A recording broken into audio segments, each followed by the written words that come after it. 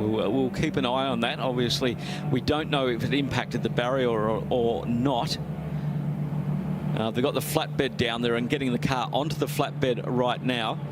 I see some of the race direction guys down there as well, having a look at that barrier, making sure that that's still in a raceable condition.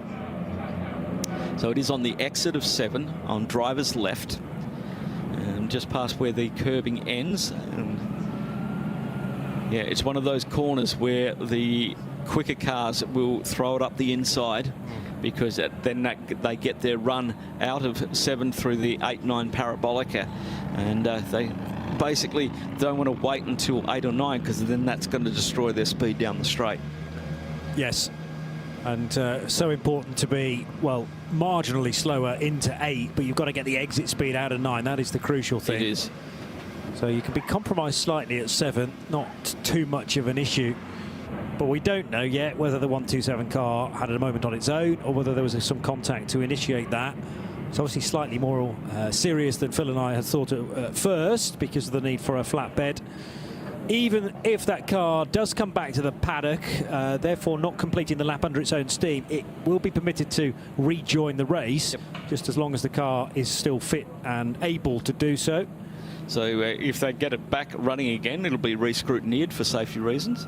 Obviously, we will, driver 127 will go to the medical centre. Hopefully he will get the correct band if he leaves the medical centre, and be able to continue on racing. Yeah, and as we learned earlier on, that was a new bit of knowledge for me, but a yellow wristband issued by the medical centre means that you are passed to continue in the event. And if you're not passed, they will remove your driver band. Entirely, yeah. For your own personal safety reasons. Yeah, so we've had quite a few incidents to this point. Now Joe's suggesting that maybe you've got a yellow band anyway. So do you start the race with a yellow band? And then the crucial thing is whether you keep it. Yes, that's it. Whether they remove it or not. Yes, they've kept it. They've let him keep his yellow band. Is what he was excited about. He was very excited about that one, wasn't he? Well, that makes a lot more sense now, because, I mean, it was almost as if you were given a band at the start of the race, and then if you'd been to the medical centre but were passed, you got a different colour. If you'd been to the medical centre and they said you're going to have to sit out of the next hour to make sure we're sure that you're all right, then you get a different colour band. And then if you're out of the race entirely, you are properly banned, you don't get a band at all. No. But this is far too complicated, so better to just issue everyone with the yellow wristband at the start of the race and then take it away if necessary. AJITHKUMAR must have just stepped back into the pit lane. I can't see him, but I can hear the crowd going crazy again. That has been the flavour of the day to this one. Well, it's the whole weekend, actually. And 414, the Razoon More Than Racing car, was in a bit of a bad way after Dominic Albert's moment. I don't know whether there's any indication that the 414 is going to get back into the race at any point. There's some news regarding the Ginetta, though, because from the pit lane, I recognise that car being wheeled back onto the apron. This is looking much more positive, Joe. Yeah, very positive. It's out on the pit apron on its jacks. They've taken the trolleys out. They've got the battery booster pack to help it start, I think, on its initial startup. Some scrubbed rubber, some scrubbed Michelins, used Michelins are going on the car. So this car is about to get back into this race. And what that might allow me to do is trying to find out exactly what the problem was, because it certainly wasn't alternator that they were fiddling with on the last few moments of that job. But it's good news. I hate to lose cars from the field. It's the spirit of endurance is to get to the checkered flag. It doesn't matter where you finish effectively. I know it helps when you finish on the podium, but it's always nice to just finish, isn't it? The challenge is to get the cars to the checkered flag, to get the cars to test of endurance for in all aspects, crews, drivers, nuts and bolts. Here we go, flying up, and off he goes back into the race, and the motor sounds That's good. excellent news. They have been working very, very hard on that car. Alternator belts that might have come off, then replacing one or more coil packs. 1 hour and 13 minutes in the box. It's taken a while. I would imagine the first segment of that was just purely ascertaining what was stopping the car from moving. The diagnosis can take as long, if not longer, than the actual fixing of the problem. It looks like we've still got some flashing lights down there at turn 7, but a lot less than what we had previously, as some of them have already moved back to their stations, and only a few left. I think one of the course cars just making its way back into pit lane after doing a full reconnoitre of the 5.3 kilometre circuit, just checking for any bits and pieces down there.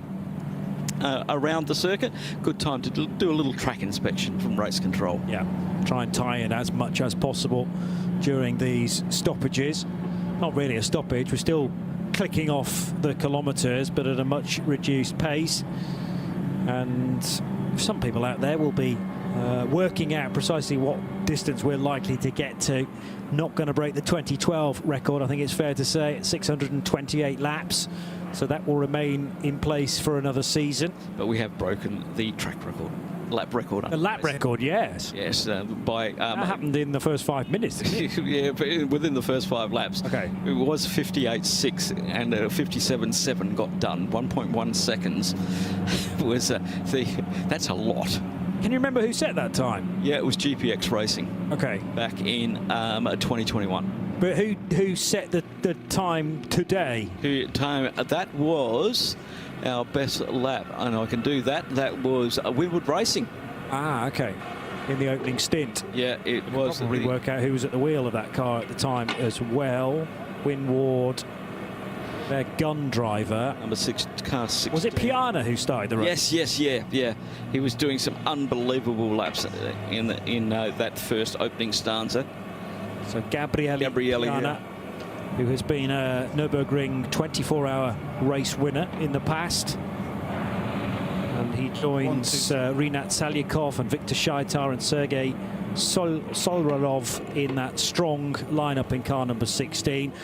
We were hoping, Joe, that the 127 wasn't too badly damaged. I've now seen the right-hand side of it, though, and I think that's the side that you're standing. Yeah, if I was selling it, I'd show you the left-hand side, I think, at the moment. But the right-hand side, you know what? It's gone in square, hasn't it? It's kind of got equal amount of impact of damage on both the front wing and the rear quarter as well. So he's gone side in. The tyres are completely deflated. The wheels have broken, certainly on the right-hand side. It's a heavy impact, that. I'm not sure that's repairable. Remember, on this car, on the Cayman GT4S, they're not built like GT3 cars. They're built like road cars. This is a road car-derived sports car, rather than the GT3 is kind of made and designed for the track. This is designed for the road. So the panels don't come off. They're not as detachable. It's like, you know, part of the it's a steel structure, isn't it? The metal structure of the rear quarter, and that's just folded in. I'll be amazed if they think about putting that back together. They're going to have to chisel the wings off for a start. It was Yasuhiro Misashi who was driving the car at the time. He shares with Thierry Chukundali, Yutaka Seki and Benito Tagel, the Mexican, in the number 127 SRS Team Zorg Rennsport car. They'll be game for doing whatever is necessary. We know SRS and Zorg Rennsport through the years, but it might just be a case of looking at that and going, we're just not guaranteed to fix the car in time for 1 o'clock tomorrow afternoon. They'll want a few hours to go at as their reward, and even that looks unlikely at this stage, even though it's still only 11:15 at night. Under 1 minute to the end of code 60. As one of the AMG cars makes its way into the pit lane, and probably didn't get the call that's under 1 minute to go. So we'll be heading down pit lane and still in pit lane when we go back to green. And under 1 minute can be 55 seconds or 5 seconds. Oh, true. It could be anything. So There's young Jamie Day in car number 40, and congratulations to him for being picked up by Aston Martin as part of their junior driver program. Great to see young Jamie. When I was doing commentary for karts behind us, he was not as tall as me. In cadets, he is now 6 foot taller than me and doing great things. And that's fantastic for the Day family. Congratulations to his dad, Kevin, who runs XL Motorsport here in the Middle East and runs a whole heap of F4 cars. And has been champion of that as well. So, Jamie was racing under the XL banner before he went across to the UK to continue his karting and then into Tin Tops. Back to green we go. Klaus Bachler in the dynamic GT Porsche. 248 laps then completed. And we're back in the scenario where Bachler leads. Darren Young in the 777. Al-Manar Racing BMW is in second. Simon Travis in the Paradigm Competition BMW occupying third place ahead of a chasing Harry King now for Pure Racing in another Porsche. And then the two Mercedes, Dennis Ramanyanko in the SMP Racing example, Victor Scheitar in the 16 Winward Racing car. They're steadily working their way up towards the top 5. It might get even better than that. And the German manufacturer that's really suffering at the moment is Audi, because we've had various incidents for Audis, either in the race or before we even got there. Yeah. And that means that none of the top 10, in fact, none of the top 14 cars are Audis. The 15th placed Haas RT is the first time we see the 4 rings. Not what they want this weekend, but obviously we had 2 Audis come together, which didn't help the Audi matters at all.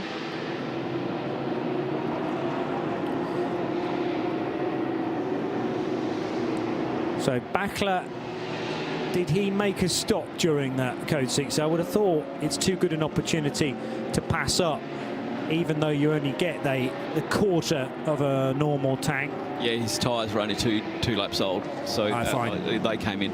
Yeah. And almost certainly that was for fuel as well. Yeah, and if you look, the top 6 all came in on that one, and they're all on 2 laps on their tyres. Okay. So everybody came in, as we saw. A huge majority of the top 15 came in to pit there, and the only one that came in earlier and didn't take advantage was the Optimum Motorsport McLaren, which has got 8-lap-old tyres, so he pitted before the Code 60. One of the whispering giants of motorsport. It's so quiet, that car, as it goes down the start-finish straight. I just have to look twice and go, really? Might be another scenario here where we got 3 abreast on the back straight. We have indeed, and the car in the middle there just wanted to get out of being surrounded. But there, the Red Bull car's now going to catch up a little bit of time around the outside of turn 10. So the 91, that's one of the Herbert cars. And 91 no longer with its teammate. That's Kai van Berlo, though, making good progress. With the 19 Mercedes, the MP Racing car, the car 19 down a little further than we might expect in 20th position for Henk de Jong. And there were 2 Cup cars involved with that as well, but everyone looking out for each other, and disaster avoided where 4 cars were all trying to go for the same bit of asphalt at the same time. Klaus Bachler, Darren Young and Simon Traves, your current top 3. So the BMWs are slowly working their way into some strong positions. And as we continue to enjoy this hour between 11 and midnight, here's Joe from the pit lane. I was speculating as to what exactly was wrong with the 795 Ginetta. Rodrigue Guillon, one of the drivers in that car. Rodrigue, you had problems at the very start of this race, and then all of that time in the pits. What exactly were the problems that have been overcome? Yes, we have not big alt start. We have electronics problems, also alternator during the race, and coil also. And now they fixed battery we lose almost 1 hour 20, and that's very pity because we were good on the during the race.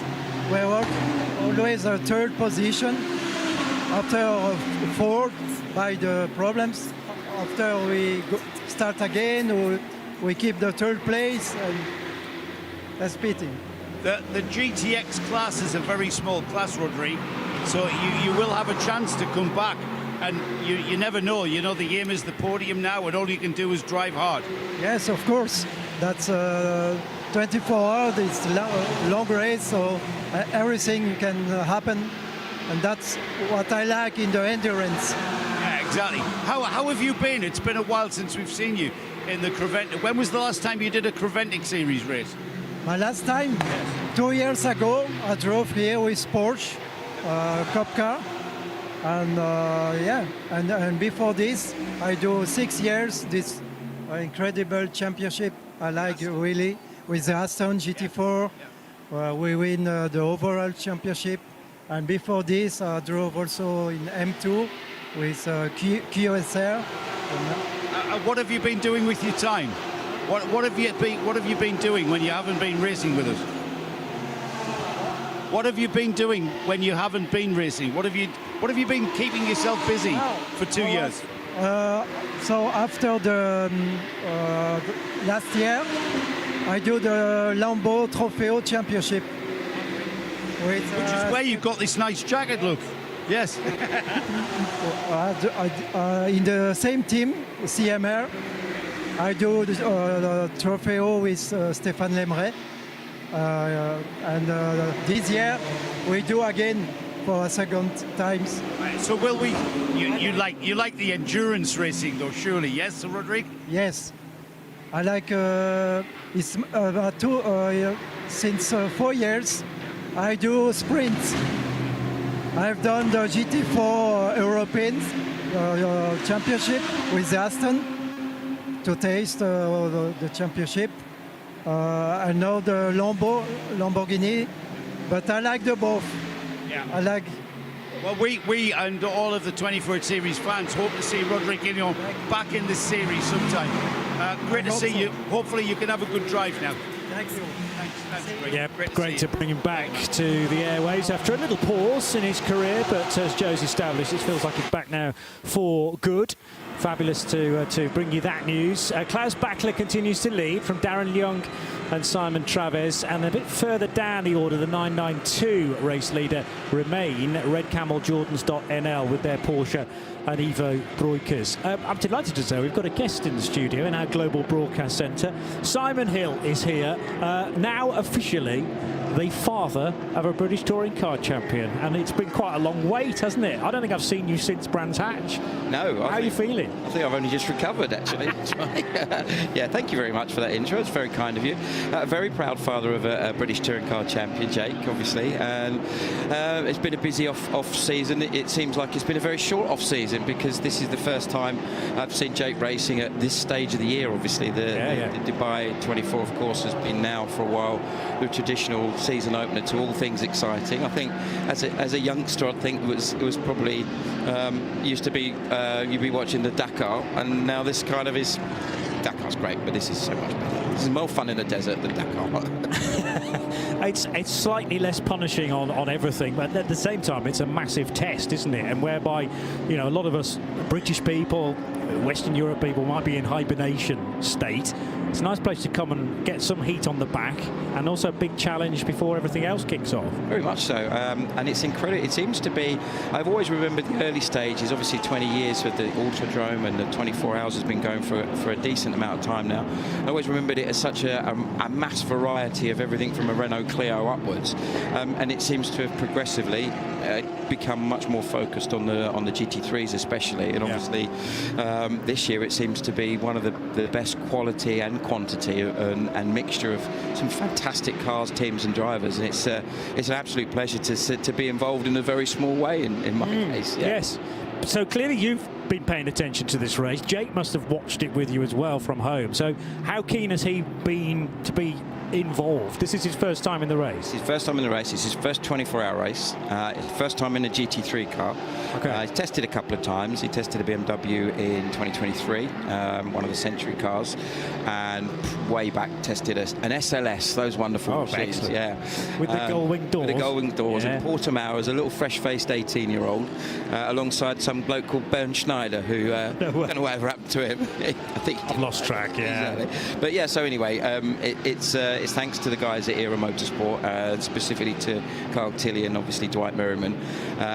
Jake had been doing some historic racing, as he has been for some time, and was invited to race at TVR Griffith with Kyle last year at Donington, and they duly won on their debut together. Excellent. And after that, probably one of the craziest things I've ever seen anyone drive, specifically Jake, which was a 1970 Shadow Can-Am car, which had 840 horsepower and weighed 800 kilos, and he took it up the hill at Goodwood last year, and again, that was an Era Motorsport project. So when this was on the horizon, it was something, GT3, something that Jake's been looking at trying to get an opportunity in for a while. Yep. And very kindly, Kyle and Dwight and the rest of the team said, we'd like to see you on board. So he's doing the balance of the season.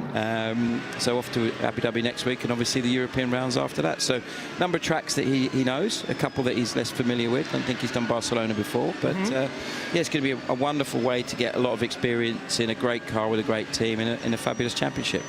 And the calendar allows that, does it? Because I don't know what he's doing otherwise through 2025. So he's defending his British Touring Car Championship. I'm very much looking forward to see that shiny little number 1 on the side of the BMW 330. That's going to be a very special moment. Interestingly, although he's had a lot of success in his career, he never actually won a championship before. So this is his first ever championship win in anything, which is pretty special, as you can imagine. So British Touring Cars very much the focus, working with West Surrey Racing, MB Motorsport as before. Going to be super competitive championship as it always is, and then fortunately this works in conjunction. There's also some exciting historic stuff going on. He's going down to Adelaide to the Motorsport Festival there. Wonderful. To drive the Shadow that we were just talking about, and then back in the Middle East later in the year for the Gulf Historic at Abu Dhabi, I think end of October. And hopefully Le Mans Classic. That's the other thing that's on. Okay. So, which interestingly is the same weekend as Paul Ricard, but Mr. Merriman is looking at maybe doing a bit of both. Nice. Zoom in between. Why not? them. It's the same country. Exactly. They're a little bit apart, but if you've got some air travel organised, sort of transport will be arranged, I'm sure. Yeah. So I was about to say you may be going to get one weekend off, but that's probably Le Mans Classic, is it? Or is there some downtime at any point this year? I think there's a little bit here. So Jake's fairly recently become a dad, so obviously he's trying to juggle being a dad and making me a granddad, which is made me feel even older than I am. But it's lovely. Little Jude is unfortunately is already saying car and things like that, which is making us both very worried. But yeah, so he's got some time down, some time off, and yeah, it's just incredibly exciting. It's been a very long and challenging journey to get the success that Jake's now got. So to now have the opportunity to not only stay in touring cars but also do this is beyond his and ours as a family's imagination. It's just brilliant. How's he finding it? Because I would imagine it's quite a steep learning curve. Can he compare it to anything he's driven in the past? I mean, historics will help, probably. A little bit. I mean, one of the things that he did do, he was in the Peter Auto Series. He raced the 2002 Panos SR07, I think it is, something like that. It was the Mugen engine, front engine car. Beautiful thing that David Brabham, Jan Magnussen raced in period. So that was obviously in high downforce and fantastically quick thing. So drove that. Driven a couple of other sort of historic GT cars as well. But I guess in modern stuff, that's probably the closest thing. So it's been, he got a chance to go out to the States and test the car briefly in November. Okay. So had a little bit of a run then. And then subsequently, which obviously has been brilliant this week, there's been a reasonable amount of track time for all the guys. But of course, there's 5 drivers sharing the car. As with all of the Pro-Am teams, the focus is very much on getting the AM driver as much seat time as possible. Dwight, of course, has not raced GT cars before. He's done a lot in prototypes, as you know, and very, very strongly so in the past, as have Era, as continued to do Era, of course, over in the States. So really, it's only Ryan in the car, Ryan Diel, who's raced a 296 before. Ollie Bryant has raced GT cars in the past. He's raced at Le Mans, as I'm sure you know, and of course Kyle Tilley has done an awful lot as well. But Jake is interestingly is the kind of the newbie when it comes to GT racing. Did a little bit GT4 in 2015 in a 997 GT4 car. But this is the first time in a GT3, first time in a 24-hour race, first time in a Ferrari. So the first stint that he did earlier, the engineers would, as they always do, crunch numbers and things. Said on an average, I think he was. His run time was third quickest out of the guys that were on track, which was a huge, you know, a little bit of a surprise, but kind of pleasing that he's that comfortable with the the car. Third quickest of everyone else he was up against on track at that Everyone point. on track for the period that he was on circuit when they did an average. And forgive me, somebody will probably send a message in and say, "Oh, you got that wrong." And this is just sort of a little bit of what I understood. Nevertheless, just I'm there doing the typical dad thing and staring at the timing screen religiously, and you know the lap times were up there and comparable with some of the guys that were very quick. We obviously had a little bit of a frustrating start. We had a puncher on the warm-up lap for Ryan, which is why he came in obviously at the end of the lap. So that immediately puts a little on the back foot. The guys then took an early stop for fuel, so slightly out of sequence, and I think that got us away from the so-called traffic jam at the fuel stations, which has helped a little bit with the strategy. I think we were a little bit lucky with the code 60s earlier on as well. Dwight was in the car, which obviously meant he was able to relax and just concentrate on doing stuff there. And since then, the other guys have been absolutely superb. You know, Ollie Bryant, Kyle Tilley, obviously Ryan's back in the car now, and he is ever the pro that you would expect. And Jake's thoroughly enjoyed his time as well. Back in it again, I think.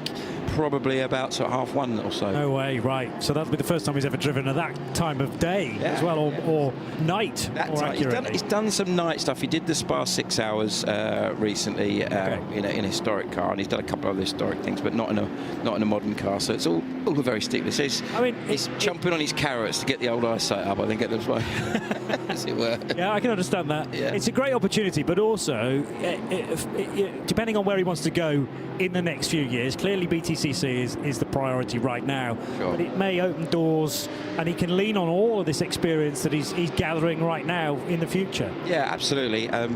As you probably know, because you've known me a long time, and John has known me even longer, Le Mans has always been one of his absolute goals. And you know, of course, this is an opportunity to get experience that may hopefully give some chances to do something like that in the future. But what a brilliant place to learn. And the Creventic series is fabulous. It's got some brilliant circuits, lots of track time, and as we know, the quality as well as the quantity is absolutely outstanding. So you go into this, coming from a very successful championship last year, completely different genre, different requirements, but what a wonderful place to get experience and to learn. And he's very much aware of taking it all on board, take his time with it, and so far he's having the best time ever. So am I. Good stuff. Even better talking to you, Johnny. Well, it's great to see you. I can't believe it's been this many months since that Brands Hatch meeting, but do offer our congratulations to Jake, of course, on the title last year and on becoming a dad. You're just about the youngest grandfather I think I've ever met, so well done on that too. Oh yeah, always. And come back and see us soon. Definitely. Good man, and we'll look forward to seeing Jake in the remainder of the Creventic Championship as well, the 24H series. After this weekend, we go to Abu Dhabi and the Yas Marina 6-hour event, and then of course the European season gets underway at Mugello in March, in its traditional date in Tuscany at the end of March, with then Misano and Paul Ricard and Barcelona and Spa as well. A 5-race calendar once again, brilliantly organised by the 24H series, and it feels like the level of the entry just gets better and better. Well, as Simon was saying, it's a quality field, a great quantity of cars, over 30 GT3 cars. If you're going to learn your craft, you're going to learn it in that type of environment, because they are battling all the way up and down the GT3 field, and it's just fantastic to see. We've welcomed Phil back with thanks to Simon Hill for jumping in for a little catch-up. And we've still got Joe Bradley in the pit lane, of course. What have you got, Joe? Yeah, I'm seeing quite a variation on thoughts on pit stop tactics. Quite a few cars. As you were speaking to Simon there, the ERA car came in and went straight through, as did the overall leader. I've just had the 8th place Manamari Energy by EV Motors, the #1 car. That a little bit of a variation. It came in and took on tyres before it went into fueling. No driver change though at this stage, but certainly a change of tyres. So what we usually see is teams do exactly the same as each other, but we're seeing a massive variation here this weekend. Indeed, Joe, they're taking tyres. The rest of the top 7 took tyres during the Code 60. They're all on between 9, 10 and 11 laps on that one. And we've got number 7, as you said, Dennis Remanieko in the pits, and SMP Racing Mercedes currently in 6th position overall in GT3. In the fuel Bowser at the well alongside Patrick Niederhauser in the #1 car, the reigning champions in the Middle East Trophy. And as they continue on, battle still happening out on track. Kay Van Berlo just getting past one of the cars. Herbert Motorsport currently in 91. Joe, you've got something for us down in the pit lane. Yeah, a familiar face to 24H Series fans. It's a welcome back to Joseph Kral, back with Scuderia Praha. Number 56 here in this event. But Joseph, great to have you, great to have the team back in this series. Is this the first of many for 2025? Well, definitely. We hope so, at least, because this is one of the toughest ones, but we started with 24-hour Dubai, and until now, everything is going, so we are very happy, and if we finish this race, which we hope that we will, then hopefully we will do some more. I mean, Scuderia Praha haven't been a part of the series. However, Scuderia Praha have been very, very busy. Where has the team been racing, for instance? Well, mostly in Ferrari Challenge, because we are a Ferrari team, so we race in Ferrari Challenge, which was the biggest goal, and we scored quite nice results, which was very nice also with our drivers. And now we wanted to do the step back, you know, and a step higher, let's say, to come back here and enjoy the endurance again. Joseph, I know you as the team driver coach. There's only space for one driver in Ferrari Challenge, but have you been doing any competitive driving whilst you've been away from this series? Yes, also some of them, and also in Ferrari Challenge, so I tried that as well. So lots of stuff to do, keeping busy still, so it was still great. And yeah, now this is the best, to be honest, you know, and racing in the dark. Yeah, still got that sense of humour, that Czech sense of humour. Joseph, you came from a background of single-seater sprint racing. You came through the background of single-seater sprint racing. You've been doing some Ferrari Challenge. You've just mentioned there maybe a preference for the long-distance races. Can you repeat? Do you prefer the long-distance races? You know, it's always pretty big difference between the sprint races and the endurance races, because in the past I did single-seater racing, and that was quite stressful, to be honest, and you don't have the time to enjoy, comparing to the endurance, which is stressful as well, because you want to finish as high as possible. But I have to say that endurance is, you have more time to enjoy racing, which is great. And, you know, it's not like the other sports when you go like football or when you do tennis or whatever, when you take the ball and go practice. For motorsport, it's much more expensive, so every lap is pretty expensive, so you are happy to do more laps, and endurance gives you the freedom to do lots of laps, long stints, and especially 24-hour races are especially in this that you drive a lot. And how has the race gone so far for Scuderia Praha? I think it's not bad. I mean, it's first race with a new car, so we are still learning. There is definitely room to improve. We got little contact in the first few hours or a few hours ago, which cost us some time, so we lost some positions. But anyway, it's still going, which is important. So if we are still on the track and going, it's still good, because there is more than 12 hours to go, even more than 13 hours, I think. When are you next in the car, Joseph? Well, I'll be the next one. Okay. When is that due? Soon? Is that going to be soon? Should be in about 15 minutes. All right, you better get ready then. Hey, it's great to see you, I've got to say. great to see it. And when I saw Scuderia Praha on the entry list, I had a big smile, because these guys, this team was a massive stalwart for the series. And I think Johnny, they drifted away during that COVID period, and things changed for them with regards to customers driving in this series. So we haven't seen them for like 5 years. They were regular race winners, weren't they? I mean, if they were on the entry list, it was either Herbert or Scuderia Praha with their various sponsorship backers that were starting those races as firm favourites. So brilliant for long-term fans of the 24H series to see those names coming back again. Currently 10th in the Pro-Am category. As he said, they had an incident early on, dropped them back a little bit, but as I say, they're still out there fighting in that Ferrari 296 GT3, a magnificent looking car. Other names you might remember from that team, Jiri Pisaric and Matteo Magliucelli regularly joining Josef Kral, and they won something like 4 races in a 6-race season in 2019. So unstoppable in the GT3 category with their 488 Ferrari. So it's going back a few years, as Joe said, prior to COVID, and then circumstances may well have changed during that period.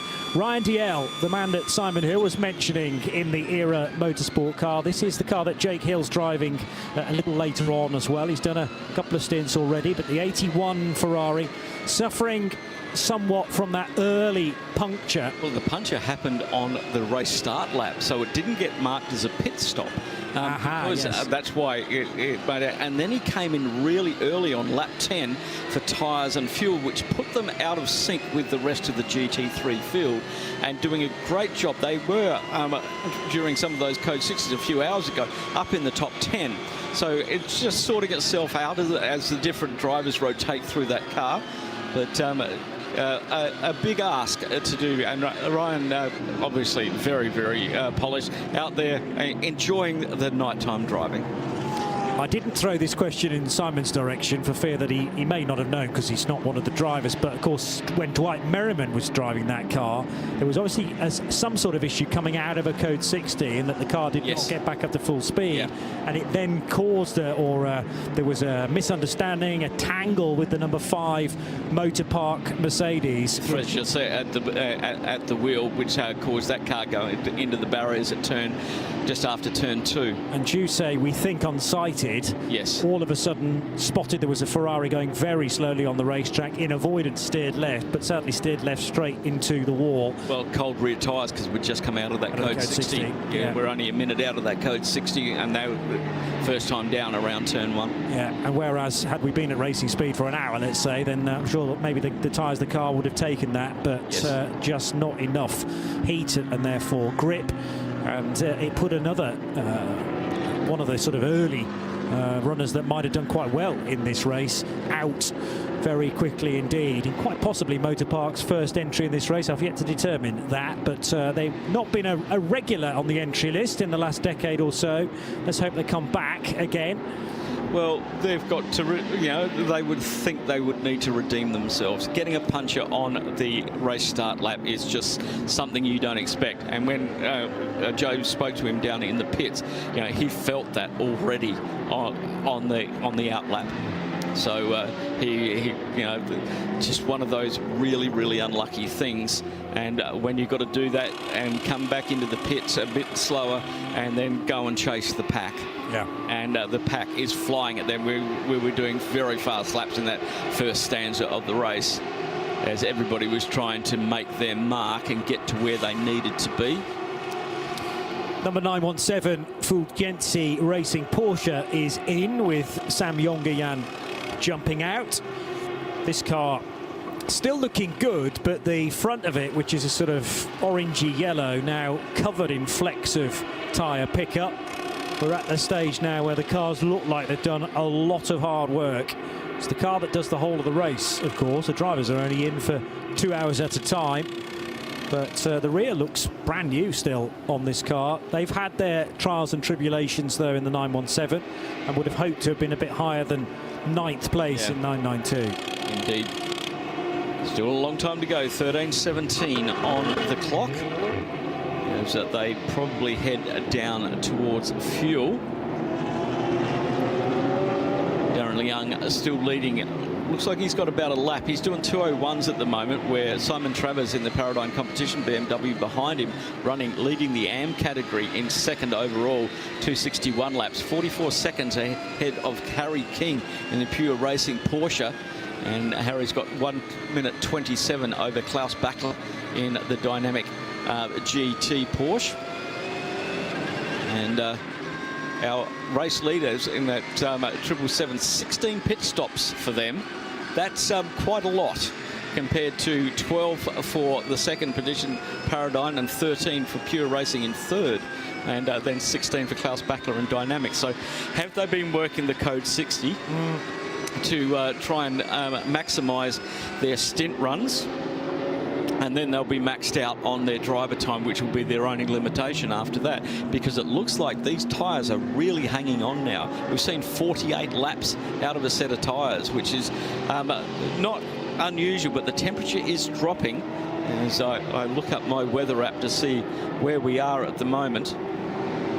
8 code 60s today. Some of them have been very swift indeed. Others have been out for quite some time if parts of the track infrastructure have needed to be repaired. And we had not much time at all between the first two, just over a minute as it turned out. So we came out of one at just before 3 o'clock in the afternoon, so 2 hours into the race, and then 57 seconds after 3 back into the second one. But that did mean that one or two teams could do back-to-back code 60 pit stops. I think you've nailed it there with the 777, though, probably pitting at every opportunity on the code 60. Most definitely. Whereas the Paradigm competition BMW might have turned down a few of those chances to pit.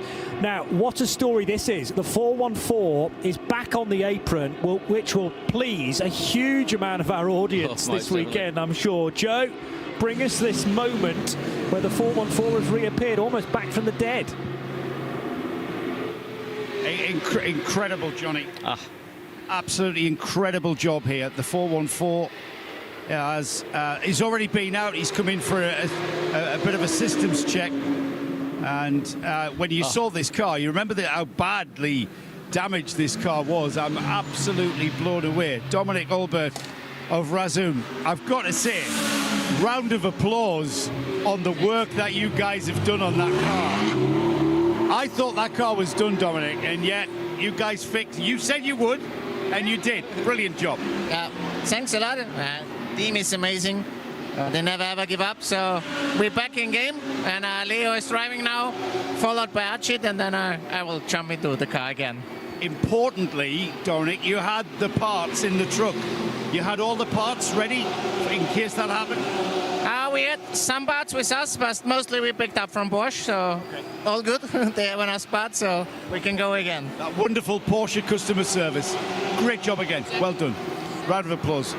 414, and it has gone back out on track, guys. Pichler now driving it, fellow Austrian to Dominic Olbert. The team are Austrian as well. Razum More Than Racing with Ajit Kumar, the Indian Collywood film star and producer, and Denny Berndt, the German, makes up that 4-driver lineup. And I wouldn't say it looks brand new. It's clearly got spares on it from maybe various different one careful owner. Yes, which Dominic would probably admit wasn't him.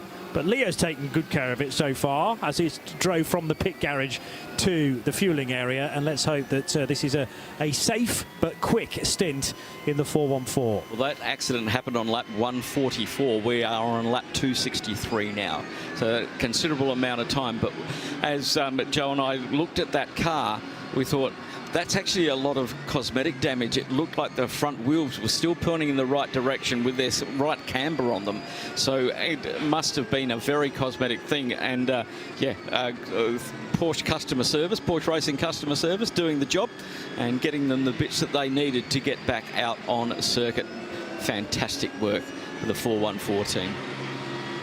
And in good hands with the 22-year-old Austrian now, who comes from most recently a GT4 background, Leo Pichler, but has raced in, well, a variety of GT cars, actually, with Razum going back to 2021. Is certainly second attempt at the Dubai 24 Hours. I don't have him in the entry for last year, So might not have been able to secure a drive for 12 months ago, but did compete in the GTX category 2 years prior to this. In a KTM crossbow, in fact. Haven't got any KTMs in this year's race, have no we? KTMs this year. But there's a lot of interest and variety from other lesser-known car manufacturers, which is, again, something that the Dubai 24 Hours is very, very good at. Remember, we used to have the Donkervoort Steen. Yes, I do. And IRC, we've had Mark cars over the years, so a lot of silhouette cars have been making it. Just noticed a very big penalty for the car 40, Jamie Day, driving the ComTU Racing, currently in 10th position, running third in Pro-Am. A 1 minute stop and go, a 1 minute penalty for passing under code 60. So that is not what they need. Jamie Day's only got 35 seconds over Patrick Niedhauser in 11th position, and 44 seconds back to Florian Spengler. So that's going to affect them there. I don't think they'll lose Pro-Am third, because that lineup behind them is GD3 and then a heap of AMs. The heart of racing by SPS in 13th, Hupp Racing in 14th, Haas RT in 15th, and Hoffer Racing 16th are all AMs at this stage in the GT3 category. Just heard from our good colleague Peter Mackay, who's enjoying some time whilst not being in the booth, watching at trackside. Too tempting, you see, to maybe head away for a snooze.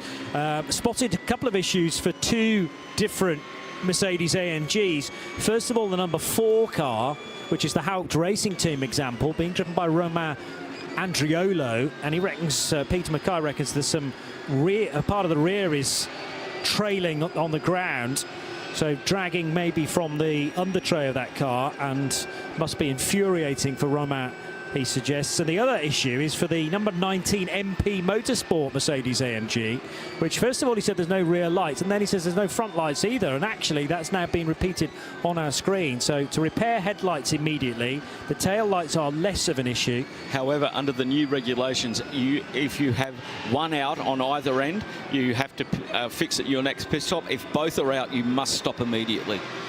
That's one of the new regulations for the 2025 season. Well, PMAC now says the MP lights are back on, so have they managed to solve that whilst the car remained on the track? It didn't come in, did it?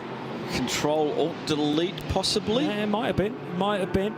Just having a look there. Still out on Henk de Jong at the wheel of the MP Motorsport number 19. And it doesn't look like he came into the pit side. Maybe cycled the lighting, pulled the circuit breaker. Yeah. And fixed that issue. Well, that's good to avoid any further...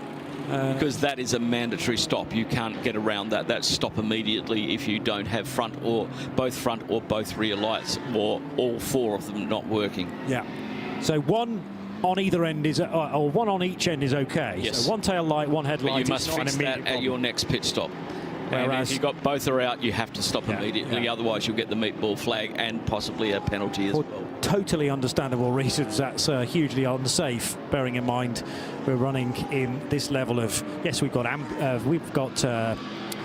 artificial light, but a race car has to be identifiable to fellow competitors at all times.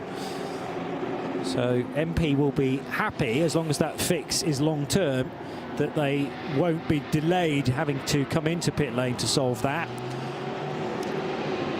17.8 degrees outside at the moment. It's dropping. It's dropping. It's due to get down to around about 11 degrees, around about 6 or 7 o'clock tomorrow morning, just before the sun comes up. And I asked Joe Bradley if he did have a set of trousers with him. Said don't need. He'll manage. Tough stuff. Back in the UK, I think Saturday reached a daytime high of 0 degrees. So, and he's from the northeast, is Joe. So I guess it's even colder up there, like permanent snow. And he's still in shorts. Crazy boy. He is indeed. Era Motorsport and into Africa Racing keeping an eye on their lap times. It's the battle for 17th position, but it could very easily be for a scrap for the top 10 positions, judging by the pace Fourth of and these fifth cars. for overall in the Pro-Am category. Oh, okay. Well, Yep. that's much more important. It is indeed. And yeah, the scrap will potentially manifold itself into a top 10 finish for each of those cars, but they have to keep the pace up. Both Ferraris, Axel Jeffries in the Into Africa car and Ryan Dalziel in his Era Motorsport 296. And a car that's come into pit lane is the 496 Toyota. And this, therefore, had been driven by Viktor Agafonov in his GR Supra GT4. One of the local teams here, Continental by TTR. And winners here last year in that car. And Joe's watching this stop. So third place in GT4, Joe. Yeah, a little bit of a difference as well. It's got 5 wheel studs, so you've got to drill each and every wheel nut on there. Not just the central locking single wheel nut that we see on the GT3 cars and other classes. This is a class that this Toyota is in, and he's been given the thumbs up. The car will get away. A little bit of smoke coming from the brakes, but nothing to be too concerned with. So I'm going to try and get a word with the driver that's just gone out, Agafonov. Yeah, Victor, yes, it is. Victor, isn't it? Victor Agafonov. Yeah, let's see if I can drag him out. Find my. You can't get a word with him. Just get a word with find my Craig cameraman. Thompson, the one who's holding the flag. He is the team boss down there at TTR. Are you good with English? You English? But whilst Joe does that, oh, you got it. All right, okay. Okay. Victor's English isn't good. Is it good? Good drive? Yeah. He's giving me a thumbs up, guys. The international sign language. Victor's fine. Car's fine. Car is good. Car good. Yes. Fantastic. All good. Nice and simple. Great looking car. You know what? It's quite courageous, really. I mean, you know, you're going to come endurance racing. What do? What car do you choose? You kind of look at the, you know, what we saw there at Razoon when Dominic said, you know, did you have any parts? Well, the parts we didn't have, we got off Porsche. They're here, they're customer services, but I'm not sure that Toyota have any presence for any kind of parts on that car, and it's a Supra, isn't it? It's a GT4 Evo, the GR Supra, and you know there isn't a truck full of spares back there, so it's quite courageous, really, to bring They are something defending different. champions from. They It's did a win fabulous looking car. this race last year, but with in their class, in the GT4 class, and the Continental Racing is also stepped up and with the Audi as well in the GT3 car class. So they're running 2 cars here this weekend, a GT4 and a GT3, and this has got a junior driver lineup in it compared to last year, where they did take the win in the Dubai round of the Middle East Trophy. Yeah, we were talking about KTMs not too long ago, and actually the road version of the Toyota GR Supra and the BMW that it's closely connected with are made in Graz in Austria, just like a KTM. Yep. You might think the BMW spares are slightly more easier to come by than the Toyota, but it's just the floor pan that is similar. Do they share engines as well in the road-going cars? I'm not too sure, but I've looked under the bonnet of that, and I've seen BMW written everywhere. Everywhere, literally. Yeah. Yeah, it's the Z4 that it's part of the same family, and in fact Toyota and BMW both invested in designing and building that car. Yeah, it's the turbo inline 4 or inline 6 that you get in the standard road version of the Toyota Supra. But they do look fabulous. Joe's quite right. Indeed. Very nice looking car. Jamie Day's just done the fastest first sector of the race at 38.911 in the Come To You Racing Aston Martin. That's got some pace in it, 23 lap old tyres, and he's just quickest in sector 1 out of anybody. Unbelievable stuff, running third in the Pro-Am. He did pick up, he's still got that 1 minute penalty to serve, so he's trying to make some time up now. We've got a yellow flag at the start-finish line. which may have been withdrawn. I can't see it from the flag box.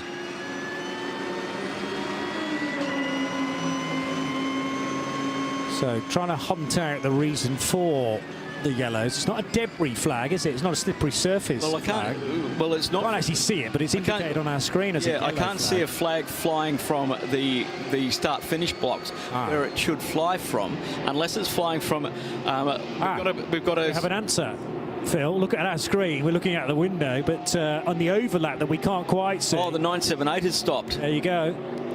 So that'll be the reason why there are yellow flags, we understand, being shown. It's just in the overlap of the wall beneath us, so near to the vehicle access. Yeah, driver's left. And yeah, it's right underneath us, actually. It's just down here. So that's why we couldn't see it. And the flags are flying. There's a marshal post just there. Okay. So that we can't see it from where we are up in the commentary box because it's right underneath us. Now, that car is off the circuit. There is a double gate right behind it. They'll be able to push that car back there and get one of the recovery vehicles to take it around the circuit, through the tunnel, underneath, into the circuit, and bring it back to pit lane. And John de Wilde was able to get out of that car and head towards safety, where the marshals are positioned.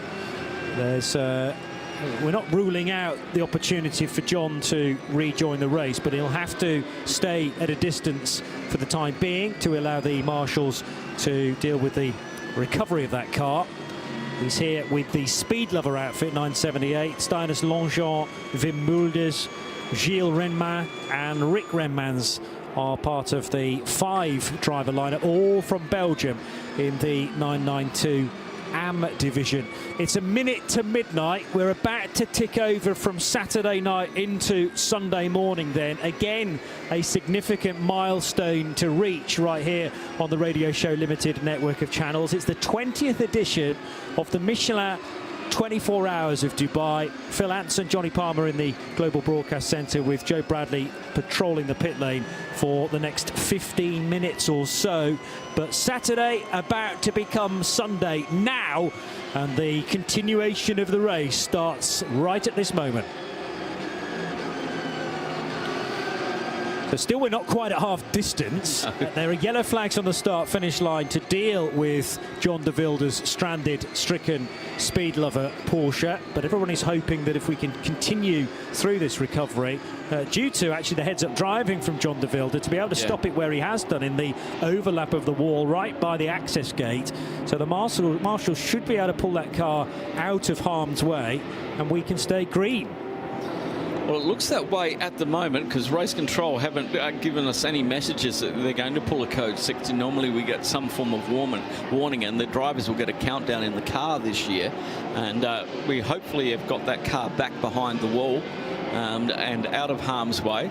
The driver was already, as you said, Johnny, making his way out of the vehicle, which means that maybe more of a terminal issue if he didn't stay in there and try to get a tow back. But it's very difficult to get a car towed back. There is a 912, has a big slide. Wow. He held on to that very, very well. But that got his attention. That was on the exit of turn number 7. He just had to get out of the throttle there as he makes his way down the back straight. This is Job Rapanga, who is part of the Tierra Outdoor Racing by HWM Porsche squad. They are the leaders, in fact, in 992. So Rapanga is keen, clearly, to keep the pace up in this car, but he doesn't want to be... Actually, that's just changed. Maybe my timing screen was lagging because now I have Lucas van Eindhoven driving the 912. So that has possibly just changed on the driver ID. And it might have been his outlap. Let me have a look and see where his tyres are. 34-lap-old tyres on that car, on the Porsche. So, no, we're quite a bit into the stint. And there we have the rescue vehicle on they're going to tow that car backwards. They want the driver in the car to steer it, and he has to put his helmet back on if he's still on the racetrack, so he has to be dressed correctly. Yellow flags are still waving. I'll give you a rundown of the 992 order in just a second, as the Speed Lover 978 Porsche is still being recovered. But 992, headed by Lucas van Eindhoven in that Tierra outdoor racing car. Then it's another 992 entry as opposed to the 992 AMS. So Red Camel Jordans.nl, who have been long-term leaders, are now running in second in the 909 car. Then it's AJITHKUMAR Racing by BKR, cue the screen from the grandstand, even at this time of night. Yes.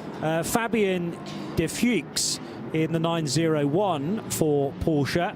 911 GT3 Cup car. They're all the same spec of Cup car within this, regardless of whether you run in AM or in the non-AM division. The leading AM car is the QMMF by HRT Porsche of Abdullah Ali Al Khalifi, although that car is now in pit road, and we have gone code 60 So finally. I think they're going to pull that car across the circuit. The Speed Lover car. Yep. So this is not an additional problem. It remains the John de Wilde stranded car, but it's on the wrong side now. Of the circuit, yeah. For the circuit to do a quick recovery. So better to calm things down, and they can get the car maybe into pit road in the wrong direction, or more accurately probably to one of the access roads where you can cut through and access the paddock. Yeah, they're still working on that, because I'm just looking and trying to remember my way around the circuit in regards to the support roads, and this is on the outside of the circuit, so it's not on the inside where the pit is. And so it's the race controller obviously on the radio to this team to say, okay, we're going to disconnect the thing, because he's got the car mobile, he's got the car running, and he is going to be able to get out onto the circuit and continue on. So maybe they bump started it in reverse. It's possible. It is indeed. The next question is there enough fuel in the car to do another lap, another 5.39 kilometres? Difficult to tell from our distance what actually stopped the car initially. But if John de Wilde is back in the car and feels like he can do another lap, I'm not sure he would be setting off with such confidence otherwise.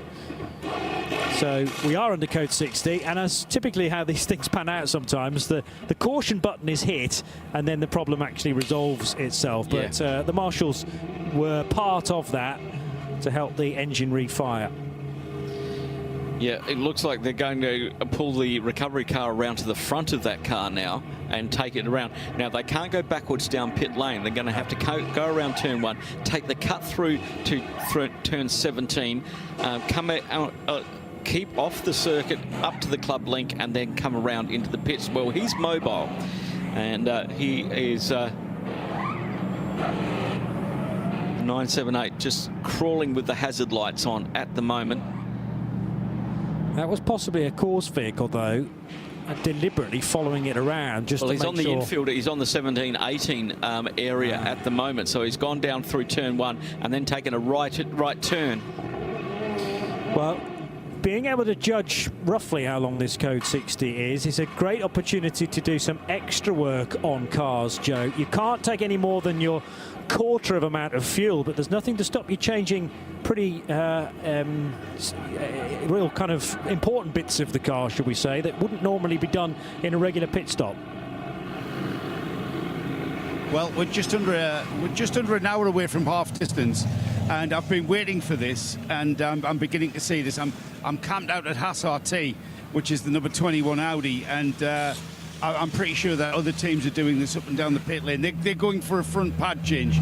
It's nigh on the half distance. Whether they'll get these pads through to the race finish, I'll ask that question of Chris Donker when this car has left. But just the front pads being done at the moment, and they're pretty much finished. But the opportunity to change pads and take this longer pit service whilst everybody's doing 60 kilometres an hour around the track is absolutely the logical thing to do. Let's jump in and ask Chris. Chris, will those brake pads take you to the end of the race? Yeah. Yes, yeah. So 13 hours. 100%. 100%. He's happy with that. That's why he did them then. Just pads, though, not discs as well, Joe. No. That's a good point, actually. What about brake discs, Chris? What will you? We don't need them. Really? Our brake discs they go 24 hours. Wow, that's new, isn't it? The only thing we need to do is brake pads in the front. Incredible. I remember the days not so long ago when discs were a thing as well. Yeah, for us it's not an issue. The cooling is very good in that car on the brakes. And last year I think we only changed them after 17 hours. But I remember also last year between 12 hours and 17, it was waiting for a big code 60. So now it was the moment to do it. Yeah, brilliant. Okay, thanks, Chris. So yeah, remarkable, isn't it? The technology these days, the discs will last 24 hours, the pads, well, 17 hours, I think he said last year. Just the increasing technology on these GT3 cars. It's also about how that airflow is channeled through the cars with a bit of brake blanking as well. Because it's that careful balance of allowing some air through the car, but not too much to slow it down. But amazing that they didn't even have to change the rear pads. No. Just front pads, and only once in a 24-hour race. And the number 7 getting the same treatment at SMP Racing. Their Mercedes, Dennis Romanenko was in the driver's seat. I think he got out, and that'll head down front. Pads again only on the AMG Mercedes, as they'd be so like the heat in that disc as the new Michelin rubber goes on. They're currently in P7, 8th overall in GT3. As yes, Joe, what have you got for us? Sorry, I'm not sure if I'm coming through. So that was an Audi we were talking to Chris Dongo from the Hassar team, Audi team. Just a couple of doors down, the Heart of Racing by SPS entry. Yep. That's a Mercedes AMG, and they are changing pads and discs. So I think it depends on the car, which is a... Yeah, I just wonder whether it's a balance thing as well, Joe, as in the Audi's just kinder on its brakes, maybe, and therefore... Well, mid-engined, Johnny, front engine. You know, that's where the weight is on the car. And the Mercedes, you've got that 6.2 litre V8 right over the front wheels, and you're trying to slow that down as well as steering and braking at the same time. So yeah, maybe just a better balanced car. By the way, we've got more issues with the Speed Lover Porsche. It's got as far as turn 14 hairpin. Yeah, it's gearbox, by the way. For the Speed Lover car. It's gearbox, yeah. The team have told me it's got a gearbox issue. They're hoping to get the car here. What I was going to just add about the Mercedes AMG, the engine is in front of the driver. You know, when we say front engine or mid-engined or whatever, it may be front engine, but that means it's just in front of the driver. It is so far back and so low down towards the bulkhead, just behind the driver's feet, just in front of the driver's feet. It's almost in the middle of the car when it comes to a weight balance they have thing. become almost like a front mid-engined GT car, haven't they now? But probably very unlike the road car. But as long as it's the same lump, you have some flexibility when you're designing a GT3 to put it in a slightly different position. So lower and further back in the car will give it better rotation because the weight's in the middle and a lower centre of gravity as well. So the 978 has stopped on the inside of turn 14. The recovery vehicle is there, waiting to get assistance with that gearbox issue as they're trying to make their way back into the pits. So they found the gear, and hopefully it's not having the same problems as a Bentley with the automatic selection of gears unwarranted by the driver. Not what you want to have in 1.5 tonnes of Bentley GT3 Evo running down towards turn 10. But it looks like they've got the tow strap out, and they'll get that. That means this will continue on. So we've had 8 of the top 9 into the pits to take fuel and head back out again. A lot of them have taken. Now Faisal Al-Zabar now leading in the 777 into that car. He's got new tyres on that. And Alexander Malikan in the Pure Racing Porsche also came in for tyres, but didn't serve their 4-second penalty. Klaus Bachler is out at the moment, but didn't change tyres, just fuel on that one car 24 as the Porsche rolled through.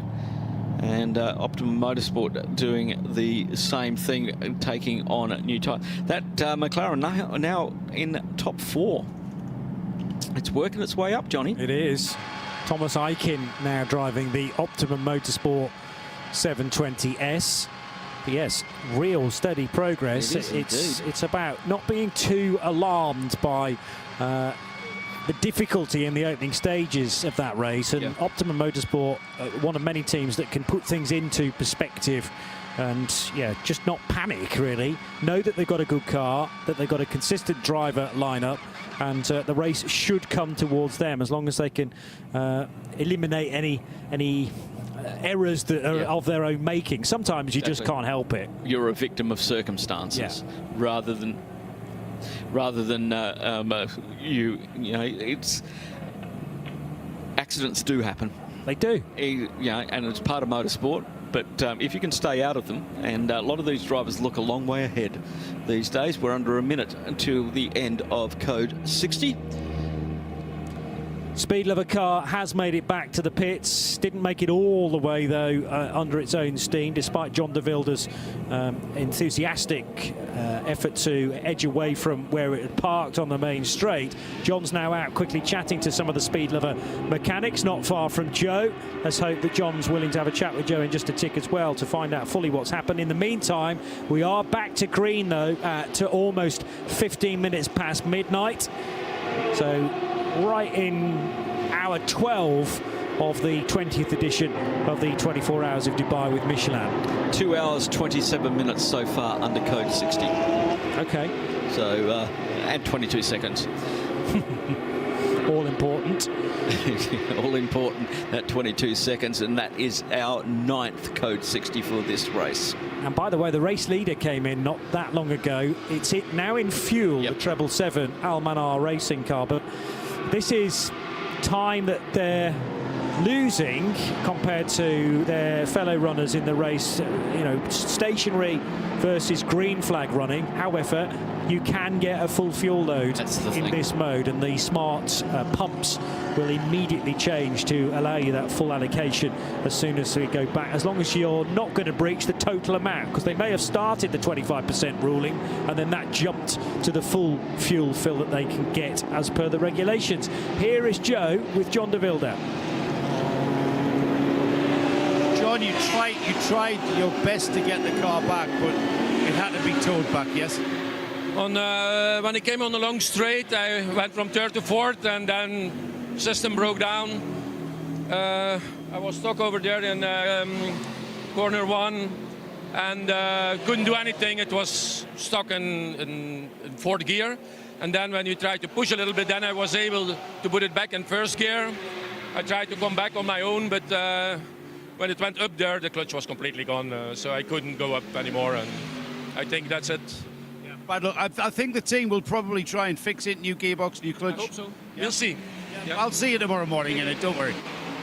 Bad luck there on the speed of the car. He's forcing a smile, is John. There wasn't really much more he could have done in that situation. He was feeling that there was enough life left in the car to do a one further lap. I was concerned that they might have run out of fuel. That wasn't the issue. It was far more detrimental, Yeah, basically no drive. And changing a clutch on a flat six Porsche is not a small challenge. No. And it's not going to take 5 minutes. A little bit longer. And not something they want to be doing through choice between midnight and 1 in the morning. No. It might extend even later / earlier than that as well. But Joe's pretty confident that the Speed Lover Porsche will be seen again in the race. We really wish them well in that regard. John's a bit of a legend of the Supercar Challenge, which is a big scene in Belgium in his homeland, but also in the Netherlands as well. And also quite a bit of Porsche Challenge Benelux racing through the years since the mid-2010s. Took part in his first Dubai 24 Hours 10 years ago, I reckon, with the Speed Lover 2 team in their 997 iteration of the 911 Porsche. MP Motorsport, this is the Mercedes that didn't have any lights on it at all, and had a warning message on our screen to say it must pit immediately to repair that. But from Peter Mackay's reports, it didn't need to pit because maybe the car pulled to the side of the track. They did a full-on reset, and those lights are fully ablaze now. Indeed they are. A bit of a control, alt, delete, or a thump. Yeah, probably not advisable to get out of the car and give it a kick, but that might be what the driver wanted to do. Indeed, while the Almanar racing team was in the pits, they had surrendered the lead to Pure Racing Porsche. They're now 40 seconds behind them, with Alexander Malikin at the wheel of the Pure Racing car, Klaus Bachler at the wheel of the Dynamic GT Porsche. So it's Porsche 1 and 2, BMW 3, as they've dropped down into third place, albeit now with a full tank of fuel, which will let them run out a little bit longer. Yeah, they'll be good for the next 60 minutes or so. Jerome Bullery in the TFT Racing Porsche, running 5th in their class. Does that make them the best of the AM 992s? Yes. No, sorry, 2nd in that subcategory. QMMF by HRT, and Abdullah Ali Al Khalifi in the 974, currently leading the AM category, and now into the overall podium positions in the 992 class. Remember, they are our reigning Middle East Trophy champions. They're running in a different class this year. They were in the Pro class last year, running in the AM category this year, and very resplendent. That number 974 is the country code for Qatar when you're dialing. So 971 for the Rabdan by Fulgenzi car, with Christopher Zuckling at the wheel, currently 33 overall, 5th in 992 AM, and 971 is the dialing code for United Arab Emirates. Very, very clever work for it is. The Middle Eastern teams. Very convenient. They run in a class that mandates a 3-digit number with a 9 at the front of it. Exactly. And those 9 numbers, or a lot of them, synonymous with Porsches. Jerome Bullery running as the 911 numbered car, indeed. But don't get confused, because we do have a 991 running, but that's a GT3 car. That's a good point, actually, yes. And we also have a 269 running, and that's a GT3 car. So apart from those two, everybody else sort of stays with what your number must be, which is in GT3 from 1 to 99. In 992, it starts with a 9. Apart from, there is an exception to that rule, of course, because we've got a 888 car, haven't we? Sebzalou Racing in that one, so don't get confused with that. Then if it starts with a 7, it's GTX. However, we've got a 111 running in the GTX as well. So it's like there are rules, folks, but there is one exception to each of those rules permitted, maybe. Indeed, GT4 starts with a 4, and the TCE starts with a 1. So that's how we determine the cars. Apart from those exceptions to the regulations, yes, must have had special dispensation, maybe because of sponsorship with that number. 888, obviously a very well-known racing number throughout, well, where I'm from anyway. Certainly. You know, and so maybe a connection there. Or maybe Seb Lajou and the rest of that crew are just big V8 supercar fans. I don't know. Well, possibly, yeah. But Seb Lajou is certainly a name to be reckoned with in Carrera Cup racing in Western Europe, and have run many times in certainly the French Championship of Carrera Cup, and also I think the odd outing in the Benelux competition as well. So yeah, he's not particularly precious to only running in France, and clearly now the true and international scene as well. Seb Lajou Racing bringing 2 cars to this year's Dubai 24 Hours. Nice to see. Just keeping an eye on our leaders at the moment. 40 seconds the gap. Alexander Malikin and Klaus Bachler, both in Porsches, Purex Racing, Dynamic GT, and that 40-second is there. They may have a lap now on Al Faisal Al Zabar in the Almanar Racing team, who's down on 276 laps. I'm just waiting to see where he is in that 777 car. That's another one that is a GT3 but is 777. Confused? Joe Bradley down in the pit lane. What have you got for us, mate? Yeah, this is a story of incredible sort of depth to it. Remember the number 127, Yes. the Team Sorg Rensport Porsche Cayman that came in, and we said there's no way they can repair that. Once again, Sorg Rensport prove us wrong. Remind me of your name, please. Daniel Zorg. Daniel, once again, Sorg Rensport prove us wrong. That car, I thought, would never see the track again. You've chopped the wings off, and you're repairing it. No, we are not repairing. We are preparing the repair at home. So some work we already can do here, we are doing here. But this car is not repairable here at the moment, unfortunately. Okay, so you're just starting the job. Yes, there are some things we can already do here. So we need the time because right after return, the NLS season at the Nürburgring starts. So it's already tight. So we need every minute we can get. It just proves that you may as well be busy while you're sat in the garage whilst running the other car. So I can understand that. But is it really, what exactly was the damage on that car that you're having to look at home?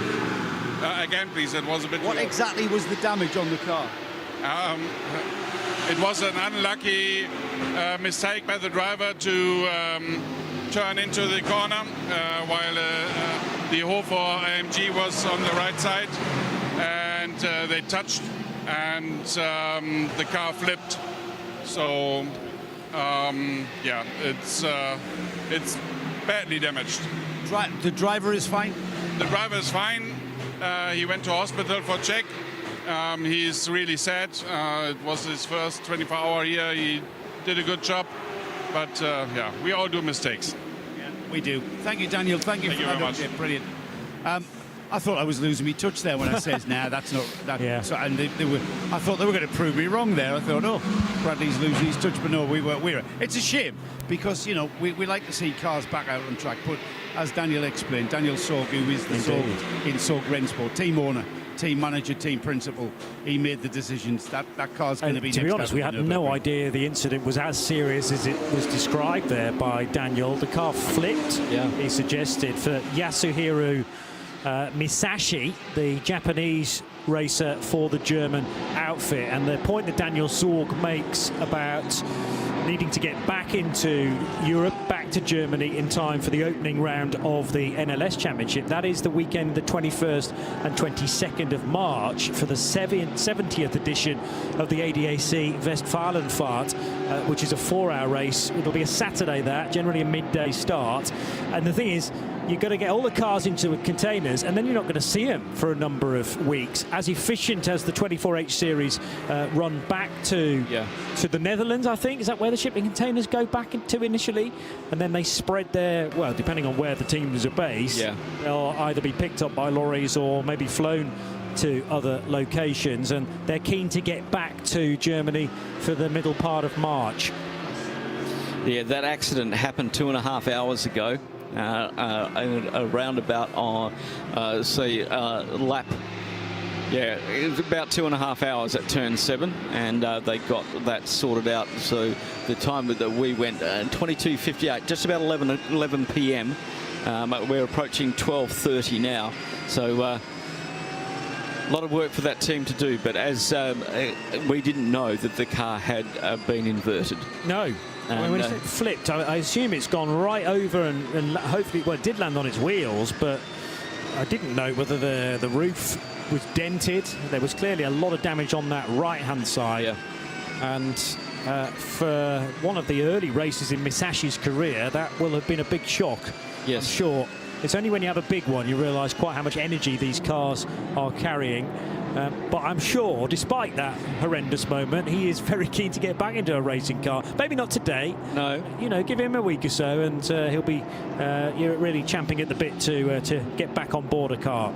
Yes, maybe the race direction may have the medical area may have removed his driver band with that one, because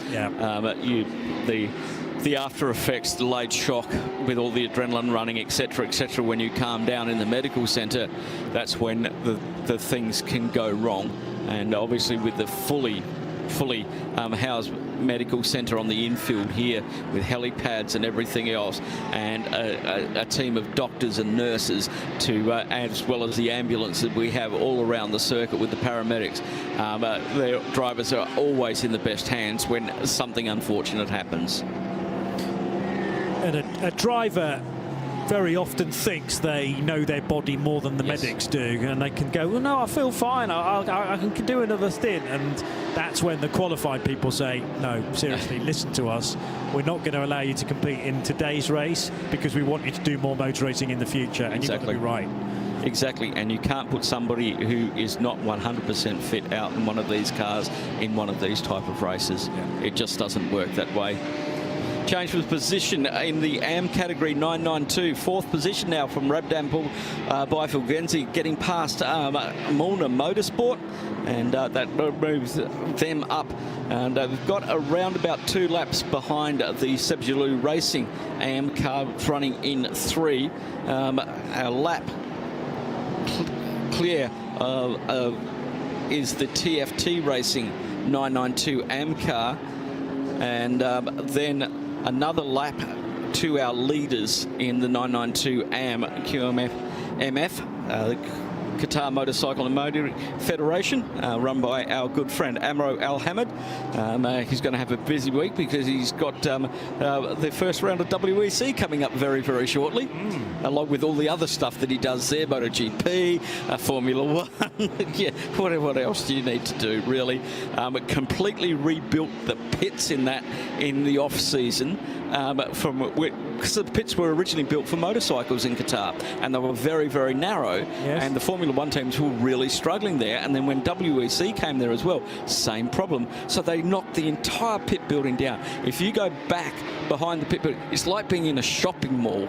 Wow. Right? Because you've got all of the villas for the teams behind it. You've got nice open area in between there. On the TV, it looked absolutely spectacular and really, really well done by the QMMF and the Qatar circuit.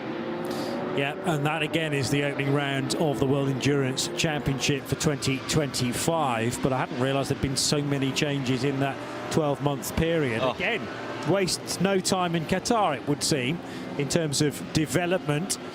And yeah, exciting to see how we go in the 1812-kilometre race.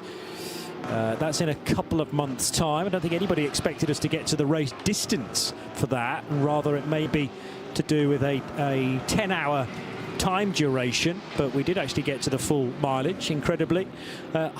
midnight, you're tuned to the Radio Show Limited network of channels, bringing you, once again, live coverage of the 24 Hours of Dubai, the 20th edition of it, and the first time that we've been powered by Michelin before, with teams well used to these new tyres now. Different types of tyre across various amounts of the categories.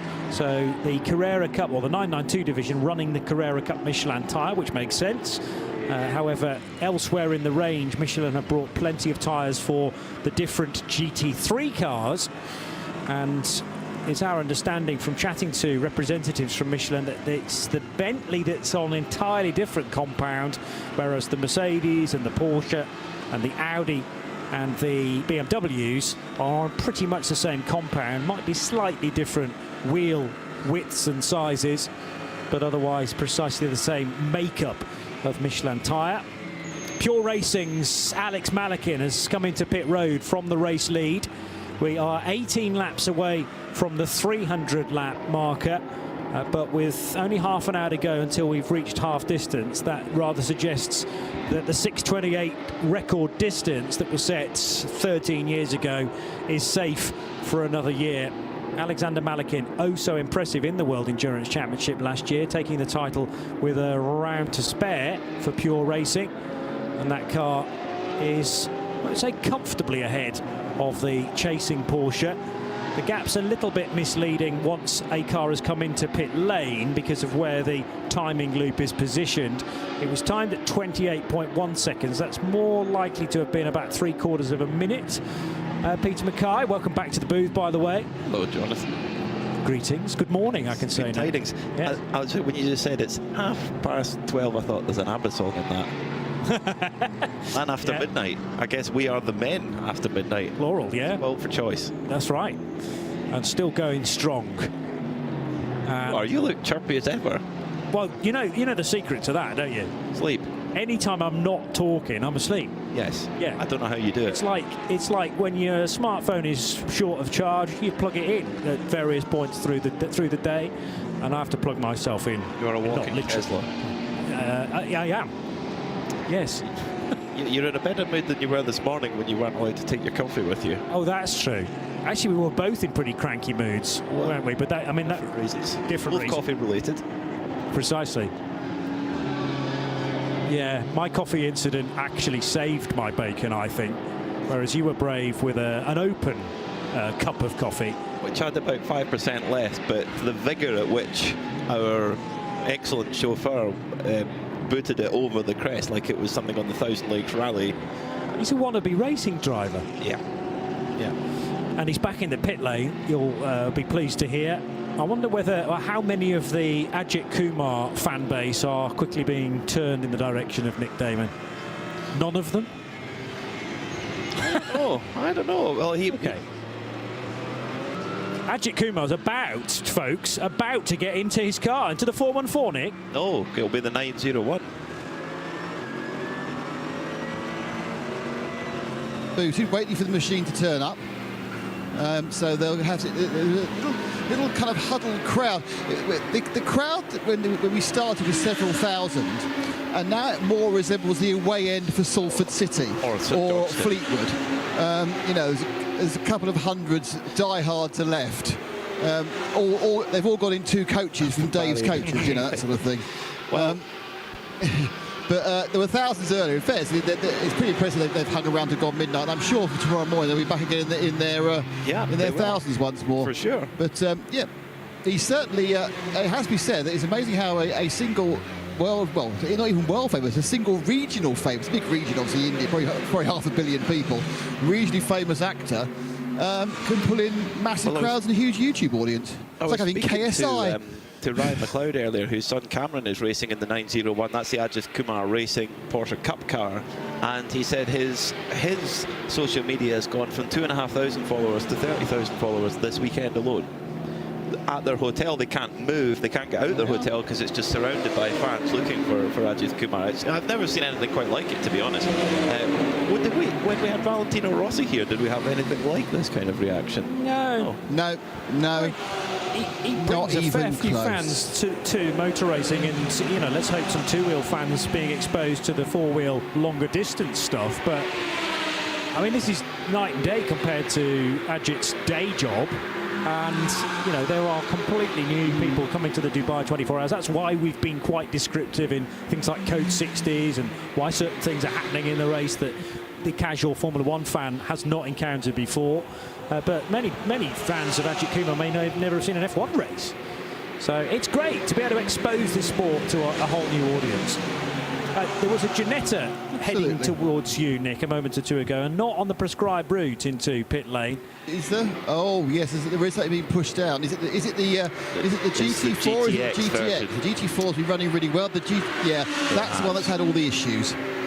Electrical issues, alternator issues, coil pack issues, fire extinguisher going off issues because it was on fire as well, I think, which was in fairness. So not an erroneous fire extinguisher firing. Yes, that's right. It was deliberate, I suppose, by the machine. Is this the car that is kind of burning my retinas now as it crawls down towards me? It must be under single. Yeah, it's under team mechanic power. Proudly stating it's 55th in the race, which I assume is probably the last of the actual kind of almost runners. Comes to a halt. The brakes actually work. And it's going to go straight on the dolly jacks, guys. So that's another Another pit Another visit. car that's struggling on this in-lap is the 102 Asbest Racing Cupra, which was fine through Sector 1, and then it lost about 40 seconds through Sector 2. So that is touring its way in second in TCX. Well, a Cupra has just arrived. Is that the one, is it? Yeah, so he's just arrived for about 6 garages up from where I currently am. Just look, he just parked in. Oh, no, he's decided to take a penalty first before he comes in and tell everyone what went wrong. Bonnet going up on the Team CMR Ginetta. Has to be more things. Now, the headlights are blazing, which means it's got electrical power, which has been an issue earlier. But whether that electrical power is going where they want it to in every single part of the car is, of course, question B, isn't it? But turn the lights off now. Proper control alt delete there. You see him doing it, and it's half firing, but it's not actually going bang yet. The Seat's still serving its penalty. We're about to get a Sorg Rennsport stop from, I assume, the 427, because the 127 is not actually here at the moment, not actually running anymore. Yeah, will be the only remaining Sorg Rennsport car is running in GT4. It sits third at the moment. Arthur Simonde has brought in the that GT4 Cayman RS. So it says Sim. And I keep thinking, that's not a Sim, that's a real car. you could drive one. But if you so wished, yes. You could. I have, badly. Yeah, Arthur Simonde, that would be where the SIM Sim There's comes so from. many. There are so many cars I've driven badly in a sim. Many more cars I've driven badly in real life. Even though I know your failed driven excellently was because it was not something you believed regarding the coffee-based shirt incident earlier in the day. In an otherwise perfectly acceptable run of driving. Oh, I've achieved perfectly acceptable. That's beyond my wildest dreams. It's still an A-star. Well, I'm the person taking you back to the hotel in 4 hours' time, so you have to be nice to drive when we get to Orlando Airport in a couple of weeks' time. Yes, shotgun that was for quick. the driving seat. Yes, I can. You can't shotgun the... Do you know what? I don't mind. The best... Joe and I drove back from Daytona 2 years ago in an open-top BMW 8 Series. Which basically made us just look like a couple of gay guys going back to Miami. So we stopped off a bubble tea, and it was very amusing. That was a lovely car. It was an 8 Series, wasn't it? It was a white 8 Series. You were driving 840. Yeah, lovely car. Klaus Bachler leading the race, and by a minute and 22 seconds. That sounds dominant. It's a little bit skewed because the 777 Al Faisal Al Zubair driven Team WRT BMW is a little bit off sequence. It's 12 laps into its stint, whereas the dynamic GT car being driven by Klaus Bachler is 24 laps into its stint. Now, while we've been off air, John, we had a nice rest in the Creventic Welcome Centre, did a little bit of car window shopping, watched some cars coming by to do their penalties. But I went out and watched some trackside action. Yes, and going into the final corner. Do you know who's latest on the brakes going into that final corner? No, he was one of the earliest, strangely. The Aston Martins. In the hands of Jamie Day and El Bamber. They're braking actually just after the 50-metre board. Wow. And carrying a lot of corner speed, and out they go. It was really interesting to watch and get a close-up view. Loads of great viewing points here around the Dubai Autodrome, and getting to see how the different classes interact. And there's so many different classes that are actually relatively close on lap time, particularly if you put, say, a slightly less experienced driver in the faster car and a more experienced driver in the theoretically slower car. That can cause a lot of real back and forth, and trying to pick your line is really difficult. There's also a few of the corners around the circuit that have multiple lines going in, particularly when you're coming out of into turn 14. There's a lot of cars that will take a sort of double apex line, and that then can sometimes confuse the traffic, where you think, oh, there's a gap open there, and they stuff it up the inside, and the other car's not quite expecting for it. So it's constant lap by lap, and if you've been in the car for an hour and 45 minutes, you've got to maintain that concentration. It's such a challenge for the drivers. It might look easy, it certainly is not. That is for sure. So Klaus Bachler will be due in the pits without any code 60, he would be due in the pits in around 10 laps or so, 20 minutes-ish. He's got an hour and 29 minutes on his stint time at the moment, so he will be basically due in for a pit stop anyway, because the maximum stint time is 2 hours in total. Then the drivers must take a minimum of 1 hour rest and then could go back to 2 hours again. For the pro drivers in most classes, their maximum driving time is 12 hours. So for the teams with the balanced driver lineup, they really want to try and get the maximum driver time they possibly can out of their hot shoes, and Klaus Bachler is certainly being put to work right now in that dynamic GT Porsche with backing from Visit Dubai. It's a beautifully painted car. It's the top section's all white, and then you've got the Dubai skyline, all skyscrapers in a nice sort of sea blue colour, so it's a really nice looking machine there as well, being chased down by the white and black 777 BMW M4 GT3 Evo. Optimum Motorsport, they've been just climbing up the order all the time in their number 33 McLaren 720S. We had them at the Barcelona 24 Hours at the end of last season, and great to see them back again here in Creventic. They're in the fuel station at the moment, filling up that beautiful 720S with the butterfly doors. When you get up close to that car, it's a seriously exotic machine, and brilliant to have McLaren here. And they are the closest challenger to all of the German marques right now. In fact, they are the only non-German marque in the top 15 right now. So the McLaren, we have never had a non-German marque winning the Dubai 24 Hours since the first ever race back in 2006, which was won by the Dueler Motorsport BMW M3, driven by Philipp Peter, Dieter Quester, Hans-Joachim Stuck, and a guy called Toto Wolff, who apparently went on to middle management in a motor company. Well, these things slightly happen. upper middle management.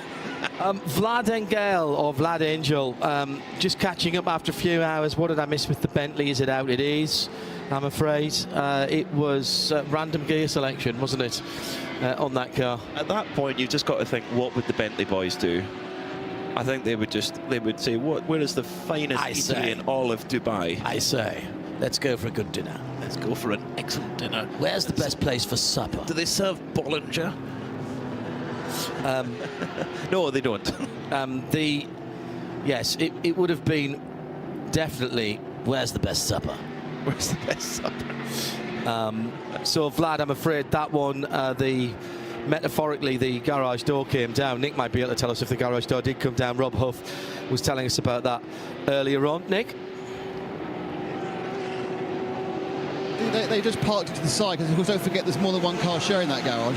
So if you close the door down, the other team can't do any work either. So they're on the side. The Euro Motorsport car's in. Ryan DL just got out of it.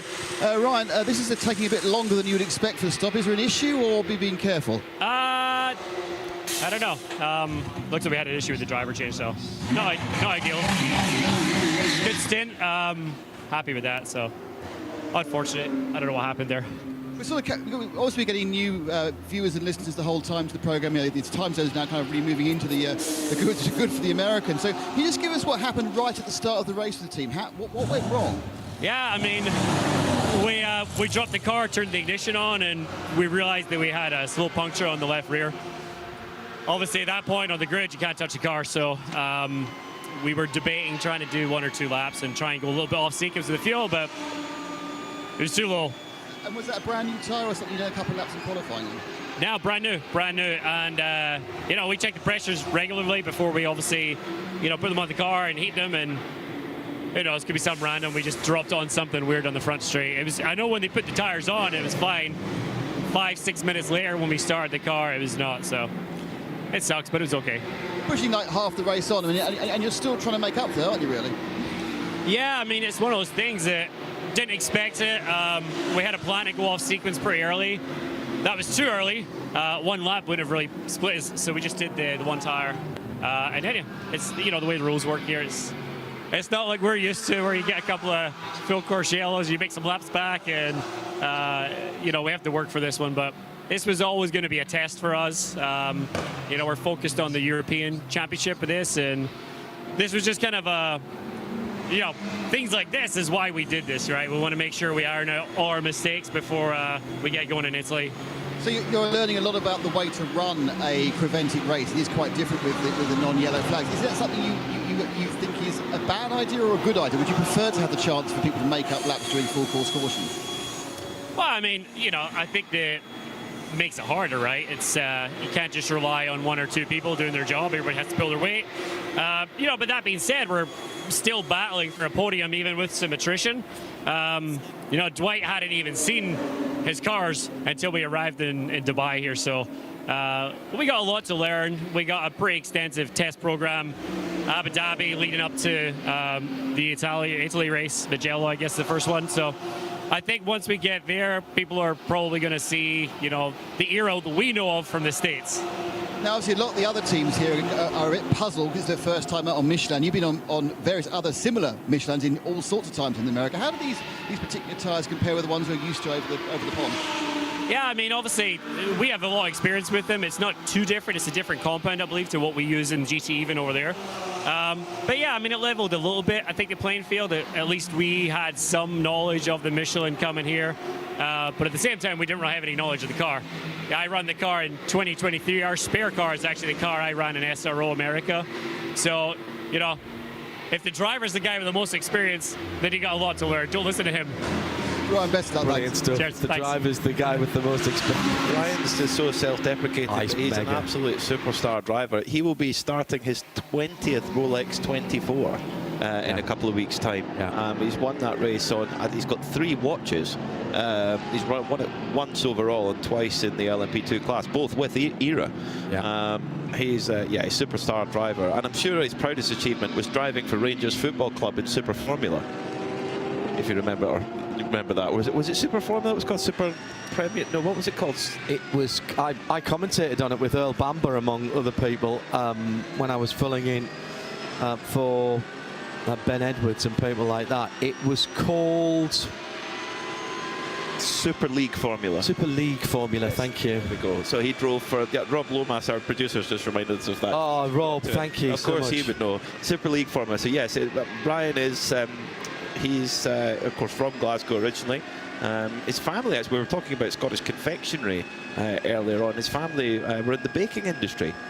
And he lived out in America for many years, really made his career in America, was successful with Sierra Racing and Formula Atlantics.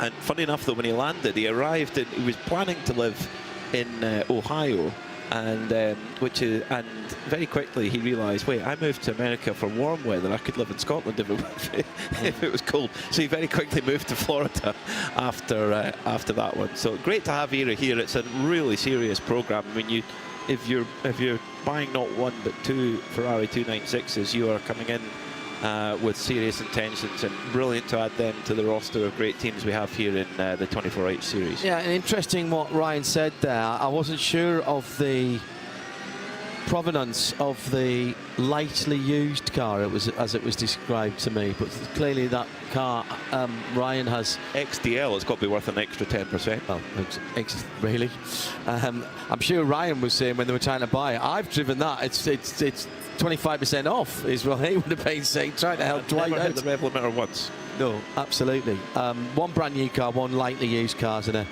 a spares package. They're going to run the rest of the European season. ERA is going to run the rest of the European season out of a new base they have in the UK. So some testing, I believe, in Spain to come after Abu Dhabi, which is they're going to be racing at this weekend, although Ryan won't be there. He'll be off at the Raw before the Rolex 24, doing some additional testing for the IMSA programme. And then Dwight, along with Jake Hill, the two principal drivers for the whole of the European season, and just been wandering around the paddock and met with Simon, Jake's dad, as he was coming out of being in the studio here. Jake going down to the Adelaide Classic Festival to drive some of the ERA cars down there as well. That's, in a short time, has become an awesome classic event. Don't use the full circuit, they only use the Parkland circuit for that, and it's not racing, it is demo runs, but the something like 90% of all the classic F1 cars in Australia are down in the Adelaide region. So Formula One, and it's going to be the Shadows that the ERA guys took to Goodwood are going to be doing their thing, and Jake's going to be driving some of those for ERA, which he, as you might imagine, is very excited about. Super League. That's proper what dreams are made. Yeah. Yeah. Super League Formula was the first time I met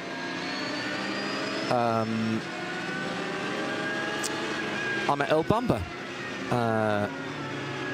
He was my co-commentator in, what's the racetrack called that's just outside of Venice on the mainland? Is it Adria? Yeah. And they his career was pretty much finished at that point. Yeah, he was. He was coaching in Malaysia, and he got a chance. Who was it now? It was Alvaro Perez. Didn't get his visa to go to Inner Mongolia. Earl got into the car, won the race, and then 6 months later he was a Porsche driver and he won Le Mans. Well, he got in at late notice in that race because somebody didn't turn up, and so I did all the practice with Earl. Then he got drafted into a car because somebody hadn't turned up. Alvaro Perez. Yeah, that wasn't the Mongolia race though. This was another one. This was the one, as I said, at the Venice circuit. He got in that, and he got the big check there. He won the whole thing. And Maria de Velota was in the booth with me for that race. Lovely, lovely person. Much missed, of course, after that bizarre testing accident that she had with Cato? Virgin team at the time, Manor, yeah. And I really enjoyed that weekend. And as I said, got on like a house on fire with both Earl and Maria, and had a feeling then that Earl was something a wee bit special, and he certainly takes chances, and had a good relationship with Earl ever since. Absolutely classic Kiwi, never afraid to travel to chase success. I know. Just with total tenacity. Here's the thing as well, I talked to him at the end of last season at the post-season test at Bahrain for FIA World Endurance Championship, the WEC, and well, you know, because you've done some of this as well, Team New Zealand have been running Porsche Carrera Cup Asia cars and bringing in new Kiwi talent, and Earl's been putting his own money into that, as well as raising money for it and bringing in other supporters and white knights, if you will, to use the theatre term. Well, one of the drivers he runs, Marco Giltrap, son of the late great Colin Giltrap, exactly, was the man in the motor trade in New Zealand, and the Giltrap group still enormously successful. If you're buying a premium car in New Zealand, you're buying it from Giltrap. I have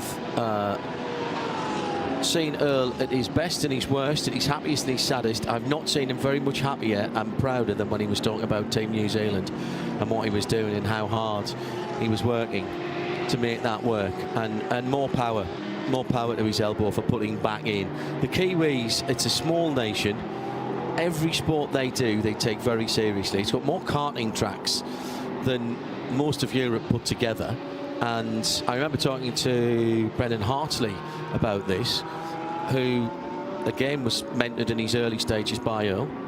They're great pals from childhood. Yeah, and there's just something about the Kiwis that they take their sport very, very seriously, particularly at national level, when they get to national level and they're representing the country, and whether it's the All Blacks or the Black Ferns, whatever, you know, the cricket teams, whatever. And there's a nice little bit of self-deprecating humour once in a while as well, because the New Zealand national basketball team is called the Tall Blacks, which I think is brilliant. Genius, absolutely genius. And, you know, great. I like talking to people who are passionate about whatever it is, even if it's a sport that I'm not really that interested in. But if I can see and feel the passion, then that's how. You were talking about commentating on curling earlier on. That's how, when I was watching Winter Olympics years ago and started watching the curling and thought, wow, this is really quite cool, pardon the pun. But it was the passion of the people who were talking about it that brought me into it. And I love that. We're coming to, do you know what? We're nearly, whoa, halfway there. Well, Johnny Palmer. The meme's ready. Johnny Palmer was quoting ABBA earlier on. He was saying 12:30. And we're now watching the late show. Man After Midnight, and we're now early Bon Jovi now. Yeah. There's even a driver with a second name Creed. That's right. Yes. So there's all sorts of gags that we just can't help ourselves with. Jerry Z in Ohio saying, what was Super League formula? Soccer clubs. Good question. Soccer clubs, racing cars, basically what, Formula 3000s kind of things. It was like champ cars. They were serious things. They were. And round that little track, which was like a kart track that we were at for that race that I was talking about, all affiliated with top European, UK and European football clubs. So there was a Rangers team, there was, I think, Inter Milan, Barcelona, FC Porto. Porto, etc., etc. Was Bayern Munich, I think, as well. It was certainly one of the big German clubs. When you say it out loud, you're like, that was a bizarre idea. Bizarre concept. Leeds United were in there. Nick's just reminded me on Talkback.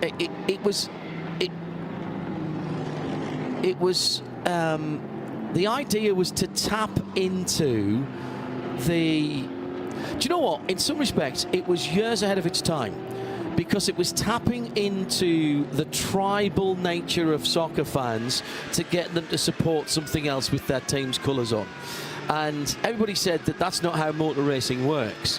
And it was moderately successful. They did a couple, I think, of seasons, maybe even 3 seasons of it. But it never really broke through. There was big cash prizes at the end of each race.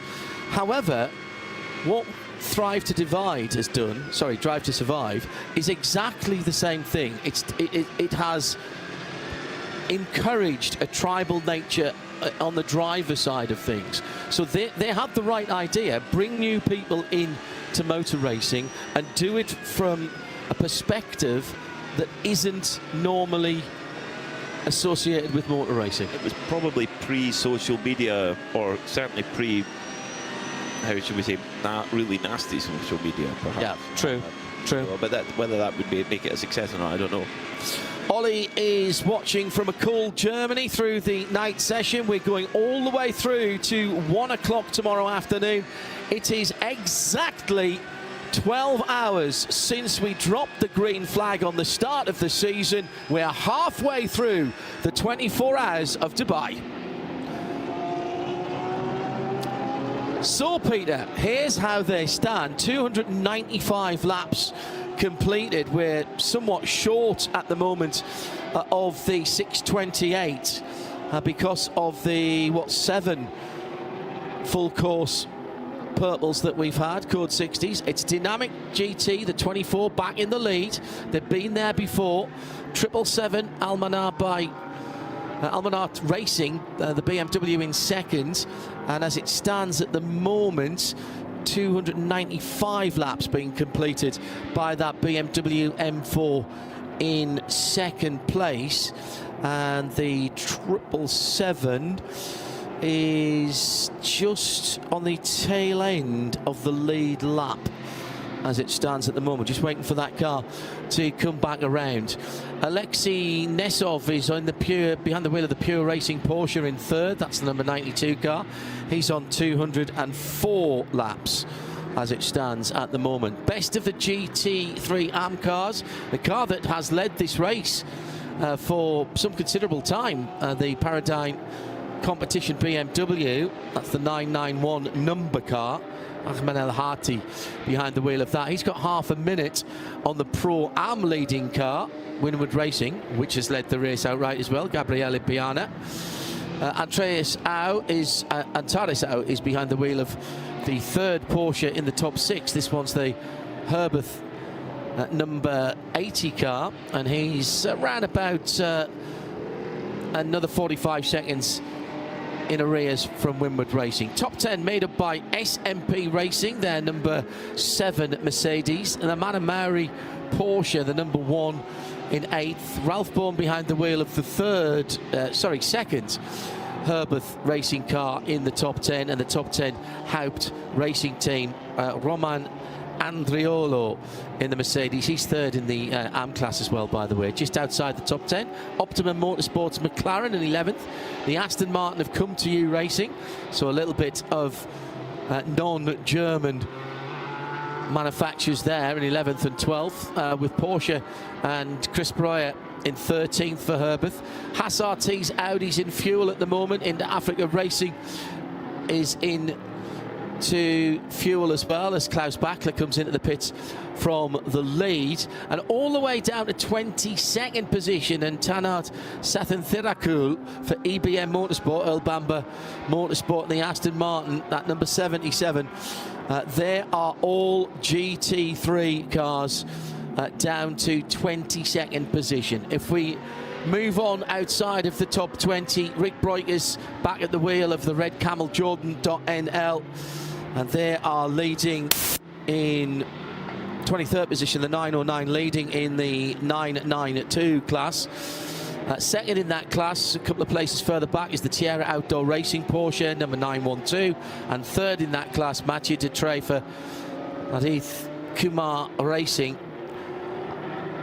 Further down, we'll have to go outside the top 30 to see the next leader. 35th position for Leipert Motorsports, Huracan Super Trofeo in GTX. They have been bossing this class and gently moving up as other teams have faltered around them. That Super Trofeo car, Brendan Leach has just gone past Alexei Denisov actually into 34th position whilst we were talking about them.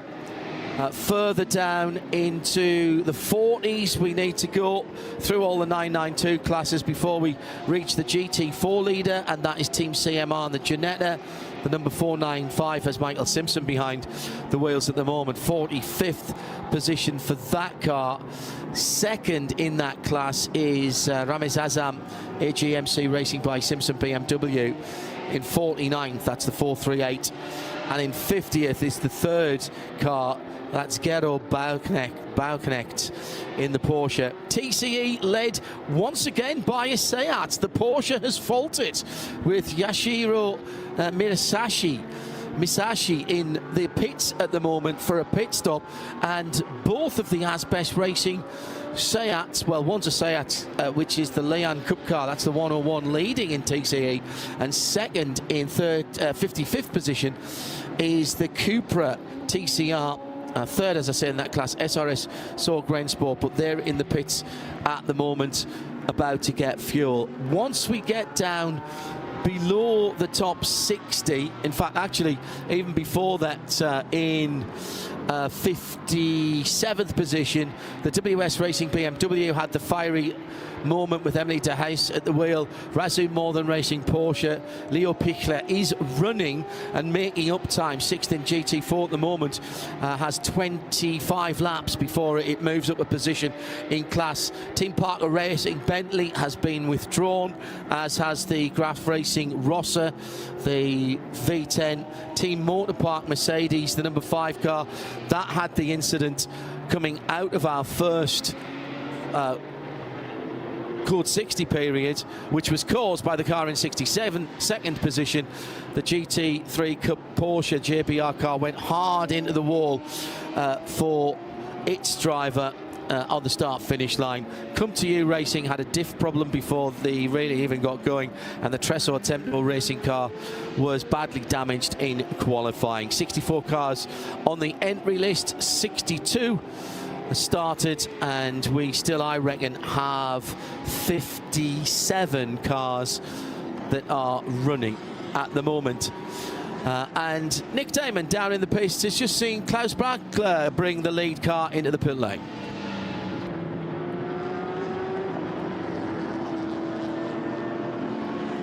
Klaus, it's working quite well for the 24 car, ebbing and flowing when you're in the lead or second place, depending on the pit stops. How do you guys feel you're doing?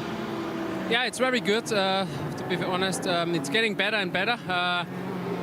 During the night, the car feels very strong. But it's still 11 hours, so 12 hours to go. I even don't know it. I came out now after a double stint. Yeah, so far everything good, but it's a lot of things can still happen. And we hope we will be there also after the 24 hours. Halfway through the race, have you felt the detrimental effects of that extra 20 kilograms of weight you were given this morning? Yeah, of course. For sure, this was not a help. I hoped we don't get it, but okay, anyway, we have to do our best. We have a quite good balance over the long run. This is helping us, and also, I mean, for us, our car especially, it's better in the night. Let's see how it is tomorrow then when it gets hot again. But anyway, first you need to survive and make it to the morning. And if we keep on going like this, I think we have a good chance. Air temperature was peaked at about 27 degrees and it was sunny. It's going to go down to about 11 degrees now, so the track temperature is going to be massively different in the middle of the night. How does that really affect the car? How does the car change as the track temperature drops so much? Yeah, it changes completely. I mean, first of all, the tire degradation is more when it's so hot, but also it changes the balance of the car. And you have small things to adjust it, like brake bias, like DC, so traction control, ABS position. This you can do. You can also help a bit with the tire pressure, but in the end, there's not so much else. And so the most you can do is driving around the issue. So the driver can make the biggest difference. And honestly, this is tricky because you need to be fully concentrated for the whole stint, and you drive the car really on the edge in every corner.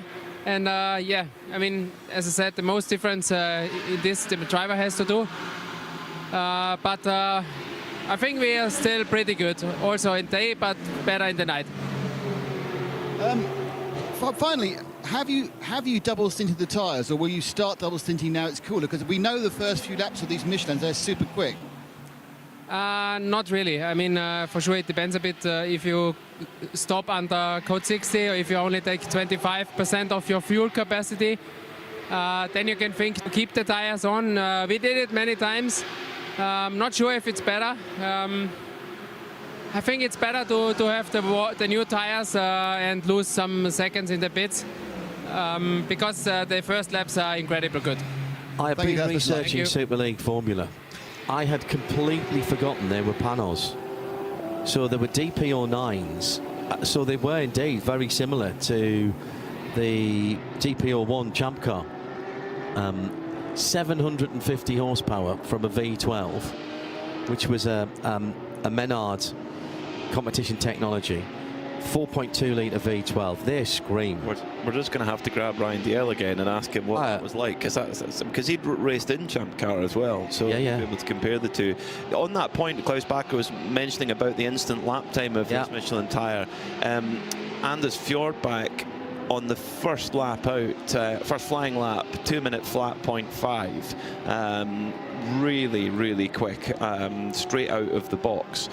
So there is that instant lap time on that first run. John Miller for Huber Motorsport sitting in 22nd overall, set a 2 flat 0.1. Again, straight out the pits. The lap again is totally different than saying, particularly in Le Mans Hypercar, where it's also a Michelin tyre, but those cars take a lot longer to get right up to the speed. It's not unusual for a superstar driver in a Le Mans Hypercar to actually be passed by a GT car on their first outlap, because it takes the time for the tyre to come up to temperature and pressure and get into its full operating window. Whereas, but also, as Nick Damon has rightly reminded me, we have tyre warmers here, and that is basically a perfect example of how much of a difference a tyre warmer makes from compared to series where they are not allowed. I'll never forget Petit Le Mans 2008 when Alan McNish wasn't even on an outlap. He was taking the car to the grid of Petit, and no tyre warmers. And of course, Audi R10 with 1,000 horsepower, maybe not quite, but certainly well over 1,000 pound-feet of torque,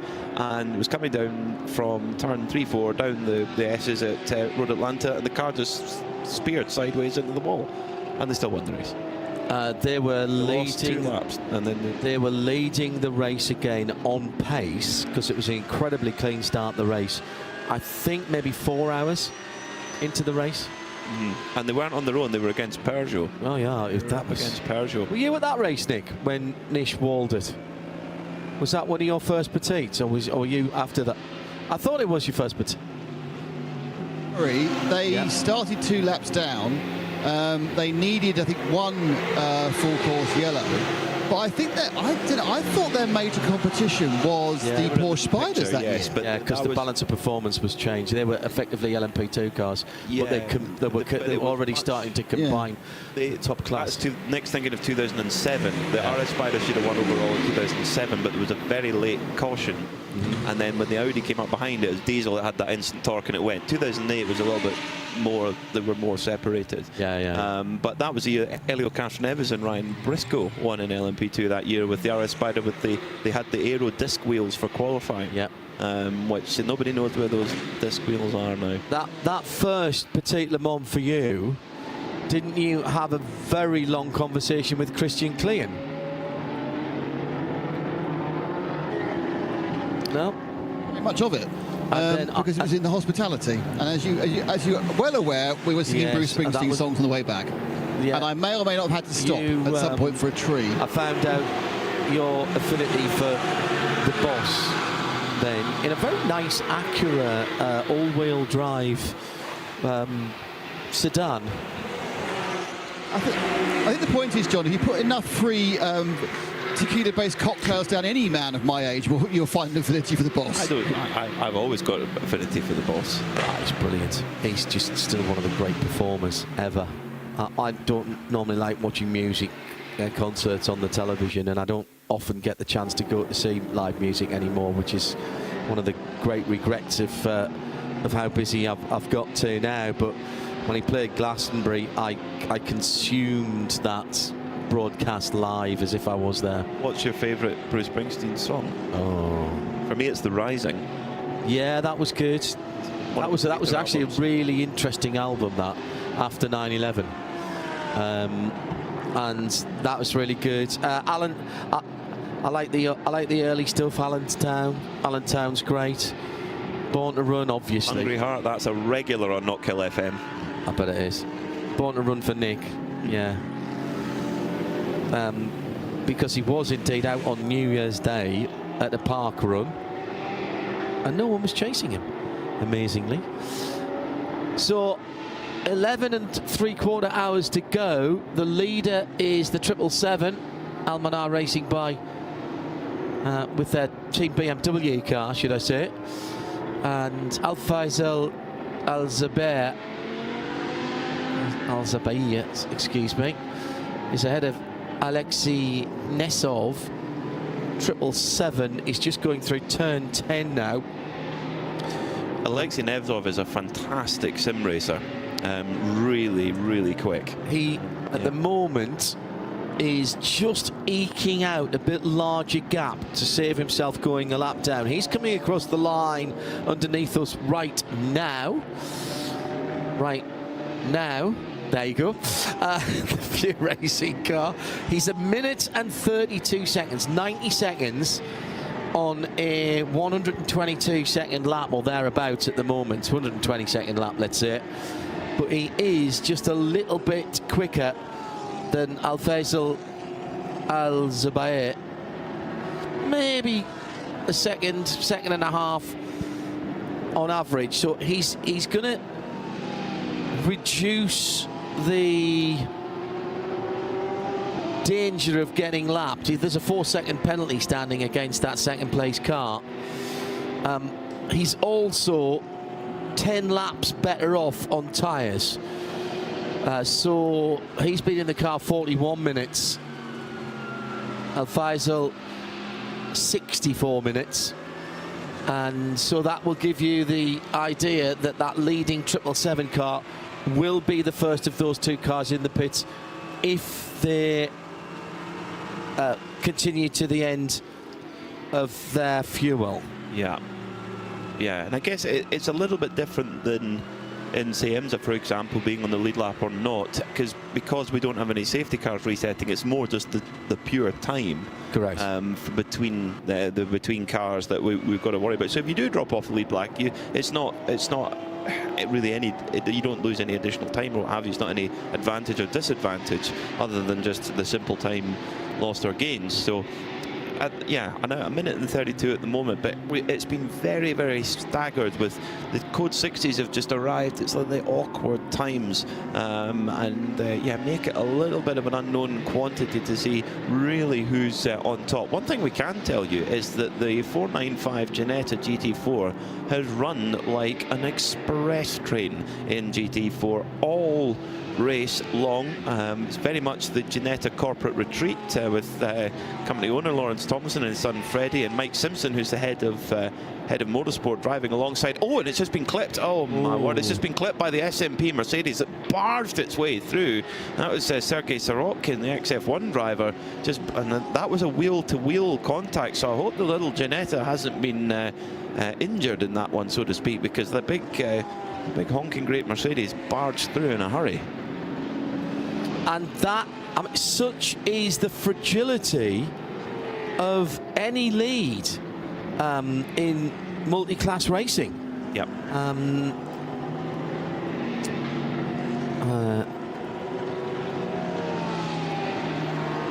It is, and we've seen that several times, haven't we? I mean, look at Barcelona, Bazkuten Racing, the car they were running for Samantha Tan Racing. They were looking really good in GT4. They were looking like they were going to get the win in the bag, and then all of a sudden in the last hour they have some sort of fueling problem where the car was shutting down and starting back up again and shutting down. It can all happen so quickly. That's what makes the joy of winning in endurance racing so great, but also the agony of a late failure just so bitter and sore. But we all keep coming back. We all keep coming back for more, no matter what role we play, because we absolutely love it. But the little Ginetta going so well up against opposition from Porsche, from BMW, from Toyota as well. But the little car that can from Yorkshire doing very well. The Sim Racing past you, it says, what you're talking about old series. What was the series with the old F1 drivers, Mansell, Derek Murrick? It was called F1 or GP Masters, wasn't it? Yes. I did.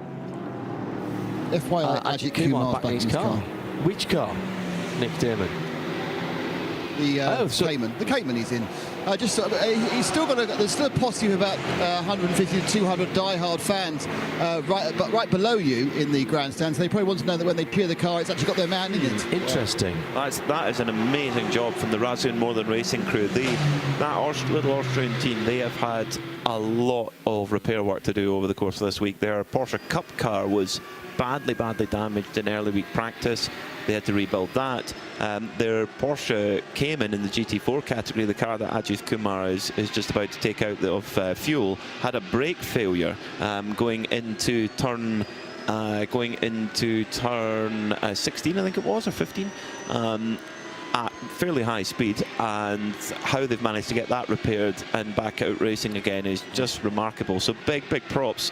Razun More Racing, I think they're putting their stake in the ground as an early contender for the Spirit of the Race award. Yeah, absolutely. Right, Grand Prix Masters, I did the commentary on that live. Now, problem here for the Windward Mercedes and Turn the 14. GT4 Toyota. Supra. Yeah, that's Continental TTR Racing. I mean, I don't believe in coincidences either. That two cars off the road at the same time, I think that's been a disagreement in traffic. Yeah, the 496 Dimitri Levin for Continental Racing. That was fourth in its class. And now he can't see. He's on the left-hand side of the car, and he can't see the cars coming round the left-hander from effectively his right rear corner. The other car has left the scene of the incident. And this is a dangerous time at the moment. You have to rely on the marshals and the radio. He's got going now. There's a gap in the traffic. Windward Mercedes has run off to tell the teacher. Yeah. That's Grand Prix Masters. They were Reynards with a 3.5 litre V8 engine. That was the Nicholson McLaren engine, which was basically the old Cosworth XB. another old IndyCar engine. 650 horsepower. You had to have been retired from all forms of open rail racing, but have competed in F1 for 2 years, and more than 45 years old originally. And Kyle Army was the first race, and the only live coverage of that was on Motors TV. The BBC showed it in its entirety with Murray Walker doing it, but they did it later on in the day. They showed it tape delayed. And Henry Hope Frost and I did the commentary for that race live on Motors TV. And it was Emerson Fittipaldi and Nigel Mansell who were battling for the lead. It was a cracking battle, and it was half a second, the line.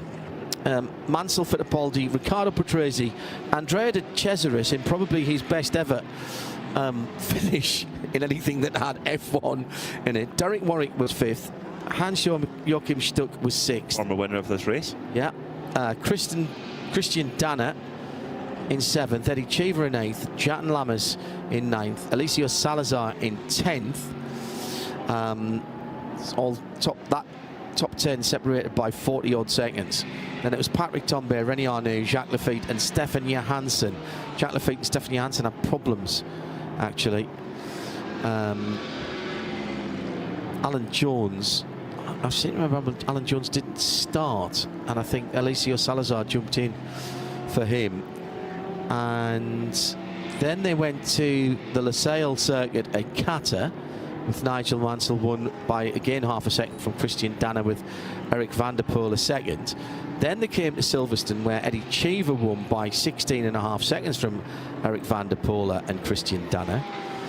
And I think that was it. They didn't get it off in 2007, and it was 4 years, by the way, of the Super League formula. So I said it was 3 or 4 years. So single-seater formulas that have disappeared in the past. And there's many more to add to that list, of course. Well, yes, A1GP, as Nick's just said in our ears. Yeah, Jan Lammers was involved in that. Jeroen Bleekemolen drove for Team Netherlands in that championship in A1 Grand Prix. My mother-in-law was involved in promoting it in China. Really? Yes, Sorry. and Formula Masters. Really? Yes. For a moment there, only seals and bats could hear me. Dolphins or bats, perhaps. There's a very funny story she tells about the press conference for it, which I honestly could never repeat. Broadcast really? or almost out loud. Oh, really? Yes, I'll tell you later. Okay, that sounds... Will it stop me sleeping? No. Oh, no, okay. You're right. So, well inside the second half of the race now. If you're just joining us, welcome along. It's Peter Mackay, John Hindhaugh and Nick Damon, taking you through the wee small hours. The swing shift, as it used to be called in my old radio days. Still plenty of hardy fans. It was, even for me, it was just starting to get a little bit chilly when I was standing down in the paddock. I mean, not that I have to rush back and put on a sweatshirt or anything like that, but it was I could just feel a slight chill in the air. I would guess it's probably about 4 oh, have you? 16 or 17 I would think it is at the moment, possibly a little bit less than that. I can't tell you how much I'm enjoying being here in Dubai and enjoying the much balmier climes than at home in Scotland. The 929 HRT Performance Porsche Cup car has been in to serve a penalty. Tell you what, you don't realise how busy that penalty box is until you stand beside it. The Creventic Welcome Centre is right next to it, and it's like, I don't know, it's like a bus stop on Oxford Street. It's just constant traffic of drivers serving penalties for transgressions that they might not have committed. It might have been their teammate, but you have to take the rap on the knuckles as the driver hops out with open face helmet. Just big respect for an open face helmet. It's just very cool. Gives great vision too. And now 929, where are they sitting? That's Julian Jacquel who's got out with the the open face helmet, and they are in 40th at the moment, 7th in AM, 14th of all the 992s. Ivo Breukers rocks the open face helmet. It's very cool. Very, very cool. No, it isn't. No. Okay. No. You're not a fan? No. That's John Cleland about open face helmets. Well, he had one that looked like the world's smallest letterbox. I'm surprised he could see out of it.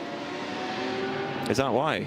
Well, he did a sort of a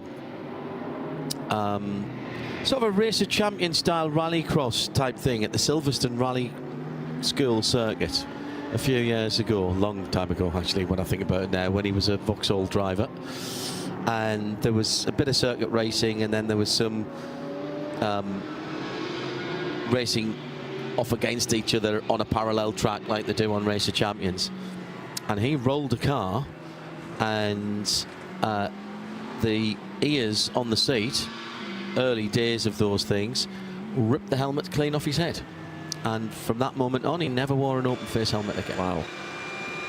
Wow. What sort of era are we talking there? 90. He was in touring cars, so maybe mid to late 90s, 96, 97. Yeah, I think he was touring car champion in 1996 when it was still 1995 when it was still multi-class. He won it in a Class 2 Astra. Yeah, so so I think the technology in helmets, in open face helmets, and indeed in the safety seats as well, has come on a long way since then. But I do take your point. It's interesting. You watch a lot of, particularly the top GT drivers. You'll see them with they've got a helmet with a visor on, normal helmet that would shut completely, but often they've got it completely open. Oh. You've got very excited about something on your computer there, John. I was half right and half wrong. He won it for Vauxhall Sport in a Cavalier in 1995, Cleland. He won it in the Astra in 1989, which was a Class 2 car.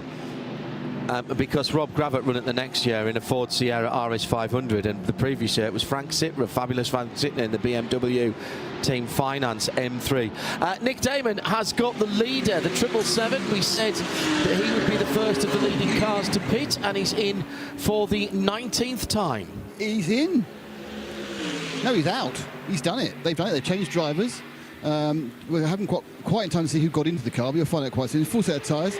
Alza has got out of the machine. It was a completely textbook stop, and they are Alzavier has got out, and they are about to have the second car stop. I can see there's a driver getting suited and booted for that one as well. So first one done perfectly. 7717 WRT is and already that in for means that Alexei Nesov has gone through into the lead in the Pure Racing Porsche. He was 1 minute and 11, call it 1 minute and 12 seconds behind when he crossed the line. And we've got a problem for the Team CMR, 4th place in class, the GTX class. This is Ethan Giannini in the Ginetta, the darker coloured Ginetta, and that's between turn 2 and turn 3, drivers right. This is where Emily de Haas came to, or her BMW came to a fiery end. He's far further across, and we might actually be able to snatch that without even going code 60.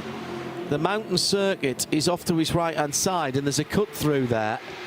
Let's see how Race Control want to play this. Ahmed Al Hati for Paradigm Competition was due his stop anyway. His tyres at 39 laps old, so the number 991 BMW has bailed into the pit lane. That's the leading AM car. Nick Damon is down in the pit lane, and that car is about to come up to his feet. And luckily I know who's getting in. It's Darren Lung who's going to take over. One of the two cars he's driving with comes to the absolutely stop in front of me, up on the Ford Jacks. Windscreen cleaned dramatically. There's a lot of wrist action there on the windscreen. And out gets Ahmed Al Hati.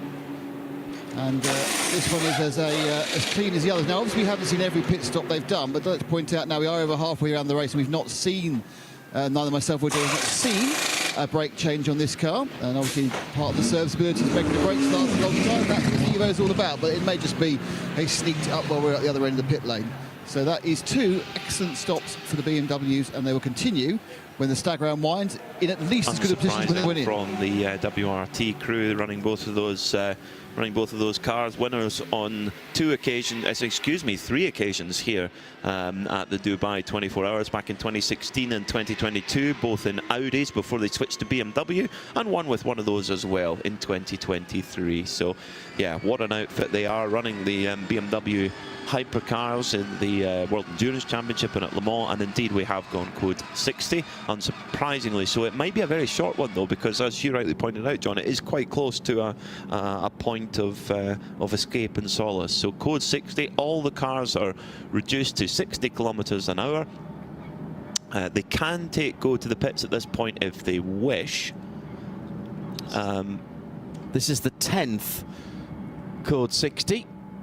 And the first in the second half of the race. Ahmed Al-Hati is out of the Paradigm competition car. The car is being fueled at the moment. It came in 4th position overall and leading the GT3 AM class. Ahmed, you came out of the car in lead of the class. I mean, how are you enjoying this new M4 Evo? It's first of all a real pleasure to be here in Dubai. You know, I don't really race much here, being so close to Oman as well. It's been a pleasure so far. I've really been enjoying our time on track. It's very, very competitive, and you can see how competitive it is in all the classes, not just in the GT3s, but everything else around us is really pushing. We've been told the big push on this new M4 is about serviceability and ease of driving and reduced tyre wear. Do you think they've hit their aims? It's very difficult for me to comment on that now because, you know, we're in different compounds and we're at a different place. We've never tested here before. We never raced here before, and, well, I haven't at least. So, I mean, it's for sure something that has gone one step forward, and I'm looking forward to what's coming next as well this season. We've seen a few kind of near misses and mini incidents between the various cars. Is it being a generally sort of polite race out there with everyone behaving? No, definitely it's not polite. You and your luck who you get. You get different drivers. You get the same car with different drivers in it. So, you know, a few hours ago that guy was polite. Then obviously he doesn't see you. It's not about being polite. Everybody has the right to be on track, and everybody has the right to race. And GT3s doesn't mean that we're faster, so we can abuse the others. It's about respect. So what's the rest of your program for this year then? We hope to announce it in the next few days, to be honest. We'll do it early here. I wish. No, thank you. Great stuff, thank you. Thank you. Keep it lipped. I wonder if he'll be back with the number 46, Valentino Rossi, in this season. Brake change going on at the Dual Racing by Huber outfit. This is the car with the, shall we say, late 80s, early 90s Jaguar livery on it. Tribute livery, yes. Tribute livery, yes. Yeah. And that was rear brakes going on to that, so I presume they've done the front. Well, they're over halfway through, so that's all right. They're not losing as much time doing this. They'll do it on the pit lane, even though if they put it in the garage, you could use more people to do it and probably do them all at the same time. We only saw the right rear being done, but I presume they've done all of them. A new set of Michelin Huge GT rubber going on there. Busy down in the pit lane, and the thing is, when we go code 60 and you're going to do that brake change, you got to hope that you're going to get it done before it goes back to green again. We've got a situation here where everyone's in the pits. I've 14 cars are in the fuel. fuel. One question you guys can answer. I take it the 991. That's Ahmed Al-Hati's BMW. That car didn't get a full fill, did it? Because it went green, so it went purple whilst it was in the petrol station, didn't it? So it would have had to.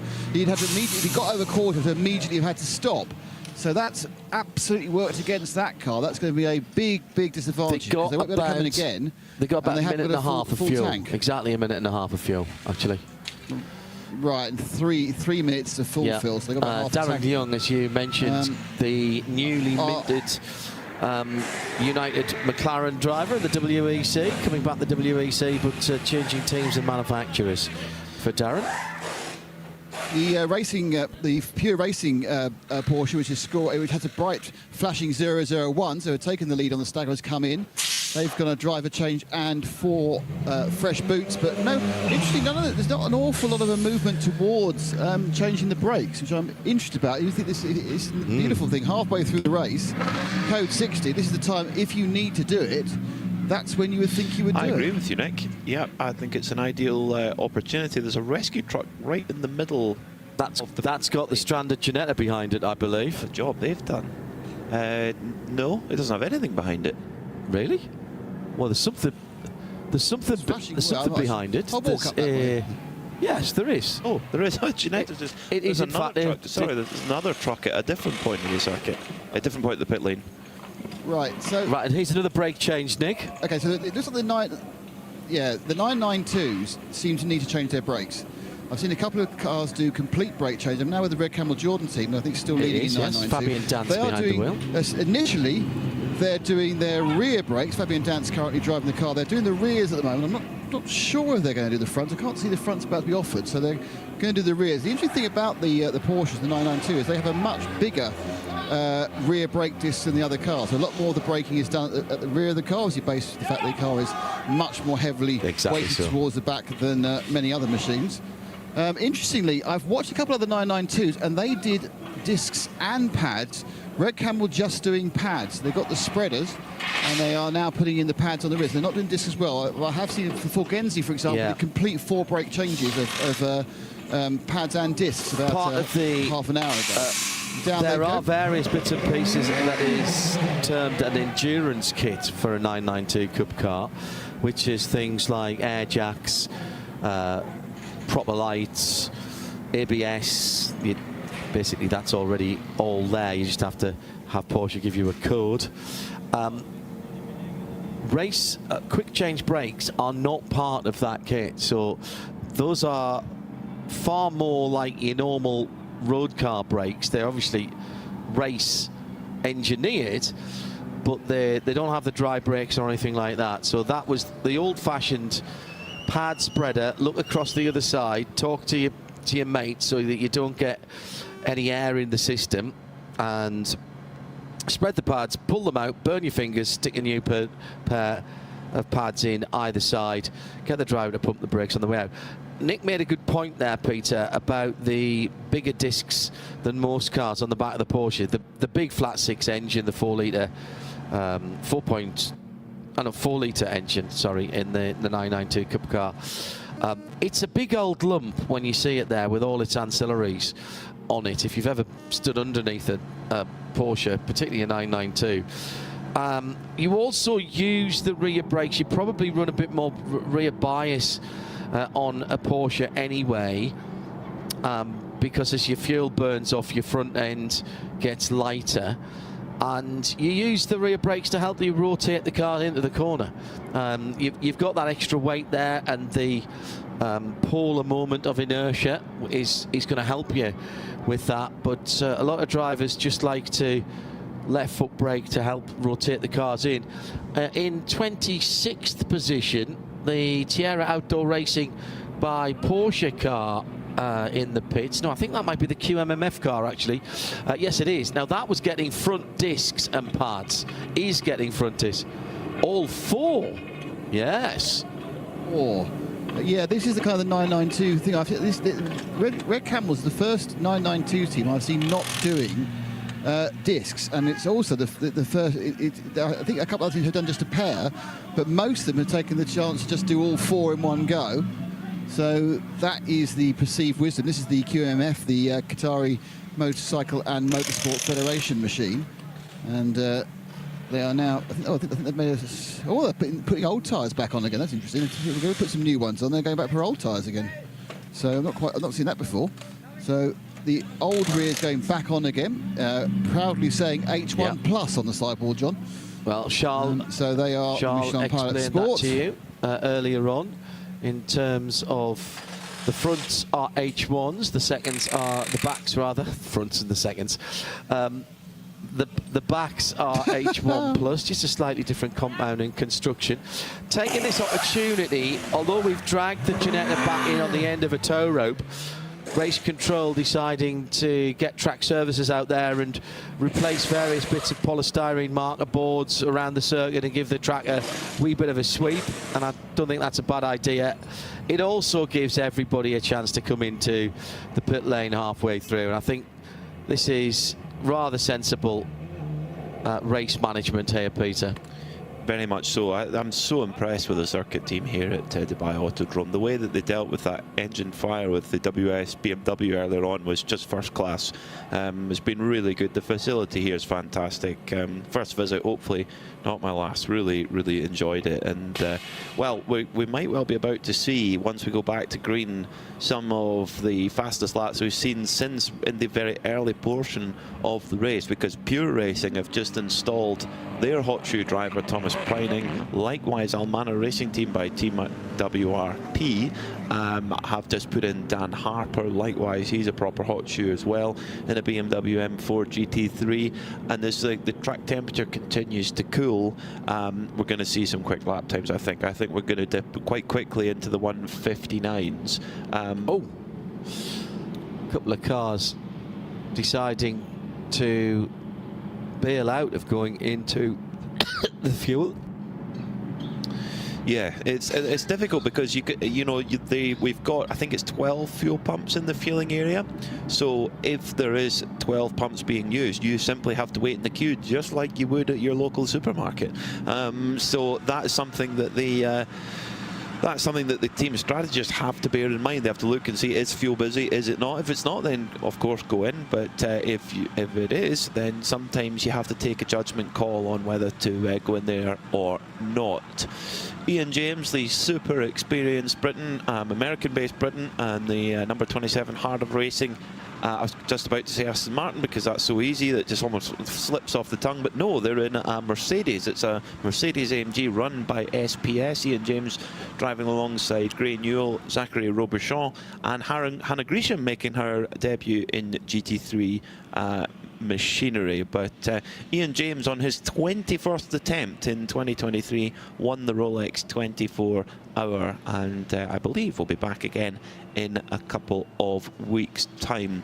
We haven't been given the warning yet from Race Control that Code 60 will be coming to a close, so still the team's drivers, they'll trundle round for the next little while. And we saw something quite curious a few hours ago when the dynamic GT Porsche, which was being driven by Luke Hartog at the time, drove through the pit lane twice during a Code 60, and we pontificated whether that was actually an advantage to do that, as it's ever so slightly shorter distance but slightly less speed.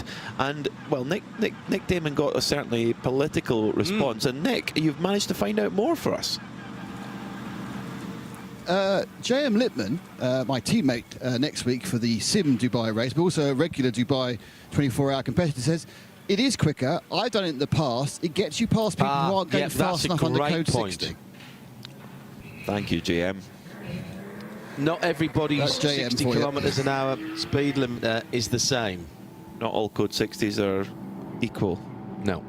That's very true. Now, this go onto YouTube and search for Frank Stippler Nürburgring 2024, where they're in effectively a local Code 60 at the Nürburgring Nordschleife, a 25-kilometre track, and there's a car in front that's going significantly slower than what they should be. And Frank Stippler, for a very quiet, suave man, was expressing his displeasure, and it was so expressive you could hear it over a V10 Audi engine. That's true. I remember that. And that was in the they changed the name of that team, Gera Sport PHX. They did win in the end, so Phoenix, yeah, I was much happier then. Yeah. The old Phoenix, Gera Sport Phoenix team. That was the shortened race. Got a good sleep that night. Yeah. And of course, how many hours did we run? 8 hours. 7:27. Yeah. A lot of miniature Mars bars in Gate. Yes, we did. Yes, sorry, I've just walked a very long way to the end of the pit lane just to check our thoughts. And I believe it was me who actually first postulated a number of fuel stations based on what they have in Europe. But actually, there are 16 pumps. There are 16 pumps down in the yeah. There's eight pairs Interestingly, there is one other pair which is from the track station that's always there. But those aren't being used because they're not smart pumps. So there are actually 18 pumps in the area, but 2 of them aren't being used because they're not forensic smart pumps. To explain for anybody who's joining us on other time zones what we mean by smart pumps. The cars, they used to have a QR code on them. Each car has a fueler down in the fueling area, and each of the fuelers has a effectively electronic card, doesn't it, like an RFID card that they use when the car comes in. That has details about the car, so it knows how much fuel that car is allowed under the BOP, and therefore once the pump is sent a message from race control, when we are under code 60, it knows what 25% of that is, or 50% of that is, and it also can, incredibly, it can moderate the fuel flow as well, depending on BOP level. That's another tool that Creventic can use for BOP. So these are the cleverest fuel pumps that we'll see, never mind in racing, but probably anywhere in the world. They know when it's code 60, they know when it's not. BMW just coming straight out there after a driver change in tyres. And that is the one with the remaining BMW and GT4, the AGMC Racing by Simpson. Tiger Tarry. So they didn't come in. They didn't come in for fuel, and they're just about to go back to green flag racing. And to Tiger earlier on, he's eagerly awaiting the delivery of his GT4 car, and hopefully going to see us in the Michelin Pilot Challenge in a couple of weeks' time. Oh, really? Yeah, that's what he was telling Nick earlier on, with a big smile on his face. It's always good to see. How can you not have a big smile on your face racing here at the Dubai Autodrome? Before we go back green, a reminder: next weekend, 6-hour sprint at Yas Marina, which will be contested by the biggest sports car field that has ever been seen at Yas Marina. We think somewhere over 50 cars. Back to green flag racing. Ian James in the heart of racing SPS AMG. He walked up very quickly through the S's, and that car in 12th position at the moment. It's got a 20-second lead before we went back to green. Now that'll come down a little bit because of course we're speeding up. He's in 4th position in the GT3 AM category, and is a lap behind Vincent Kolb in 3rd spot, so that's a podium spot. And as I say, he's ahead of Alexander Berkantsov in the Haas RT Audi. There's all kinds of little battles going on out there at all times. Some for position overall, some for just a little bit of clear air on the track. But there's still plenty going on in terms, plenty of action going on in terms of positions for major spots in the classes, and we've still got 11 hours and 10 minutes to go, Peter. We do, and Darren Young for Paradin competition is in the 991 BMW, holding on to 3rd right now, but he's going to have to keep a watchful eye out for his former teammate Dan Harper arriving on the scene in the Almanor Racing by Team WRT car. There's only 11.5 seconds between them right now, and yeah, with Dan Harper's pace in that car, that gap should reduce, and that will be the battle for the podium. Once again, in that sort of sequence of code 60, Herbert Motorsport number 91 having been lurking towards the back end of the top 10. They're now up to 5th, so once again playing the code 60 very well and working out well for them.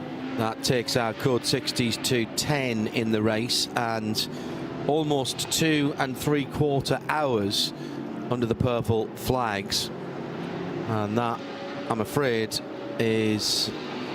has absolutely put the kibosh on any sort of attack on the distance record, standing at 628 laps from 2012. At the moment, the computer says 586 laps. That will go up a little bit if we stay green.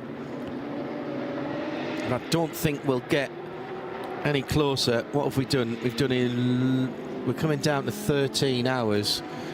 We would need to be on 341 laps at the end of this hour, and well, we've got all the right numbers, but just not in the right order. We're on 314. Story of my life with a lottery ticket. Not quite. Well, we've certainly, of the time we have been green, we've been given good action. That's for sure. And I'd agree with that.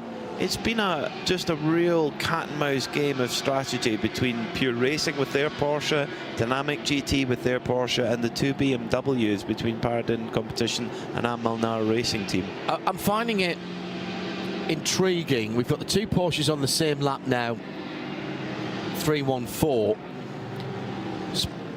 apart by about 75 seconds. Then the two BMWs on the same lap by 9 seconds apart, but they are not on the lead lap. And it's this ebb and flow, and I honestly don't know at this stage out. It's too far out for me to start testing my adult brain and working backwards to see who has got the advantage. Well, we're being shown on those time screens, there's a yellow flag at turn 3, and if my eyes aren't deceiving me, there's a car that's parked with the hazard warning lights flashing. It looks like it's gone all the way to the wall. Don't know which car it is. It's very difficult to tell in the dark from this angle. Well, the headlights are still on. If that is a racing car, it's a Porsche. 60 in 20 seconds. It's a Porsche because it's got a lit rear end on the car. So code 60 in 20 seconds. Oh no, it's a Razin More Than Racing car. Yeah. Oh no, it's Ivan Ekelchek. He's out the car already, and I don't know if he's got all the way to the barrier, but that is at turn 3. That's seriously quick through there.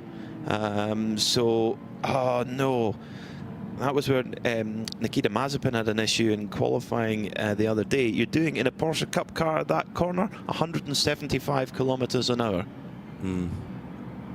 So purples beat purples, I'm afraid. They do, yes. Number 11. That should be, unless something is seized up, a pretty quick recovery. Thomas Preining had set off like a firework on that last lap. He did a 1:58.247. I thought they were going to go quick with fresh tyres on. Jaap van Lagen in the Mercedes for MP Motorsport down in 19th did a 59.5.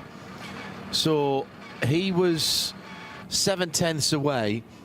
Nobody else within a second and a half of Thomas Preining, and most people over 2 minutes. So getting on for 2 seconds slower than Preining, who warmed up those Michelins, only 4 laps old, those Michelins, on the Pure Racing Porsche. And that was the first racing lap on them. Correct. So there's going to be a few teams taking the opportunity to do brake changes, but again, it's Porsche Cup cars again looking at it as we go back to code 60. The Razin More Than Racing car already being attended to by the really hard-working Dubai circuit team. Spare a thought for them. They've been kept very, very busy over the last little while. So I've been chatting to the marshals as I've been going backwards and forwards, and they're coming across for their brakes in the marshals' restrooms that we have on this side of the circuit, and they are universally happy, smiley people. Extraordinary hard work, and just again reflecting. And I was talking to the circuit boss earlier on, and just saying how interesting it is to see the change in the culture here down through the years, and how there's so many more locals from the region who are volunteering. Nick Damon in the pit lane. Yeah, it's not quite as popular as it was last time round, to be honest, but we have had a couple of the Porsches come in for scheduled brake changes. Interesting, I think we've got one on the Car Collection GT3, which is the first one I've seen in the GT3 Porsche. It's the front only, but it's mainly been Cup cars. The second place, the 24 car, the Dynamic Porsche, that we visited by Blue and White Machine, that's come in for a slurp of fuel, so it's got another 25% in.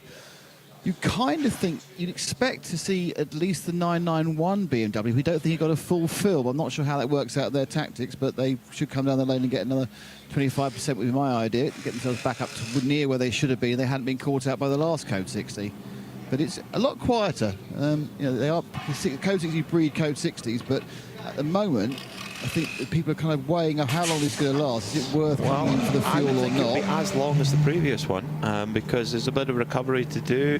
And the 991 that you mentioned, the AM leading car and third overall, is just making its way around turn 14, so it's not far from having the option to go into the pits. Pure Racing taking, interestingly, they took service at the last Code 60, which was, you know, a couple of laps ago. So in he comes, and he's joining Nick Damon. We had the Pure. We've got Thomas Preining, the leader in the 92 car as well. So I think what may have happened is actually, just because of where the Code 60 was called, a lot of the cars have bunched on the other side of the circuit. There's about 6 cars have pulled into the fuel stop in the last couple of minutes. And we know there's 16 pumps now, so there should be enough room for all those. MP Motorsport with their bright orange Mercedes, they go down. That's got Jaap van Lagen in, I think. But they are coming down now. There's another. There's so many Porsches. I'm getting relatively good now at saying GT3 Porsches with 992s. I'm not infallible. I'll be honest with you. The 993 is a bit fatter. There's a 269 that's going down one of the Herberth machines. They are trundling down now. They're still not. Oh no, here we go. I was about to have not seen the BMWs, and there goes the 991, the red and gold. Machine with Darren Young on. He was the guy who missed out on getting a full fill last time. The 777, the white car, not sure it needs that. He could probably take a 25%. I'm not sure if it needs it, because he got a full slurp about 2 laps before he went purple last time around. There's an interesting one, yeah. So Pure Racing, they obviously feel like there's room in the tank to fill it up, and of course they've got Thomas Preining on board very early in his stint. So the more they can give him a full slurp of fuel, then the better, I guess.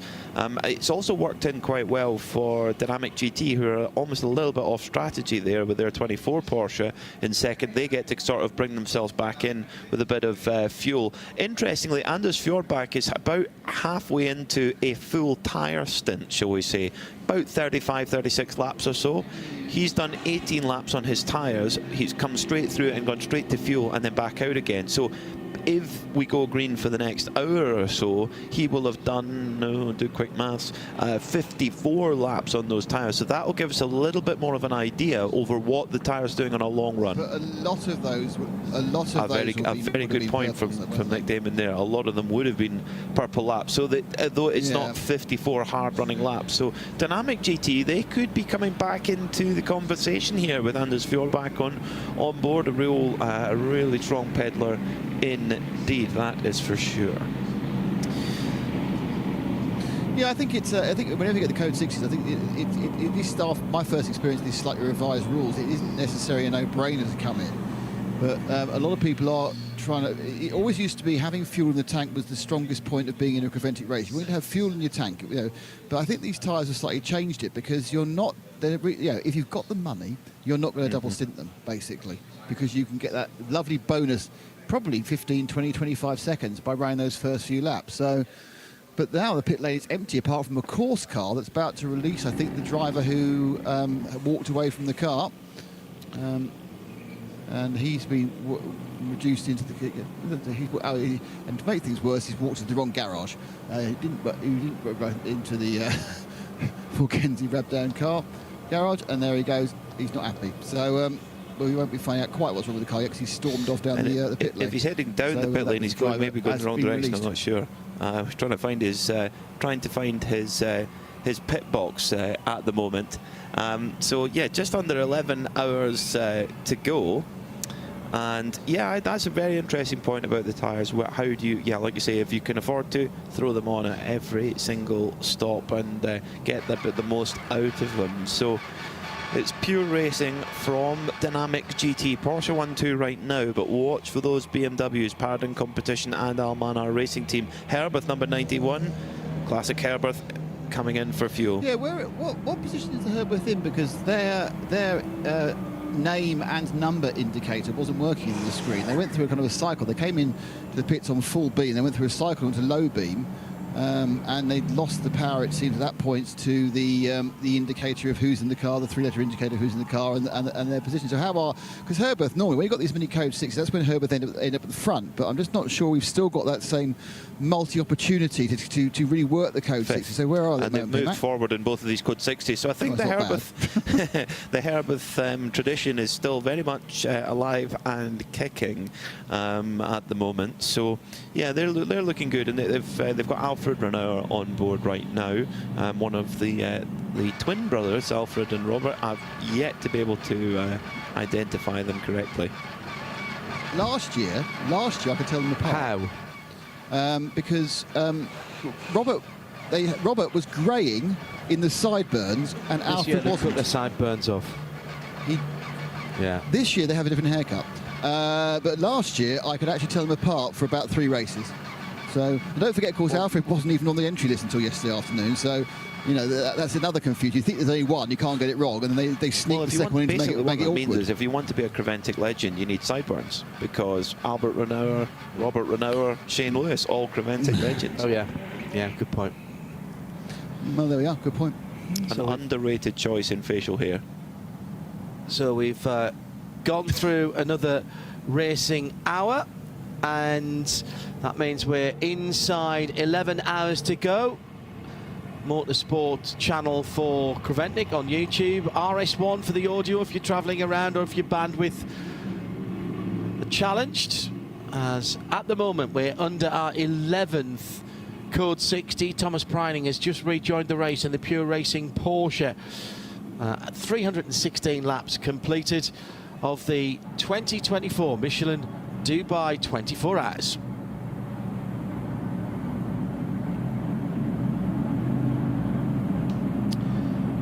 Nick Damon has a phalanx, or at least a trio of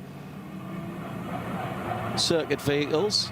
There's damage on that 914. Only one of them contained a car, which was the 914, which has got a collapsed. I think the front left suspension has collapsed. Yes, front left is where he's pointing. That has definitely collapsed. I don't know. I think he probably did touch the barrier at the end of the that short straight. Just wait, has it collapsed the front? No, he's damaged the front right. I think the left's broken. It might just be. Oh no, he's got enough. He's done the radiator on the right hand side and scuffed it in quite badly. Well on the driver's side. Not sure if on the number panel. Let me just wander around and look at that. No, that's an optical illusion because the number panel is slightly falling off. That's just a taper failure rather than anything else. Much as the optical illusion about the front left failing, it hadn't failed.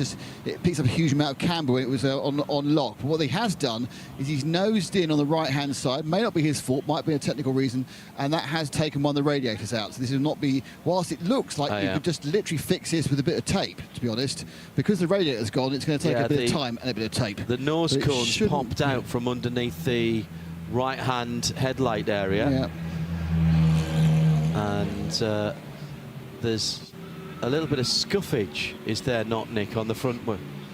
Oh, there's top scuffage all the way. That's a interface with the barrier the other side. On that wheel arch on the right-hand side. Yeah. Well, he's hit something. And I don't think it's a car because he hasn't lost the dive plane, so he's kind of gone in sideways into something. He's cracked the light, so he's had an impact, and he's managed to remove the. It's got to be the barrier. The radiator broke, which put water on the tyre. There would have been another car involved, for sure. Yes, it was. I did. 914. I've lost the note. Because we did see the driver in question. And he got out himself.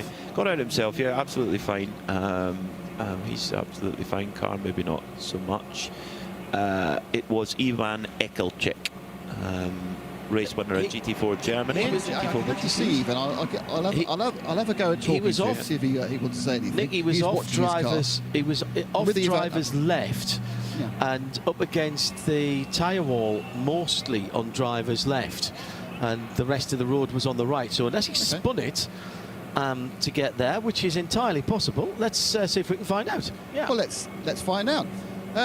Ivan, your car is back. It's not too badly damaged, but you've got a radiator puncture. What happened? To be honest, I don't know. Maybe it's some liquid. It's some issue on the track before in this place. Maybe it's some liquid.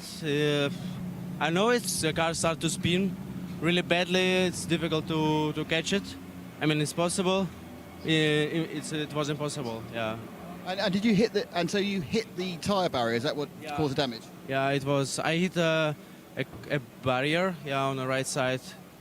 Yeah, it's not bad. It's just slightly hit, but it is what it is. You say you were spinning. Did you hit the barrier going forward or hit the barrier at the back? I hit the barrier on the side. Very bad luck. But I think the car will come back out again. You just got to replace the radiator, so it's not too bad. Yeah, I think we need to fix the front suspension and the radiator, and we'll come back to the race. Yeah. I think you were right about the suspension, by the way, Nick. I think the suspension damage on that car as well as the radiator, if I'm honest. It could have been that he hit the wall on the other side and just cruised to a halt. But the damage is not on the side that was closest to the barrier when he came to a halt, let me put it that way. Because he was way off the road at effectively turn 3-4 area. I mean, if he'd gone much further, he would have had to show a credential to get back in. So there's been a spin there. And that was on the far. That was on the far side of the circuit. Was that, or was that at turn 12? Turn 3. 3 wasn't right. it? Well, we've got fluid on the circuit at turn 12 at the moment, coming from one of the service roads, and that's why we're staying under code 60 at the moment. And there's the fluids or water actually now. It says. He's coming on the track now. Turn 12. Oh, yeah, right, yes. Right suspension damage. The steering arm, at the very least, is broken on that Porsche. And this is the Razum More Than Racing, Ivan Eklicik. Eklicik out of the car under his own steam there. That's an interesting one. Turn 12, by the way, is the hairpin at the top of the hill to our right as you turning back towards the paddock effectively. It's hard to say because you mentioned there might have been something fluid on the circuit. Maybe it was the radiator punctured, leaked, and then went onto the tyre. Yeah. Or are we trying to make a creative excuse for him? I don't know. It's whatever the story. It's more likely that the radiator was damaged on the way into the barrier. But it's the front difficult. Right tyre. Difficult one. Deep into the night to have a little one like that. It was the first racing lap after a code 60, so it could have been a cold tyre. Cold air tyres. Yeah. The Renault Herberth, Alfred Renault Herberth cars in the pit lane. This is the number 91, leading in Pro-Am, 5th overall, Nick Damon. Yeah, they're having a good old look in the front right. I don't know whether they're thinking about whether they need to do the pads or not, but they did actually tighten up the caliper mounting bolts, but didn't actually do any work on replacing it. They just had a look. They'll now, I assume, just make sure he does now turn right, and they're going to take the 25%. And the answer is no. He's going straight back out again. He's not taking the fuel, so it's purely a look around. Have absolutely changed their tactics from with the new regulations on fueling that were brought in first of all last year in the 24H series. Yes, yeah, no, that you're right. Yeah, so they haven't put any fueling on this code 60. No.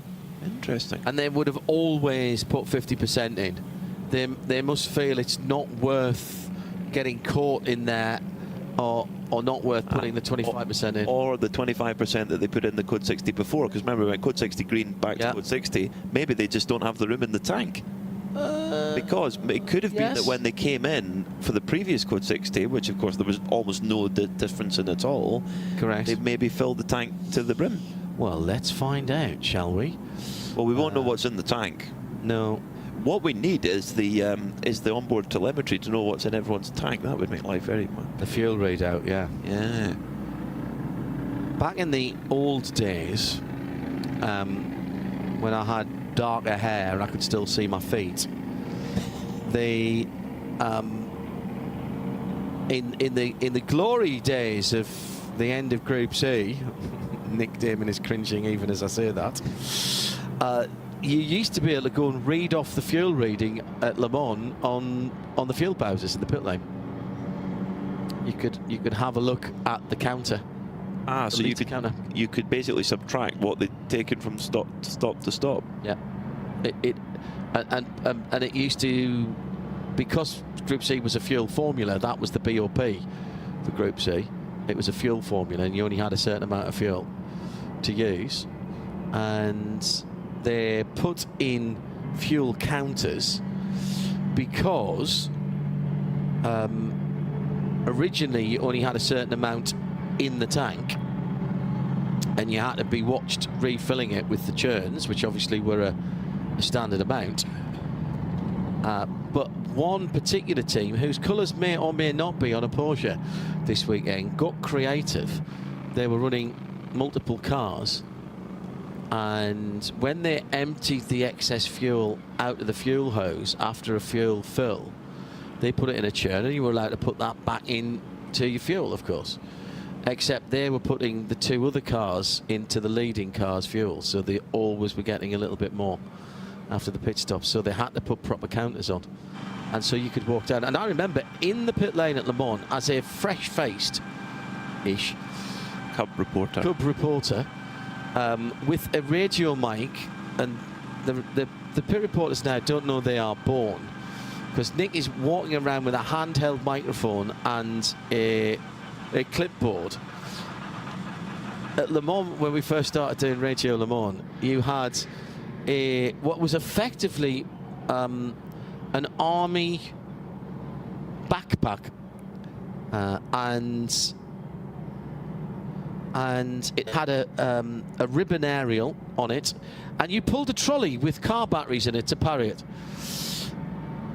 Mine weighed 11 kilograms. We put it on your shoulder. 21 Celsius still out there at the moment. It is a waxing gibbous moon. We've got about 93% light from the moon. I haven't seen any moon shots from our camera operators, so I suspect we've got a little bit of overcast out there. Yeah, and I remember being directed at various pits and being told to read off, right, go down to such and such a car, go down to this car, tell me what the reading is on there. Oh, it's 2412 or whatever it was. Oh, right, we'll write that down.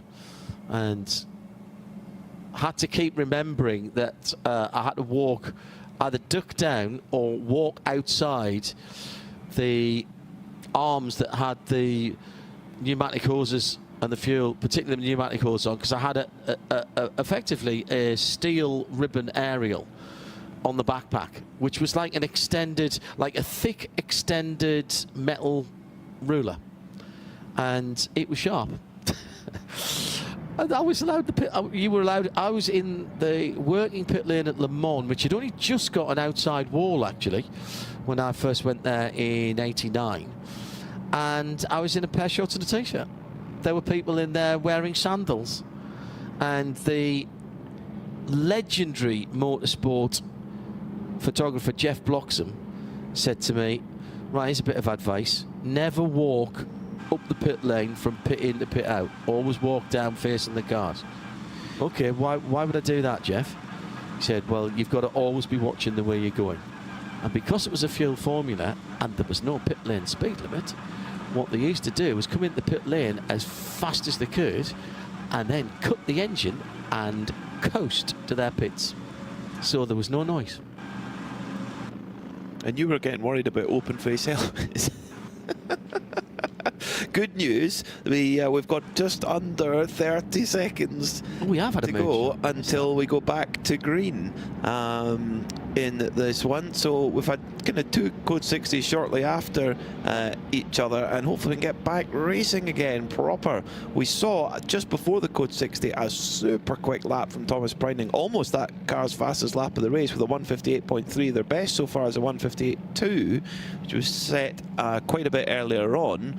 And what a beautiful moonlight we've got to race under here at Dubai Autodrome. It's a full moon on the 14th of the month, so it'll be a full moon in the middle of the week.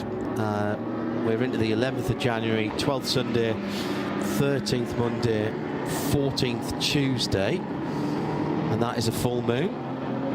So it'll be on the wane by the time we get to Abu Dhabi next weekend. Enjoy it while it lasts. Yeah, it's absolutely superb. Thank you for that shot. Yeah, wonderful. Wonderful. So this could be, well, not quite golden hour, but maybe moonlight hour, because Thomas Preining, just before we went Code 60, set a red-hot lap time with fresh Michelin tyres on for Pure Racing Porsche. But there's definitely some hot-paced drivers in some fast cars who will definitely follow him. I'm sure of it. Once we get into a little bit of a rhythm, we should see some quick lap times. There's a lot of cars with fresh rubber on, and I think this is going to be some really quick stuff. Coming into an hour. If you're happy with it, So, I'm happy. 10 here. hours and 43 minutes remaining in this one. In terms of amount of time behind Code 60 we've had 3 hours and 6 minutes under Code 60, and a total of 11 Code 60s in total. So that gives you an idea of what the average Code 60 time is. Approximately 25 minutes or so, 25 to 30 minutes per Code 60, to give you an idea of the interruption that it can be. Depends on what it is. We've had some shorter than that and some slightly longer, but we kind of had 2 in quick succession there, unfortunately. So it's Thomas Preining at the front. We haven't had quite any flying laps just yet, but the gap at the front of the field right now between that Pure Racing Porsche and the Dynamic GT Porsche is showing on our time screen is 2 minutes and 13 seconds, 0.1. Need to wait and see if let that correct out a bit, but if it is, Pure Racing are looking very, very good indeed. There's actually only 15 seconds between Almanar Racing by WRT in 3rd and the Parading Competition in 4th, so that's a switch since the last Code 60. So the 777 Almanar car is up the order. The Parading the competition car has just dropped back ever so slightly, but still running strongly and leading their class by a good old margin. Their nearest competitor is 2.5 laps back. So Parading, they've been really, really strong with that number 991 machine. I know we've had some interruptions for the racing, but this race is still very finely balanced, Peter. Those top 4 cars, the 2 Porsches and the 2 BMWs, and again, it's just slightly moving around. The 2 Porsches on the lead lap, the 2 BMWs 1 lap back, a further lap back, the Herberth number 91 car, and the McLaren, which is just quietly, softly, stealthily, for Optimum Motorsport and Michael Porter, moved up onto the lap, the same lap as Herberth, and now sits in 6th position. Now, we have seen that car making overtaking manoeuvres, but there's been we haven't necessarily had to call its name. We haven't been looking at it doing anything outlandish. It's working its way through nicely, and as it stands at the moment, it is 3:18, 3 laps off the lead, and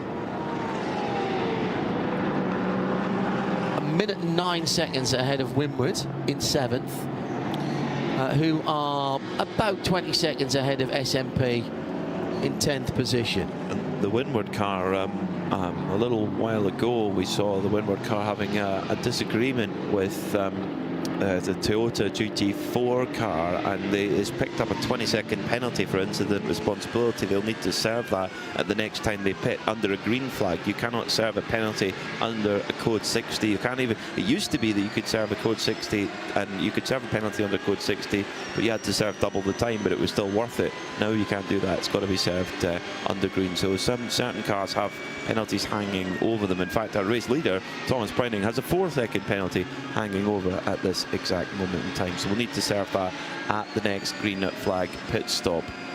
2:01.1 for your race leader, Thomas Preining.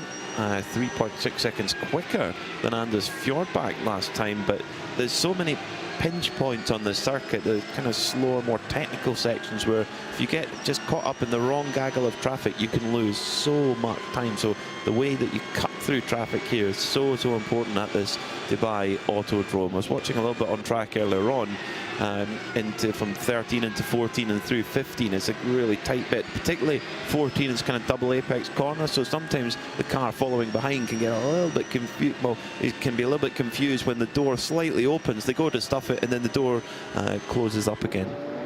Hello to Loish in Ireland, watching her first 24 hours of Dubai, really enjoying the coverage and classic stories from the old days of Le Mans. You get a lot of old classic stories from me, Loish, because I'm old, basically. Not sure what part of the Emerald Isle you were from, Aisha. Lovely name, means holiness. A great motor racing nation. Got a few Irish. Oh, Donegal. Oh, now we're talking Donegal Rally. What an event! So, particularly for rallying, Ireland is full of amazing events. Donegal, Killarney. In fact, Cali Rovanperä, who's competing in his first 24-hour race this weekend in the number 969 Proton Huber competition car, he did the Killarney Historic Rally just for Christmas in a Toyota Starlet. There are more. We were talking about F1 cars in and around Adelaide earlier on with the Classic Festival down there. There are more WRC cars per capita in Ireland than there are anywhere else in the world. And at one stage there were more helicopters, privately owned helicopters as well, than anywhere else in the world.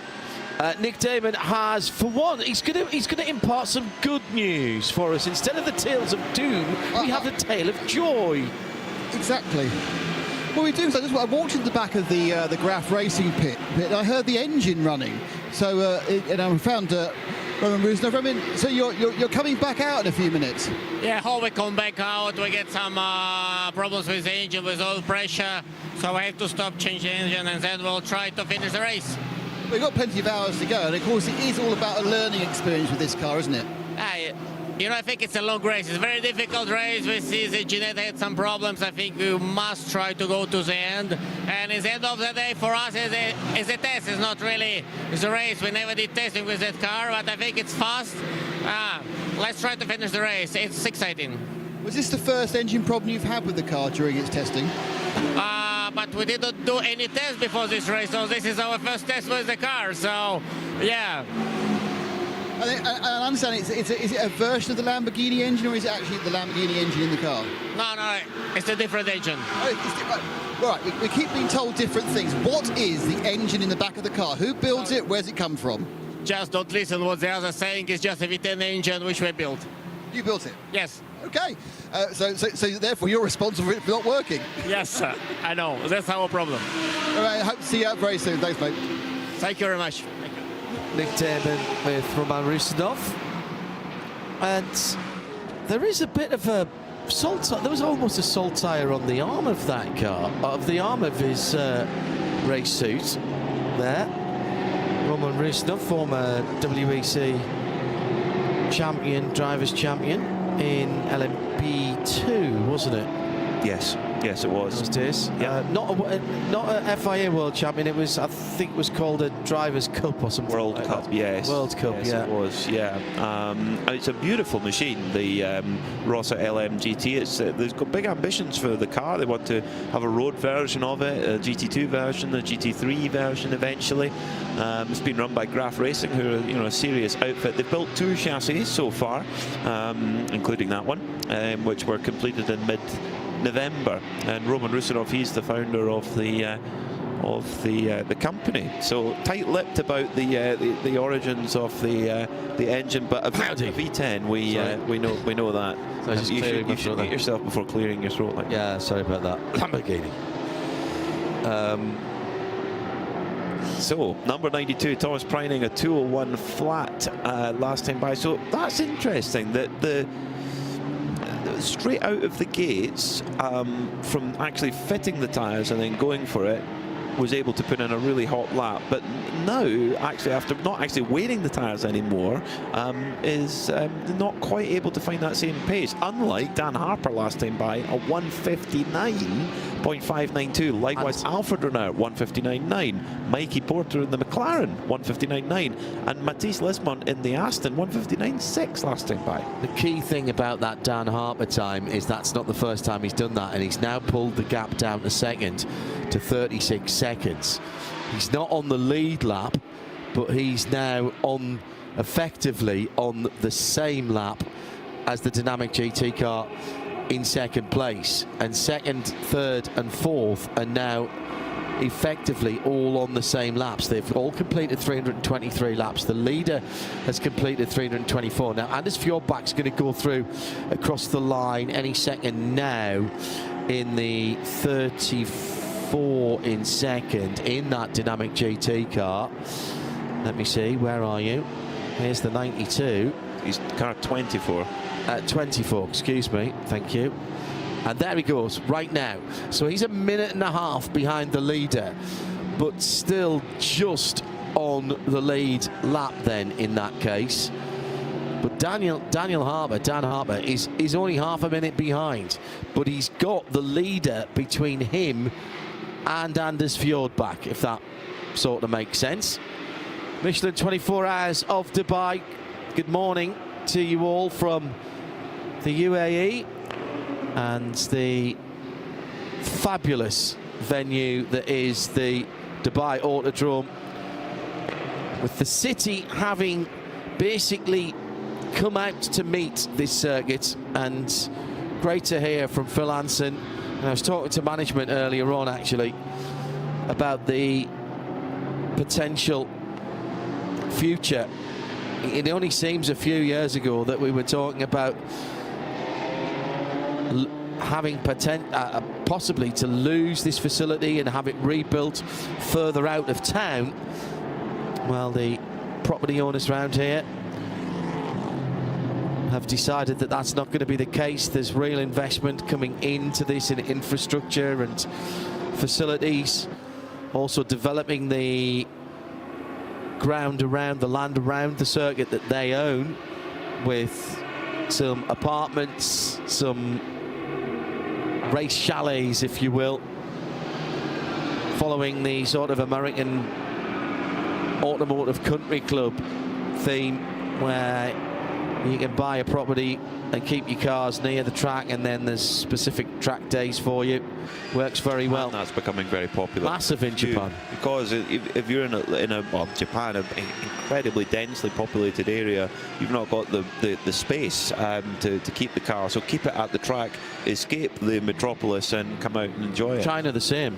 When COVID was on and the Carrera Cup Asia effectively became Carrera Cup China, we raced at some circuits that I hadn't heard of before, and even as good as I am with the old internet search, I really struggled. There was this one just out, well, actually not even outside of Beijing. It's a 10-minute trip on the metro system to get out there, and there's plenty of room to keep your cars there. And when Carrera Cup Asia went there, it's quite a short circuit, so when they have bigger race meetings, the dual carriageway that runs past the bottom of it, they close off one side of the dual carriageway and make the other side two-way traffic, and they open two concrete gates, and you go out on the dual carriageway, down to a hairpin, and come back through a chicane, and then rejoin the substantive circuit. So it adds about a 3/4 of a mile to the circuit. Wow, it's like a Chinese Avis. It's absolutely brilliant. It raced really well. Wow. And we had a couple of races there during the COVID close down, and Porsche Motorsport Asia Pacific worked really hard to keep that championship running, although it had to run within China, and obviously it meant that the drivers were predominantly locals rather than the internationals. Back to its full health again last season. Some great racing. You saw some of it as well and called some of it, and really enjoyed that. The Singapore Grand Prix support round was fabulous. Really enjoyed that, the Marini Beer Circuit.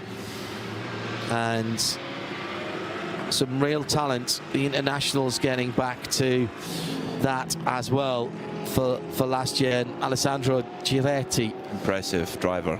Won the championship. He's Porsche Junior. He won the Porsche Junior scholarship, didn't he? Yeah, he's in a shootout a couple of years ago. He's now in his second year of being a Porsche Junior driver. I mean, and that's a seriously competitive selection process. And he impressed me so much for Team Jebsen last year in the Porsche Carrera Cup Asia, and up against a former Super Cup champion in Dylan Pereira, and he often had the better of him. One driver who's right up the front of that championship is Matthias Gilbert, who is competing in this race. He's in one of the many Porsche 992 Cup cars. He's in the 888 Seb Lejeune racing car, and in qualifying in a 992 Cup car, with a 202 flat. Yeah, really that's fast. Yeah, really nice to see Team Jebsen coming back to form as well, with Giretti, a former champion team. It's over 20 years now that Carrera Cup Asia have been running in that area of the world, and they've been there for the majority of that. I'm trying to remember who they won the championship with, actually, earlier in they normally run the 55 car. That must have been 2020. Yes, and they've won it since then as well with a local driver. I think that was their third win in the champion. I'm working without my notes here. Yeah. So. No, it's a great. Check it out. It's a really good championship. All live and free on YouTube, and commentary from the RSL team of happy voices. Myself, Peter Mackay, John Hindhoff, and Lewis McGlade as well in the 2024 season. And of course, many of the teams and drivers from that championship part of the huge cast involved here at the 20th running of the Michelin 24 Hours of Dubai. Great to have Michelin here as the sole tyre partner for the very first time, and from the feedback we've heard from the drivers, they seem to be thoroughly enjoying this new rubber. Thomas Preining's enjoying it because last lap by he did a 2-minute flat 0.2. He's just done a 2-minute flat 0.0, and 1.8 seconds quicker than Anders Fjordbach behind him, and 1.6 seconds quicker than Dan Harper in third place. So a few of the Porsche drivers have mentioned, Klaus Backlund mentioned it when speaking to our pit team a short while ago, that the Porsche does seem to like the cooler weather and seems to work well in the nighttime hours. So there's plenty of nighttime hours left. Got about 5 hours of pure darkness left, and it'll take a little while for once the sun comes up, for the track to heat back up to what we started the race in at 1 o'clock local time. So there's plenty of nighttime running. If your car likes that, that is what it's going to be. And in fact, it was the two BMW M4 GT3 Evos that looked very strong indeed in the warmest part of the day, from sort of 1 o'clock to the late afternoon, early evening kind of time. Well, we're doing our own driver change in the broadcast team. I'm going to stay put. I'm going to keep in this beautifully air-conditioned commentary box and follow the action. John Hindhoff's going to head down to the pit lane and get right involved in the action. And Nick Damon will be joining me in a short moment. He's the hardest working man in motorsport this weekend. He's been down in the pit lane, and now he's going to lend his dulcet tones to our commentary team. Meanwhile, as I can report that Joe Bradley's enjoying a snooze at the back of the commentary box, and rightly so. Vortex number 701 has been running absolutely faultlessly so far, but it's going slow out on track at the moment. So what is going on with the Vortex number 701? That will be John Hindhoff's first assignment, to get down to the French squad and find out what's going on. The car is still out on the circuit at the moment. It's making its way back. It is Lionel Amrouche at the wheel right now, limping the car back. And oh no, the Vortex has been running so strong, and it's not the car, it's the rear left tyre. The rear left tyre is damaged, Nick Damon. Yeah, it does look like it's running a low wing, but they have changed the aero again this year. This is a complete new set of bodywork for the Vortex V2, all in carbon. It was beginning to get a little bit tired towards the end of last year. They have got two of them, of course. This is the main car, and it's, well, unfortunately, I don't think it's a puncture. I think it's off the rim, so there is a puncture on that rear left. So hopefully that's done. They're going quite slowly. It doesn't seem to have come off and frayed, so they shouldn't do too much damage. So they should be able to get the car back, hopefully just stick a new boot on it and then go back out again. But what we haven't seen very much of actually so far in this race, PMAC, is punctures. We often saw quite a lot of camber-induced punctures previously with the series. And it seems that is one of the areas these new stiffer sidewalls have got away from. Definitely, yeah. Well, I remember at Monza in 2023, where we had a lot of 992 Cup cars in the field, and they had a lot of issues with the rear left going, which is the most loaded tyre. But the Vortex, Lionel Ambrose, who's very experienced in junior endurance racers, brought the Vortex back. Interesting, out on track, listening to it, it's got that big V8 engine in it. They must run it they must run it so light, because it's got it revs so low. It just coasts along. It's a beautiful car, actually. I think it's a Crate LS3. It is, but they must be running it very gentle. Superly charged up. Well, I mean, you're in GTX. Yeah, yes, you can go out and buy a Crate engine that's got 700 horsepower, but then you just get yourself bopped back again. So what's the point? Just buy the one that can provide you with enough, has the longest serviceability. Car being jumped all over by the team. They have replaced. Did they replace that tyre? They're having a bit of a look to see any damage in the arch. But it's probably going to be just the worry, of course, Peter, is that it's thrown some of the cords around the suspension. The other worry, of course, is the fact that the tyre is firm because of the suspension issue. But they are having a good old look at the mounting. They're trying to get something out of it. Yeah, it looks like there's more to it than just that puncture. This is actually the Vortex company's 10th anniversary. These cars are built in a place called Hérault in France. It was founded by two brothers, Arnaud and Olivier Gomez.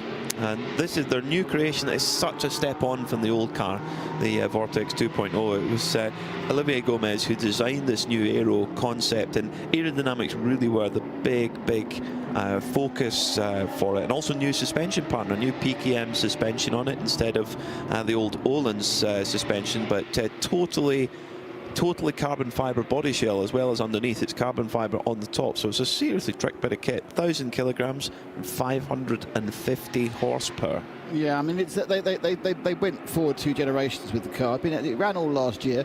It ran pretty reliably. As we know, for the Vortex 1.0, the issue tends to be it had reliability issues, and often resulting in conflagrations, to be honest. And they had that spate of wheel failures, not tyre failures, wheel failures. But they had seemed to have got over those issues. But you can't legislate against a puncture. That's just one of the what can you do? That's nothing to do with the way you put the car together. It says AMR, which is Amour Rouge, but that could be, I think both Lionel and his daughter Celine are in the car, so we'll need a bit more than AMR. Yeah, it was Lionel who was in the car when it happened. So we've got a yellow flag showing at turn 10. That's at the end of the back straight. There is a car parked there at the moment. Not sure exactly which one it is right now, but it's still dead stick at the moment. So could we be seeing yet another code 60 if that car doesn't get going? It's cycling through. You can see the headlights coming up on it at the moment from our commentary position. So let's hope not get a code 60 again. We've had too much of it the last little while. I was trying to be the lucky charm on the code 60s, you know. You're the next Johnny Palmer. Well, if only. That's a dream come true, to be the next Johnny Palmer. For so many reasons. I'm not sure I could develop the love of trolley buses he has, so to be honest, but there we go. Trolley buses? He loves a tram and a trolley bus.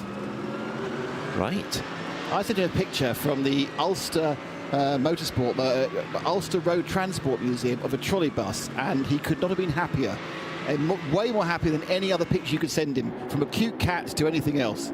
Send him a trolley bus. So that is the way to Johnny Palmer's heart. Okay, noted. Well, that car... He always likes funiculars as well. Keep going. Okay.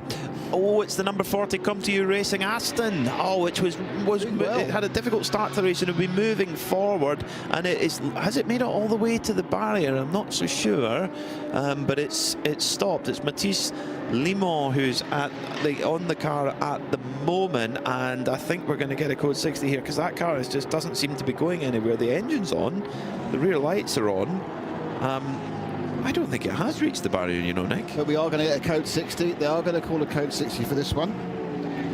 So we're on the countdown now of less than 20 seconds. So everyone is warned they will be able to use the pit lane. Thomas Preining had just done a 159.767, so he was just flying, and that indeed is a code 60. So that's a new rule for this year. I think it's a really, really good addition to the 24H series. In the past, you would basically it was just code 60 straight away, and there was often a little bit of confusion of the drivers when that code 60 actually finished and when it started, when it stopped, and that can sometimes cause penalties, etc. Now there is a countdown system which all the teams have a TV basically in the car, a screen in the car that tells them a countdown to code 60. I'm sure they'll have their team in the ear as well saying that it's on the way. The pit lane is getting very, very busy. We're in a dark spot at the moment because you're up here, Nick. John's on his way down. Yeah. So we're going to have to call this the old-fashioned way. I can tell you now that Thomas Preining in the pure racing car is coming from first. Daniel Harper from the Almanera Racing BMW is coming from third.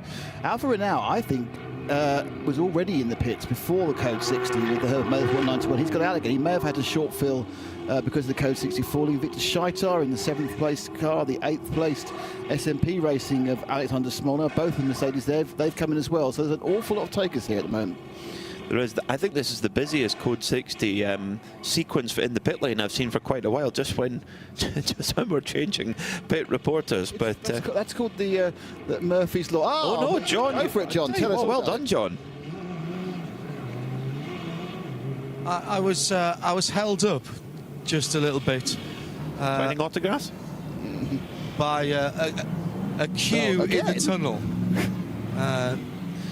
Yes.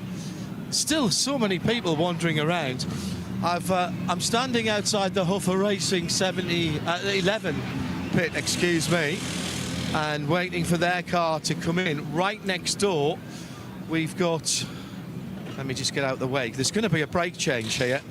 All of the kit is already out. Right next door is the Seblajou Racing Porsche, which is getting a brand new set of Michelin Pilot Sport H tyres. And who is that doing the gymnastics about to get into the Hoffer car, John?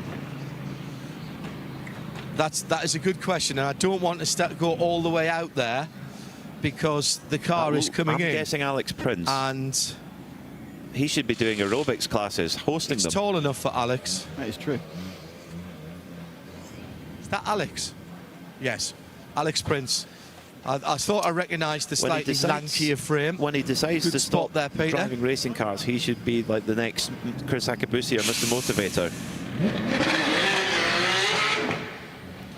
That flat 6 that was going out was the Seblajou racing car, as mentioned. They are very lightly used Michelins that have come off that car. But there's a heck of a lot of pickup on the inside of the rims that the mechanics are clearing out, particularly on the front.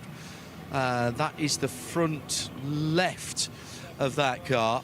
And actually they're doing it on both. But I mean, we're talking handfuls here. So that tells you about what's going on out there on the circuit. They're just checking the pressures on that car as well. I'm still waiting for this Hoffer racing car, as are the team.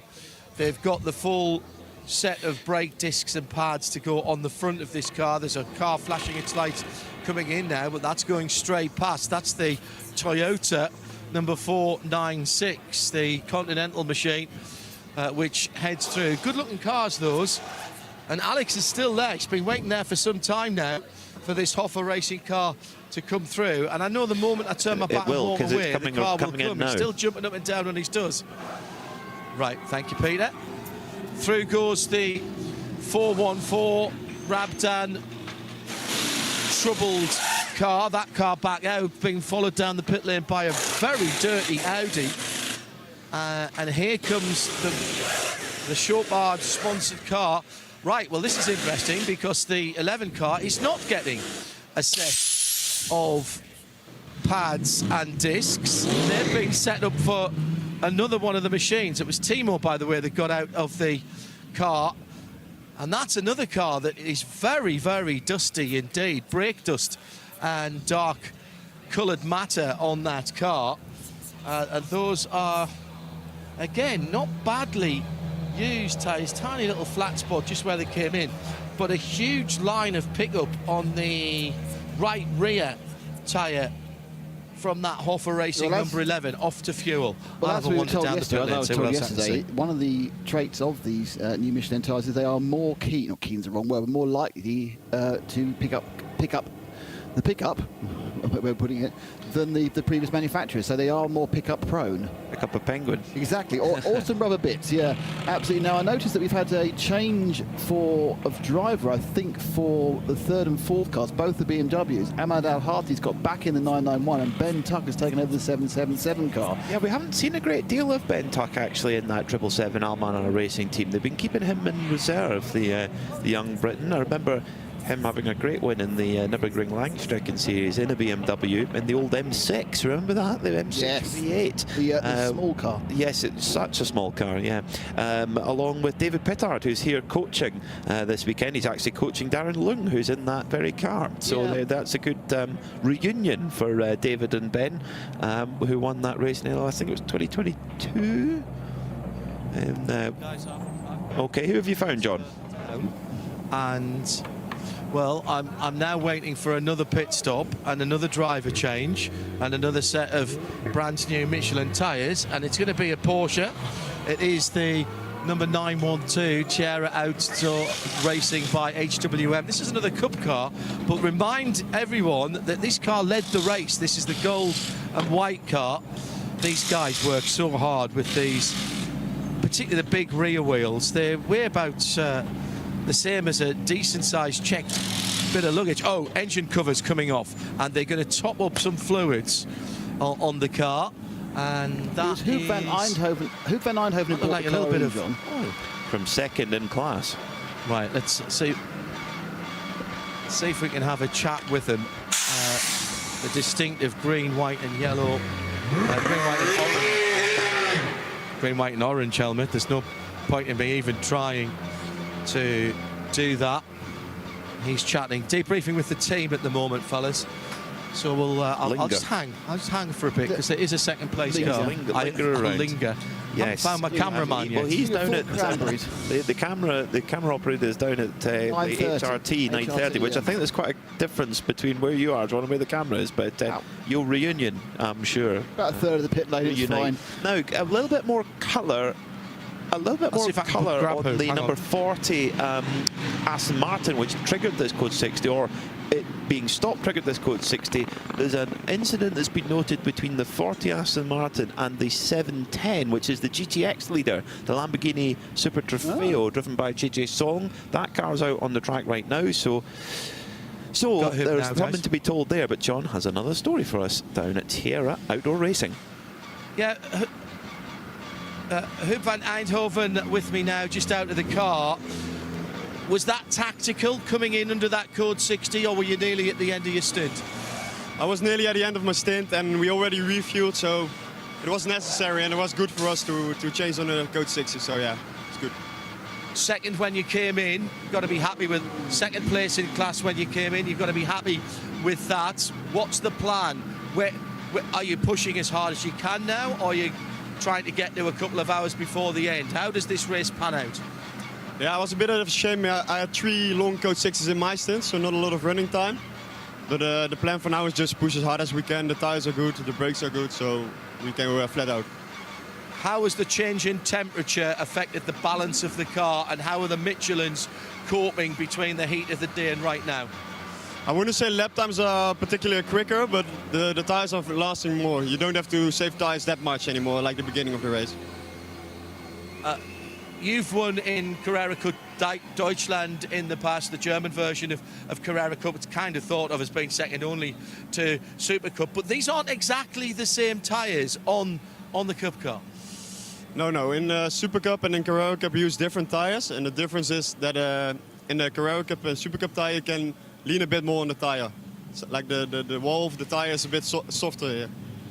So yeah, it's a bit more tire management, a bit different driving lines, but it's good. Just adjusting to the tire. Now you can tell it's the start of the season because it's brand new driving boots, brand new race suits, but I've got to tell you, we've almost got a brand new driver here. You don't even look like you've driven the car round to the shops and back. Can you at least make me feel a little bit better? And next time you get out the car, look a bit sweaty, please, because you don't look like you've done any driving at all.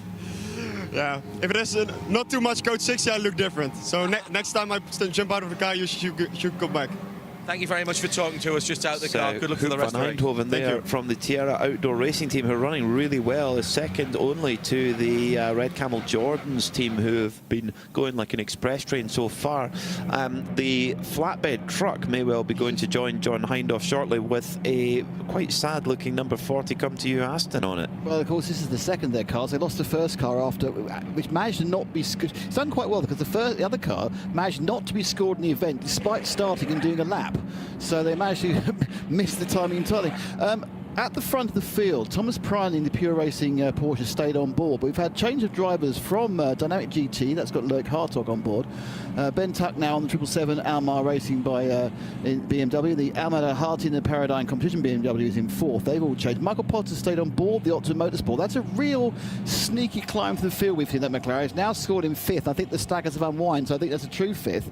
And that's interesting because that car was kind of marooned in the late 10s and early teens for a long time, but now it's really coming to the fore, and we still have a huge amount of time for it to break in that top four, which has been locked out those other four cars for quite some time, PMAC. Well, if you're a Ferrari 296 owner, whether it be a track one or a road version, get down to Scuderia Praha, because they are a Ferrari dealer as well as a race team, but they are changing the brakes in double quick time at the moment, taking opportunity during this Code 60. In fact, the teams must be delighted, because in this roughly half-time point of the race, there's been lots of Code 60, lots of opportunity to do a brake change, should you wish. And if you missed out because you kept thinking it would be another one, then you are a fool. John, you have something more for us.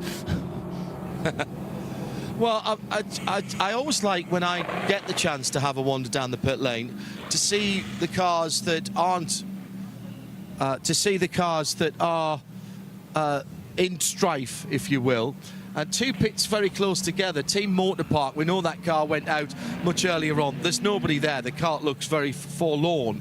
However, Asbest Racing, their TCR car, the number 102 Cupra TCR, that car is going back together now. It looks like it's had a gearbox change. There's a gearbox off to one side, transverse front wheel drive car, but I'm seeing tightening. Yes, I see that. It's tightening up in terms of the nuts and bolts rather than slackening off. Let's see if we can find out how far away we are. Introduce yourself, sir. My name is Nader Zuhour. I'm a driver for 101 and 102 in TCR in this beautiful day in Creventic, 24 hours, Dubai. Now, I've just said to the guys, I'll go and check out the Aston in a second, but this looks like slightly better news here, because I'm seeing things being tightened up and put back together. Are you going to try and get the 102 car back out? And was it a gearbox problem that part can see part of the gearbox to the left there? Yes, actually it's a gearbox problem for the 102. 101's doing fine right now. We just fixed it. It took us 2.5 hours, and it's going to be on track very soon. I wish you all the best. Good luck for the rest of the race. Thank you very much. There's perhaps another candidate for spirit of the race, as the Aston Martin is about to be reloaded. Now, there's a problem here, because we've got a car coming in that wants to be in the space between the Aston and the pits, and it is the AMG that has had to come in there. Very nicely done for the this is the car blue and white car. Number 96 machine. Yes, correct, GWR Australia. That car looks in pretty good shape, to be honest. And this looks very standard. It's going to be a brand new set of Michelins. And they might have just had a lap on them, actually, to take off the release agent. Very loud down in the pit lane. I'd really forgotten how loud it is. Let's have a quick chat down here. Introduce yourself, sir, because I can't see your name tag. Yeah, I'm Garth Walden, team owner. Nice to see you again. Normally speak to you when we're down at Bathurst for the 12 hours. We'll be there in a couple of weeks' time, of course. Give us the potted history. Lots of people back in your home country tuning in, watching and listening. Potted history of the race so far for the 96 car. Yeah, unfortunately we haven't had the... Hang on, there's a bit of a problem here because we can't get the car out of the way. And the Aston's blocking that car. We've had to push it back. Here comes the Optimum McLaren as well. And this is the slight problem when you have recovery in the pit lane. Really nicely done by the team. Couple of seconds lost, but in the big scheme of things, nothing too nightmarish. Things are done differently in Creventic, but your lads have handled that pretty well.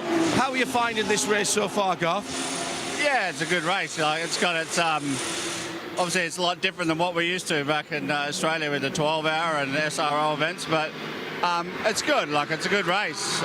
We're enjoying it. Like, obviously, we haven't had the best of runs with a brake disc failure early on, which led us to 2 punches, and then yeah, a fuel problem. So, other than that, we're trucking on good now. We made some changes to the car. We struggled early on because our container was arrived 5 days late, so we didn't get any testing. So we've been struggling to run to get the car set up on the new Michelin. We haven't run on a Michelin before, so yeah, we've been sort of behind the 8 ball a little bit with that. But yeah, the car's good now. Like we made some changes in the last few stints. It's been quite fast. And you're staying on for the sprint race next weekend at Yas Marina? Yes, correct. We certainly are. So looking forward to that as well. We haven't raced there either, so it's, yeah, it'll be a busy week next week after this. But what I know about you from your personal career and now what you're doing with the team, you love a challenge. It's just another challenge, isn't it? It is a bit of a challenge, yeah. So, as I said, our car arrived late, so the boys worked 60 hours straight when we got here without any sleep before the 24 hours. So it's been a challenge to say the least. But yeah, we have a little bit of work to do after today, and then for the 6 hour, and then back home for the 12 hour. So. Well, I've got to do Daytona in between, but I'll see you for both of those as well. Good to speak to you again, Garth. Have a good one. Great to hear you. Wrap it up, mate. Excellent. Quickly let me go and have a look at this Aston. They've got the front end off straight away. They're taking the under tray off from underneath the engine. There's damage to the right front steering arm. And perhaps the end of the steering rack. So that's what they're going to. There's been contact there in some way, shape or form. They are working with purpose here.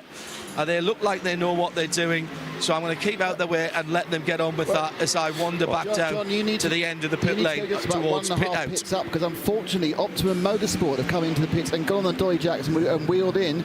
So just after I said how well Michael Potter and the team are doing up to a stealthy 5th, they've now dropped down to 8th. Can you see them, and what's the problem, John? Yeah, I've arrived at that pit.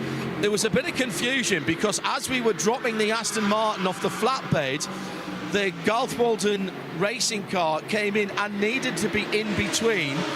At the same time, the Optimum McLaren had to be in the front, so the GWR car couldn't drive out, so it had to be pushed back, and the Aston had to be pushed out the way on the dolly jacks. The driver is still in the McLaren. They're working on the left rear.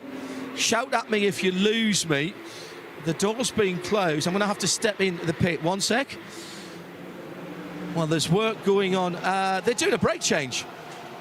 They've been doing a... Oh, no, I've said that. No, they haven't. They've done...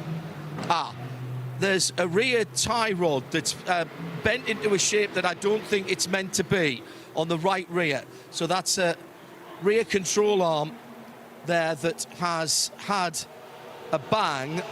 The rest of the rear end looks pretty straight. That's a bit odd, John, because normally if you do a control arm, it's because the result of some sort of impact, and that'd be a pretty impressive impact to just hit the tyre. Well, what I can't see is the tyre that's come off this side. That's been taken away, so it might have had side-to-side contact. That's the only thing I can think of. Again, a car that is filthy down the sides, and the rubber marks up from the front wheels over the number panel on the doors. Who was in the car? Yeah, is it Michael Porter in the car? Yeah, I thought it looked like Mikey's helmet, and you probably can see that now because sound and vision are back together again. Again, it's working with purpose. Mikey's still in the car. I'm very surprised at how many drivers, by the way, have still got dark visors on their, and I mean very dark visors on their helmets, and they are putting them down as they drive out. You've got to remember though, John, is that you have the cool guy half crack of the visor, or the Nicky Katzberg full crack, which is all the way up and almost out the back again. So you're not a proper GT driver unless you've got the half cracked visor. So the colour of it shouldn't be too much of an issue. I'll tell you what isn't an issue is the pace of Thomas Preining at the front of the field, a 1:58 flat last time by. So Preining flying. Zachary Robichon just set the best time of the race for the Heart of Racing by SPS Mercedes with a 1:59.7. It's a personal best also for the Fulgenzi 917 Porsche Cup car, and also for the 7x7 Racing Porsche Cup car. So we're definitely getting into a good time for setting quick lap times. Last time by also Luke Hartog at 1:59.3, Ben Tucker 1:59.3. So the pace is rocketing up, Nick Damon. Yeah, we also saw at the other end of the pit field entirely that Graf Racing Roster Corsa, that came out. Roman Rusinov took it out. He then went back in the pits again for 6 minutes, but now it's back out again. So they obviously have taken out, had a look, but that car is running with their target acquired, which is the Ethan Galdini piloted Team CMR Ginetta that is currently 200 laps ahead of them. So that could be difficult with even the amount of time to go, but they are trying to make up on that one. So that's at the bottom end. Just to remind you that the GTX is being led at the moment by the Lippert Motorsport Lamborghini that has a lead of 9 laps over Jake Camilleri in the very pretty 111 Racing IRC tube frame car. It's a very pretty and very nice sounding too. It sounds like a V8 supercar. It runs a LS Chevrolet engine. I was speaking to Ryan McLeod earlier, who previously owned Mark Cars. Yeah, he did a conversation with me, but he was very keen to point out that whilst it has kind of Mark DNA, it's not involved with anyone involved with the company of Mark. It's got people who work for them. Yes. If you think about Mark as a premises, not involved at all. People who have experienced Mark or have DNA are involved, and yes. he is obviously putting that product together. Exactly so. And Ryan's son Cameron is in the AJITHKUMAR racing car, the 901 machine. Definitely a fan favourite, to say the very, very least. And Ryan's father won the Bathurst 1000 in 1987 with Peter Brock. John Hindhaugh has managed to get down to Optimum Motorsport and find out what's going on with that poor old McLaren. John. Well, I've come to the top to ask what's going on. Jimmy Wall, how are you, first of all? Good to see you, John. Always good to see you, not in these circumstances, but it's always good to see you, mate. Yeah, we unfortunately we just came in for fuel with that code 60, and unfortunately... Let's move, because the car's coming out. The guys have done a cracking job. This is one of the most bizarre accident-stroke incidents. It was looked like it was a rear control arm or a toe link that was actually quite badly bent. Yeah, no, it was, and unfortunately, yeah, it was. And it's basically contacting the fuel station, but we had to take the fuel for the code 60. You know what the strategy is, John. Came in, and unfortunately, we're calling it looks like an unsafe release, but we're just reviewing it as we speak. But yeah, car pulled out, and unfortunately, puncture. We changed the tyre, went round, and Mikey was complaining straight away that, So that was just side-to-side contact? Yeah, it was, yeah, literally just unsafe release into that wheel. So, yeah, must be his front left into our rear. So, yeah, we're unlucky, but, yeah, we'll get there. Still got a long way to go yet, mate. Well, and you kind of stealthed up into the top 6. I just said before I came down to have a wander down the pits, I don't think we've said very much about you guys, because you've just gone about your job in a very methodical way. And in these types of races, that's what you want to do. Yeah, definitely. I mean, totally agree with you, John. We're just trying to do it quietly, stay under the radar a little bit, go through our program. You know, we've got 3 drivers with us who've never done 24-hour racing before, all doing a great job. Benji obviously has had success here before, you know, with 2 second places. So we've got some good experience. But the guys have been doing a great job. So, yeah, we're just unlucky with this one. And hopefully we'll get some luck go the other way now. Yeah. In terms of the pace of the race, the strategy of the race, I realise that you're probably on version Z of the spreadsheet by now, but how did the first half of the race go for you? Was it, roughly speaking, what you expected at least? Yeah, pretty good for us. We had a couple of issues with an ABS sensor early on, so which was fine. We could reset it in the car, but we lost a little bit of sync with in sort of the third sort of hour of the race, really. So that put us slightly out of contest with a couple of other guys in respect of just fueling strategy, things like that. But yeah, I think we're pretty confident where we are with the strategy side. Fuel mileage, yeah, we're working on that a little bit, trying to teach these guys to race through the night in a 24-hour race, but also trying to do a bit of fuel conservation as well. And as you know, it's a learned skill, and that doesn't come in your first 24-hour race. So the guys are doing a great job, but we're trying to manage that as best we can. Code 60, I think, just about to be called. That may not change your strategy, having just gone back out. Is it an advantage or a disadvantage to be the only McLaren in the field in terms of BOP, in terms of data? I realise that teams are competitive, but is all of that, we've got a fire on the circuit. We'll get to that in just a moment. Yeah, I mean, again, yeah, I think when you've got a spread of cars, you can manage that in a slightly different way.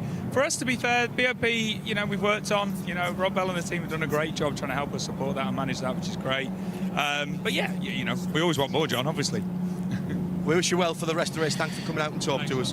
So, a bizarre incident in the fuelling area that cost time for that Optima McLaren. We're back into code 60. I think this is the 12th now, and this is something that could end up being quite serious, yeah, that would be an understatement. Yeah, it's one of the Ginettas that's a huge fire. If it's that one, it's the GT4 leading car, because the other one's black. It looks like it's the white one, so I'm afraid it's the Tomlinson could be and Nico Prost, Mike Simpson machine. Yeah, if it is the Ginetta, now I agree with you, it had that sort of wing and the rear window look, and it's really gone up. They're having problems putting this one out. This is not as easy to put out as the M4 we saw earlier. There's still embers glowing through. They're using the second fire extinguisher now to get it out. I think it was again a front engine car went up. I think there's no issues as far as the driver's concerned. It pulled over, but that is a really bit of bad luck for that team, the 495 Ginetta Team CWR, which we CMR, which we think it is, and we'll obviously get confirmation quite soon. Oh, if that is the case, that would be just devastating, because they've been running like a Swiss watch all day, just tyres and fuel, going for it. Team CMR, Ginetta, they're right in the heart of the action of the pits, and I'm pretty sure it is that GT4 Ginetta. Oh no, they've been going so well. That's Freddie Thomason, son of Lawrence. 9 laps ahead in GT4 from Tiger Tali in the AGMC BMW by Simpson. And as you say, you sit there going, it's just one. That's motor racing, isn't it? They've run faultlessly for 14 hours and 8 minutes, and then they aren't running faultlessly because the car's caught fire. We'll find out more about that, because that car will get towed back very quickly and then land at John's feet quite soon. It's at turn 17. We have a code 60. Just out of interest, that's a very irritating and annoying problem that Michael Porter had of being clunked going into the pit lane, going out of fuel, resulted in a pit stop of about an extra 9.5 minutes, because that was before he got the fuel, so it was taking 9.5 minutes. So fantastic work by the mechanics, but you're sitting there going, well, that didn't need to happen, did it? That's a new one. I've never seen that happen before. Hey guys, they dealt with that very well indeed. A very late decision on a driver change for dual racing by Huber, the number 950 Porsche 992 GT Cup car, and that has resulted in a bit of a scurry. The car's gone out towards the end of the pit lane. In comes the 991, one of the leading cars. That is a BMW. Again, 991 really should be a Porsche number. Let's see if we can grab Ramsey, who's just got out of the car. How you doing, fella? Ramsey Moutran. Let's get you out the front and get a camera to you. And good to see you back, first of all, with the family team. That looked a little bit of a scramble there. Was that a late decision to do that driver change? A little bit, yeah. We were deciding if we were going to come in and and box or not. When we saw the fire out there, we said, actually, you know, do we want to box or not? And I think he wasn't quite ready, so we made it just in time. You didn't lose any time at all. Welcome back to the 20th running of the Michelin 24 Hours of Dubai. I asked somebody earlier on up the pit lane when I came in, give us a little synopsis of your race so far. Started off average. I struggled a bit to keep up with the pace. The heat was, we didn't really set up the car for that kind of heat, so it was really slippery. Then we did amazingly well. We really started catching up and making up lots of lost ground. And then bad code 60s, a bit of bad luck. My brother had a small spin, and we went back a lot. And now we are fighting back. We're going to have to keep it up at like qualifying pace for the next 11 hours or 10 hours, whatever is left. Got to ask you the question that everybody's asking on social media. Whose idea was it to do that classic Group C livery, and you've got it on your race suits as well? It was, I guess it's my idea. I love our history, our family history, and how we got into racing, and our passion for racing started in Le Mans. And when my dad went there, and we have that photo of him actually with the 22 actually Jaguar there, and he's actually right there in the photo right above him. And so when we saw that, we thought actually that's really brilliant. We've got to try and honor that thing, because when he came back from that race, our passion for motorsport started in 1988. So, and we are that old, yes. So so it was like we just had to remember it somehow. And I asked the designer, I said, let's try putting this livery on the car, and it just looked so sweet. It looked really, it does work. It does really work. So we just said, let's try it. Let's put it on. You know, we changed the logo of our team even for it and everything. So it's yeah, it's just to remember my dad and just remember our passion for motorsport. You know, it started a long time ago. We don't race as often as we should or as we like to, but when we race, we want to do it properly, you know? That was, by the way, my first Le Mans working was 1989, so I'm that old as well. Is this a one-off again this season, or we're going to see you come? Are you going to Abu Dhabi next week? No, we're not going to Abu Dhabi, unfortunately. Coming to Europe? I'm hoping so. I really miss Barcelona. I really miss Barcelona a lot. That's where we started our 24-hour journey. So I'd love to go back there a little bit, and also the Spa in the Porsche look really sweet. So would you do the 992 endurance race? That was a great 12-hour last year. Exactly, and we love the car, and we're getting good at it. We're starting to get good at it anyway. So we're debating that. We're speaking to Huber about it, but we're just so happy with this new partnership we have. They're actually brilliant. We're really loving it. It's a similar passion and for motorsport, you know. You know, lots of people go racing because they want to win. We go racing because we love it, you know, and they do the same thing, you know. I mean, whether you're winning or losing, at least you're out there taking part, you know, and doing your absolute best. Although winning is fun, so we try. Winning makes it even more fun. Ramsey Moutron, thank you very much indeed. Say hi to the rest of the family for us. Absolutely. Thank you, guys. Thanks a lot. All right, guys. The pit lane, as you can see and hear, people now taking second chances when they didn't do it earlier on, but they realise, I think, this is going to be, again, a slightly longer code 60 for that fire in the Ginetta. At the front of the field, Pure Racing now have Alexander Malakin into the Porsche. I think every single car has stopped during this session. They've taken that 25% of fuel.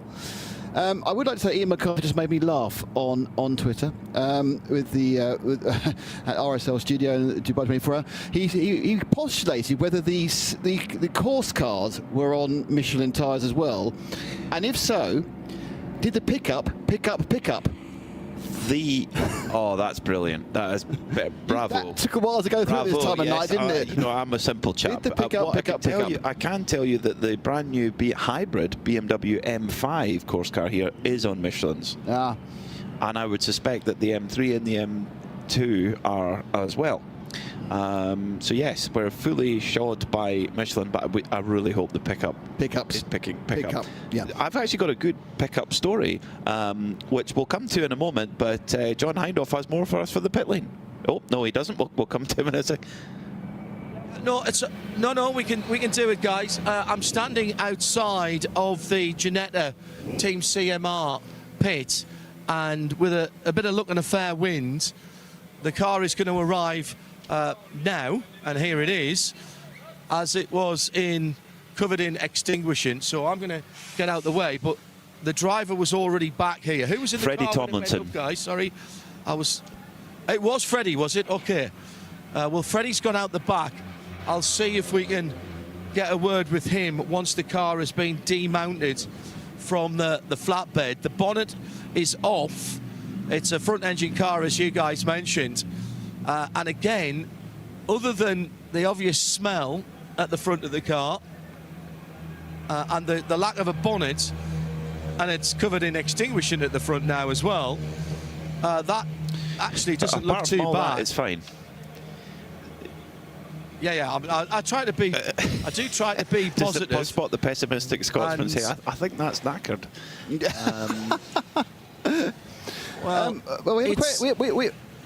There's been a lot of extinguishing put on the front of it, we have a question for you from our very good friend Drew Evanson from iRacing. And here's a question. When was the last time Spectator was working the pit lane for an event of this magnitude? Last year. Well, and also halfway... Well, we did this one 2 years ago. Okay. With a 3-hour night stint. But you did the 24-hour series back in Italy in... Was that July? Was that... Simoncelli, It's World Circuit Marco Simoncelli, with Diana. We swapped between us in the hottest race of the year, where I literally melted my shoes. And if you remember, I was keeping my hair long there for charity. And if I needed to have the buzz cut at any race in the year, it was that one. It was incredibly hot. But you're incredibly hot next weekend as well, aren't you? I'm in the lane at Yas Marina, absolutely. Di and I again reprising our Peters and Lee Richard and Judy effect. Yeah, you're do you think we're Richard and TV Judy? presenter She's wife, my absolutely. telly wife. I just want to show you, if we can, and describe the bits that are have come off the Ginetta as it was dropped off. These are burned bits of bodywork that used to be parts of the car, are just blackened, sitting in the area between the working pit lane and the acceleration lane. The guys from the team already moving out to sort that out. Let's have a quick look in the Ginetta pit. It's gone in forwards because all of the damage is there at the front. No sign of Freddie at the moment. I'm sure he is out the back just recovering from what must have been a very scary moment. That's the second car we've seen with fire at the front of it.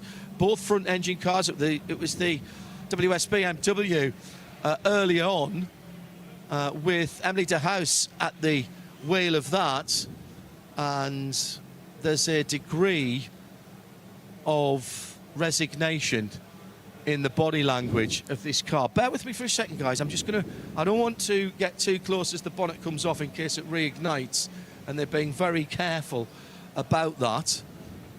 But they are having a look to see if they can work out what it was that caused this. Quite obviously, it'll be a worry for them if they find something very obvious like a union or something like that that's broken. Then at least they'll have an idea. They're looking. Well, they went straight to work at the left front of that. They've got the torches out, and some discussion about whether it will be able to be sorted out. We've got under a minute to go back to green, and we're going to leave these guys to it. They are going to clean this up and assess the damage more to see if it is possible to get this back out again. I'm just going to stick my head over the top. Mike. Well, there's lots of remnants of the bottom of the bonnet in there, which would have to be cleaned off. But it looks to me as though whatever happens, there's a lot of work to get that done, guys. Going When you have a back to configuration green. like that, the problem is you burn the wiring loom, you burn the electrics. I mean, as I said before, the actual mechanical parts are normally pretty much unharmed because they can take those sort of temperatures. That's the temperature they operate at. It's not the temperatures of the plastics, the wires, the looms work at, and that is replaceable, but unfortunately it takes a hell of a long time. There's a lot to replace, yes, and to make sure that the car is safe to then run again. Yes, you're spot on, Nick. That is absolutely devastating for the Ginetta Team CMR. They are still actually classified as a GT4 leader. Such was their lead, but it will mean that Tudoraki for AGMC Racing by Simpson with their BMW, who will go up to the front, and actually the GT4 battle will be very close, because you'll have AG MC Racing by Simpson and their BMW just within a lap of SRS Team Sorg Rennsport, who will be second, and Continental TTR Racing with their Toyota, who have quietly gone about their business. They're in the mix as well. But we see this quite a lot in 24/8 series, Nick, where GT4 can often be a battle of attrition rather than raw pace. I think last year we saw the Bugatti team with their Mercedes win most of the events, despite in virtually every event spending a long time in the pits. Everyone was spending a long time in the pits. It seems that the GT4s have proven more difficult to endurance-size, because the problems they were having were not the result of contact. They're a result of things breaking, or just having that multiple, the same bit of frequency, same vibration, same hit again and again. I know, for example, the Bugatti car had a number of front left suspension failures. They got so good at it that in the end they had it down. What took them an hour and a quarter initially was down to about 20 minutes. But we kept seeing those GT4s, whatever manufacturer, it wasn't just Mercedes, wasn't just BMW, whatever came in, it ended up, as you're absolutely right, it was just who could do the most time, not the fastest time, who could just be on the track for the most time. And who had the fastest pit crew as well. The alternators seem to be an issue for a while in the GT4. So the GT4 is quite a mature. I mean, GT4 is a relatively mature class now, isn't it? I mean, it's what, 5 years, 6 years much older? More than that. I'm thinking since it's moved into the more endurance side of things. Yeah, the GT4 is interesting because they're 80% road car, whereas a GT3 car is 80% race car. So there's definitely a factor in that. John's made his way down to another fan favourite, the 31 Team Parker Racing garage. The Bentley went out quite a while ago, but John, do you have any? Come on, tell us. Is it coming back from behind the garage door? Maybe.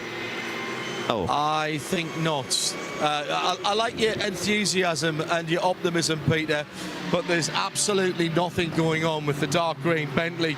I don't know if you realised it earlier on, but the decals down the side, the gold decals, are actually in the lines of the Union flag, but it's sitting rather forlornly on its own in the garage that it shares with the Lippert Motorsport Lamborghini, to be honest, John, Super the Trofeo. main sponsor, someone you need to talk about, because about car storage, that's one thing you really need. Garagista. Excellent they are, apparently, particularly when giving huge discounts to pit reporters. In Lincoln are a bit better. I can't park the entire fleet. No, indeed not. As I said, they share with Lippert Motorsport and the Super Trofeo Lamborghini, which has been leading GTX from pretty much the start of the race. There was a moment or two ago, it looked like they were going to come in. There was a driver ready, and they've got the Michelin tyres ready. But whether they've decided against that or not, they're still looking in a reasonable state of readiness. Fabi, just look over here to these guys. They're in a reasonable state of readiness. We have the driver back again. He was standing out in the pit lane. And here it comes. These are scrubbed tyres that are going on, at least the front. So one of the taller drivers that's coming in at the moment. We've got a set of discs and pads. Audi number 69 came through the wrong pit, and that almost caused a problem. They were very sharp to sort that out. As they go to work, they've decided not to do any brake change at this point, although they are laid out should they need to. And CrowdStrike sponsorship on the side of this car as well. Delighted to say that George Kurtz will be coming back to racing with the CrowdStrike team in IMSA racing at Daytona. A little bit of fluid going in under pressure. It's Takis getting in, I think, the taller of their drivers. Now, the tyres are done, so they are losing a little bit of time here whilst they're waiting for that. Meantime, the Audi, red, white and blue Audi, one pit down, is down and away. And just waiting for this car. 37th when it came in, but leading GTX. They'll clean the windscreen with the time that they have got. And then they'll send this car, still leading in GTX. No, it certainly is. It's leading by, let's have a look, it's leading by 10, 11 laps, yeah. Now, interesting, they've already done a brake change, so I assume that those second set lying on the floor is purely precautionary, because they have done the front brake change already. The lead at the front now is almost exactly a lap. I think Loic Hartog is just on the lead lap by the finest of margins ahead of Alexander Maliki in the pure racing. That's Porsche from Porsche, that's 92 from 24.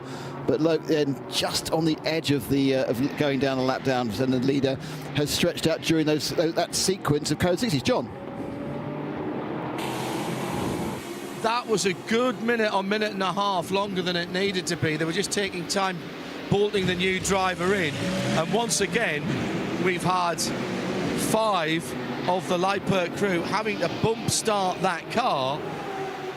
I'm not entirely certain how you do that. I presume you start with the car just in neutral, they roll it along, and then you crash it into gear on the paddles, and it picks up from there. That would suggest to me that is a proper cog gearbox rather than a flush. No, it must be an automatic manual, because otherwise that wouldn't work. Yeah. You can't have a torque converter or anything like that. It must be a direct drive.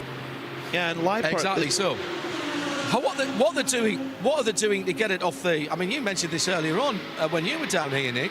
What are they doing to get that off the fuel pumps? Because there's not 5 people down there. So I have have no idea. Yeah, exactly. But they've kept doing it, and they haven't tried to fix it. Now, obviously, that wouldn't be allowed in WEC rules. You can't do that. The car must start under its own auspices, and that would be a fix. But this is different, obviously, in the Creventic rules. So you are allowed to do that as long as you don't go too far down the pit lane in trying to start it, then you become a menace to the rest of the field. The gap actually is 1 minute 39.6, so actually on a 2-minute lap. In fact, Loic is a little bit further round. He's got 21 seconds from being lapped, but that went up about half a minute during those 2 Code 6 we've had in the last hour. PMAC. Yeah, it's definitely worked for them, hasn't it? And Alexander Malek, remember, he's a FIA bronze graded driver. He's just done a 2-minute flat. That's really, really impressive. But just a quick last point on Leipert. We were just watching there and talking about their pit stop a moment ago. They are having a completely contrasting weekend than they were last year. Last year, they didn't even make the start. They were on pole and they didn't make the start. But now they are leading the GTX class convincingly, so they can afford to take their time in the pit stops and minimise that risk. But John, what else have you got for us down in the pits? Well, it is about that Leipert car. I was musing when this is as close as I've been to the cars, obviously. And as I watched them bump start that car, I was thinking, why would you need to do that? So I've been and asked the mechanics, is it a clutch problem, is it a gearbox problem, or is it just a starter problem? And they said it's a starter problem, but it would take too long to change the starter. This is a Super Trofeo car, which is meant to do 50-minute races, not necessarily an endurance racing car where some of those parts are put in places that are more easily accessible. So they basically decided that so long as they can keep bump starting it and then effectively just crashing it into gear on the clutch and getting the car to start either in second or third, it's worthwhile doing that rather than trying to fix the starter, which would require replacing the starter, which from memory is at the wrong end in terms of serviceability of that V10 engine. It's at the firewall end, it's not the gearbox it's end. Absolutely fantastic if you're trying to get extra hours on the for the service people of the actual road cars. If you've got your if you've got your Lamborghini or your Audi R8, because it's the same on both of them. But and they can go, yes, that's 14 hours to change that. Not so good for a race team, to be honest. No, I still back the race team to change it significantly quicker. When you think how many hours of labour you'd be charged for a brake change on a Ferrari or a Lamborghini or an Audi or whatever it is, but oh yeah, that'll take us all day. Yeah, well, race team, they'll do it in 90 seconds. There you go, and it just goes to show they're motivated by more. They're motivated to be quick because they're trying to win, and the service is motivated by money because they're trying to be slow. Quite. Got to work your motivation. Behind the 2 Porsches, we have a pair of BMWs. It's 2 Porsches, 2 BMWs, another Porsche, and then 2 Mercedes. So we have in the top 7 two pairs in the trio. Then it's 3 more Porsches, so it has to be said those extra 20 kilograms have not really come into play at all, have they? Not in the darkness hours. Klaus Bachler mentioned earlier, I think it was to yourself actually, Nick, that the car is definitely coming alive at night. It definitely likes the nighttime, the cooler conditions. But in the heat of the day, in those first few hours, the BMWs were like an express train. So we might see BMWs, the 2 BMWs in the 3rd and 4th right now, come back into the game. Well, we might have done if this was last year, when they ran from 3 till 3. This race finishes at 1. And the peak temperatures aren't to about 4 here. So it's going to get up to about, I think 26 degrees is the maximum forecast tomorrow. But obviously it's sun and therefore the track temperature goes up. But that's not really happening for a while. And therefore they're only going to have an hour where it might be warm in the last hour. It's not going to get much above 18, 19, 20 before that point. So you're not going to have that heat period we had in the first 3 or 4 hours. So I think that, you know, if they've weathered the storm of the start of the race, they could be doing particularly well. John, you're with the Razdan car. Razdan More Than Racing Porsche, the Milwaukee Tools back car, and they are using plenty of them on the number 914. Remember, this is the car that had a spin at turn 2, went backwards and scraped the right-hand side of the car down one of the barriers. The front end, if Fabi can just point down here, they're repairing the front of that car, and that will go back on. That was deranged but not broken. The biggest problem was the suspension damage and the steering arm damage on the right front. They've already got a new carbon wing on the right-hand side, and they are trying to get the steering arm fixed back on. They've fixed the wheel, I think, to make sure everything is still clearing. And they've put one of the smaller mechanics underneath, because I think her hands are a little bit smaller to be able to get the nuts on to start with, to start to tighten that up. They're also making sure that the additional LED headlights are going to be able to work through the holes in the bonnet. It's not anywhere near coming back out again, but, well, is this not hashtag spirit of endurance? Here we go again with the racing that we see in endurance racing, the spirit of racing that we see in endurance racing. I've got a feeling they will get this car back out. They want this 914 to turn some more laps, and I'm not betting against that in the Razdan More Than Racing garage. Well, obviously, the key thing they had to mend was both the slightly broken toe link, and more importantly, of course, they had a radiator to replace, and that's not the work at the moment. But they have avoided putting all the water from the radiator all over the floor, unlike the other car earlier. And don't forget, they're not long off the back of fixing a very damaged GT4 Cayman, which they're also running in this race. And as we were alerted by Paul Truswell earlier in the week, that same car, that 914 machine, did have a big crash in testing earlier in the week. So the Razdan More Than Racing crew, they're my early favourite for spirit of the race, but there's still plenty of time for that. Very much are lusting after that plastic trophy to be awarded to them by Joe. Presented by you. Fry. No, it's Joe. Joe's doing it. Oh. Joe has the honour of being the spirit of the race man. Okay. But, many things could happen. It could be somebody else. John. We got the RX, the racing team, Pure RX, Pure Racing, in drivers wearing matching helmets is never particularly easy, as one of the wheel nuts has just gone careering down the pit lane. My silky soccer skills have picked that up. And delivered it back to the team. It was hot as a hot thing. If you don't pick the nuts up, they're boiling. Listen, you know what I'm like. You know what my hand's like from cooking. So, yes, I did pick it up and delivered it back to the team. That was a really good stop, actually. And they were down and gone, 4 tyres and a driver. I would suspect that was somewhere around about that 20-second primo optimum mark that we've been looking at. It's 34 seconds to transit down the pit lane at the pit lane speed limit. 4 tyres, 4 new Michelin tyres on 4 new rims.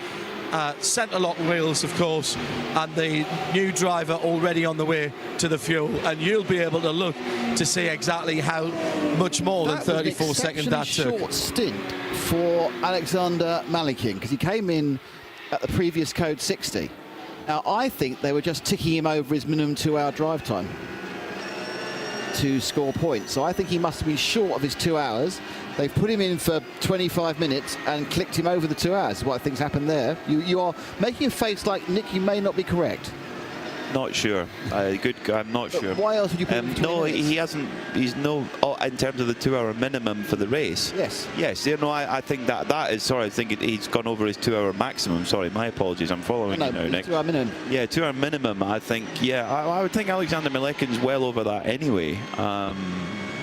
So they're running in the outright class. The minimum driver time. Hold collar. This will, of course, see a change of lead because the Dynamic GT team was only 1 minute and 32 behind. And obviously Alexander and his team and whoever's got in the car will be a lot longer than that by the time they've picked up a full slurp of fuel. Both of them, of course, only got 25. In fact, all the cars only got 25% of fuel the last time they stopped because we've had a couple of very close together code 60s. We'll see the Dynamic GT car scoring the lead at the next lap. You could be right, because Alexander Malikin, he has to do 4 hours of minimum time. 4 hours. And I think he wouldn't have been far off that, because he's done quite a few stints. So I think you could be spot on there, Nick. So it's tick over. Yeah, I mean, they're playing it how it could be. They saw a chance to get most of it under code 60. Hopefully John will get a word with him in a minute, because he'll just be in the middle of cooling off and taking off his helmet and hands device. The car hasn't gone over the pit lane beam yet to confirm who the changed driver was. They had an almost identical helmet, so it could well be Alexei Nezov. Could be. We'll keep a close watch on the screen to see who is taking on that number 92. And indeed, Luke Hartog does move into the lead of the race in the Visit Dubai number 24 Pure Racing car. And it's not Alexei Nezov, it's young Harry King, who's certainly impressed this week for Pure Racing, and he's going to be in the cockpit for the next little while. Yeah, it's a chart. It'll be interesting to see whether Ben Tuck in the 777 Almanar Racing BMW actually also goes past on the stagger past Luke Hartog. It's what has happened over the past 4 or 5 hours that the BMWs, which were sort of in the lead, have now been overtaken. I think, as you say, as the temperatures come down, the Porsches have really come into their own. They've managed to just forge ahead of the 2 BMW. Ben Tuck does move into second, but when they've all done their exact number of tyre changes, I think we're going to see the Porsches are enough faster. The BMWs are currently on 3rd and 4th on pace. John? Got the answer for you on the 92 Pure Racing car. 2 factors at play there. They'd only taken the short fill during the last code 60, so they were getting tight on fuel anyway. But your original summation, Nick, was spot on. They needed to get him over his 2 hours to qualify in the race. So that was part of the strategy there. Car's fine, no issue. They were running to the fuel that they'd put in, and as soon as Alex was over his 2 hours in total for the race, they knew that they could pull him in at any stage, and they felt that was the right time to do it. Meantime, going into the pits on the Dolly Jacks is the Vortex, with the gull-wing doors fully up. Looks like it's they're going to have to go down because they haven't got the garage door 4 enough up. That could have been a bit worrying. They're going in next to the Razzoon More Than Racing car, which is still being worked on as well. And this is going to be very, very tight. They've just squeezed it in to the door aperture. And now they're going to be side by side with the car. It's going to go behind it. Gilles Courtois is suited and booted here. So again, this is shared garages, not quite as hectic, Peter Mackay, as we see in the Nürburgring Nordschleife 24-hour race, when there can be 6 or 8 cars together. But there has to be a certain amount of cooperation between the teams there, and that car's being pushed all the way to the back of that garage. And it looks to me as though there's some more serious work to go on there. I'll have a wander in and find out while you tell me what's happening in the race. Thank you, John. Yeah, what a pity for the Vortex team, and that's another issue for one of the GTX contenders. That makes Leipert Motorsport's job at the front of the field just that little bit more straightforward. The car that's the sleeper, I think, in GTX is that IRC GT, the V8 Australian machine for 111 Racing. They've just been minding their own business. Yeah, I've not seen them have any problems. They've been turning laps for the whole 15 hours of the race or so. They've done a lot of double stinting of tyres. They've just wandered down taking fuel, not taking tyres, and everyone else has. That may be probably because you said it's quite light in its loafers, being a space frame very light machine. So they are really doing a fine job, but unfortunately the problem they have in that GTX class is that the Leipert Motorsport Lamborghini is doing things that Lamborghinis don't often do. I'm touching wood and everything else. That's being pretty reliable despite its starter motor issue, turning the laps, being particularly quick. And don't forget, this car set the fastest GTX time of all in qualifying with Brendan Leach on board, whilst the overall time was slightly quicker for the Graf Racing team before the roster until it was kicked out for or postponed back from qualifying for infringement because they put a pro in the first part of qualifying when you should start with an AM. But Takis in the Leipert Motorsport car, he's on his 331st lap. Second place, your man, Grant Donaldson, the 111 Racing IRC, 322 laps. So it's sort of 8.5 laps between them. 8.5 laps is what, 14 minutes, 15 minutes? Actually, no, a bit more, isn't it? It's about 17 minutes. That's the distance at the moment. And that's all been done on pace on track. Yeah, very impressive. They've been running like a steam train. Come to you Racing, the number 40 Aston Martin, which had the incident with that Leipert Lamborghini that had to go back into the garage, is back now running again with Tom Van Rompuy at the wheel, quite significantly down the order. They're running in 30th now, but they are back running again. Haven't seen any penalty at all for either car from that, so I suspect race control are quite content with it. Unfortunately, though, at turn 6, we've got another car in the wall. It's a Porsche. It's the Milner car. Milner Motorsport number 918 is in, and I can see some fluid just underneath it, so I wonder if it's gone in and then burst the radiator. They would not be the first 992 team to do that today. Turn 6, gone off the road there in a Porsche Carrera Cup car there. You're sort of around 120 kph-ish. Coming around that corner is the Milner car. Oh no, Brian out of 37th and 5th in the 992 AM class at the end of the last lap. Brian Sursley was on board. It does look like a carbon copy of a couple of other accidents we've seen. He's run on. As you say, there did seem to be fluid at the bottom of the car, which if he has contacted with the tyre wall, which looks very likely, but not certain from the angle we have, then the potential of puncturing one of those radiators at the front of the car is very, very high. Oh yeah, there's a whole puddle on the left-hand side. He's also got him backwards as well. He's got damage on the rear. Now, has he spun, as did the Razdan car, or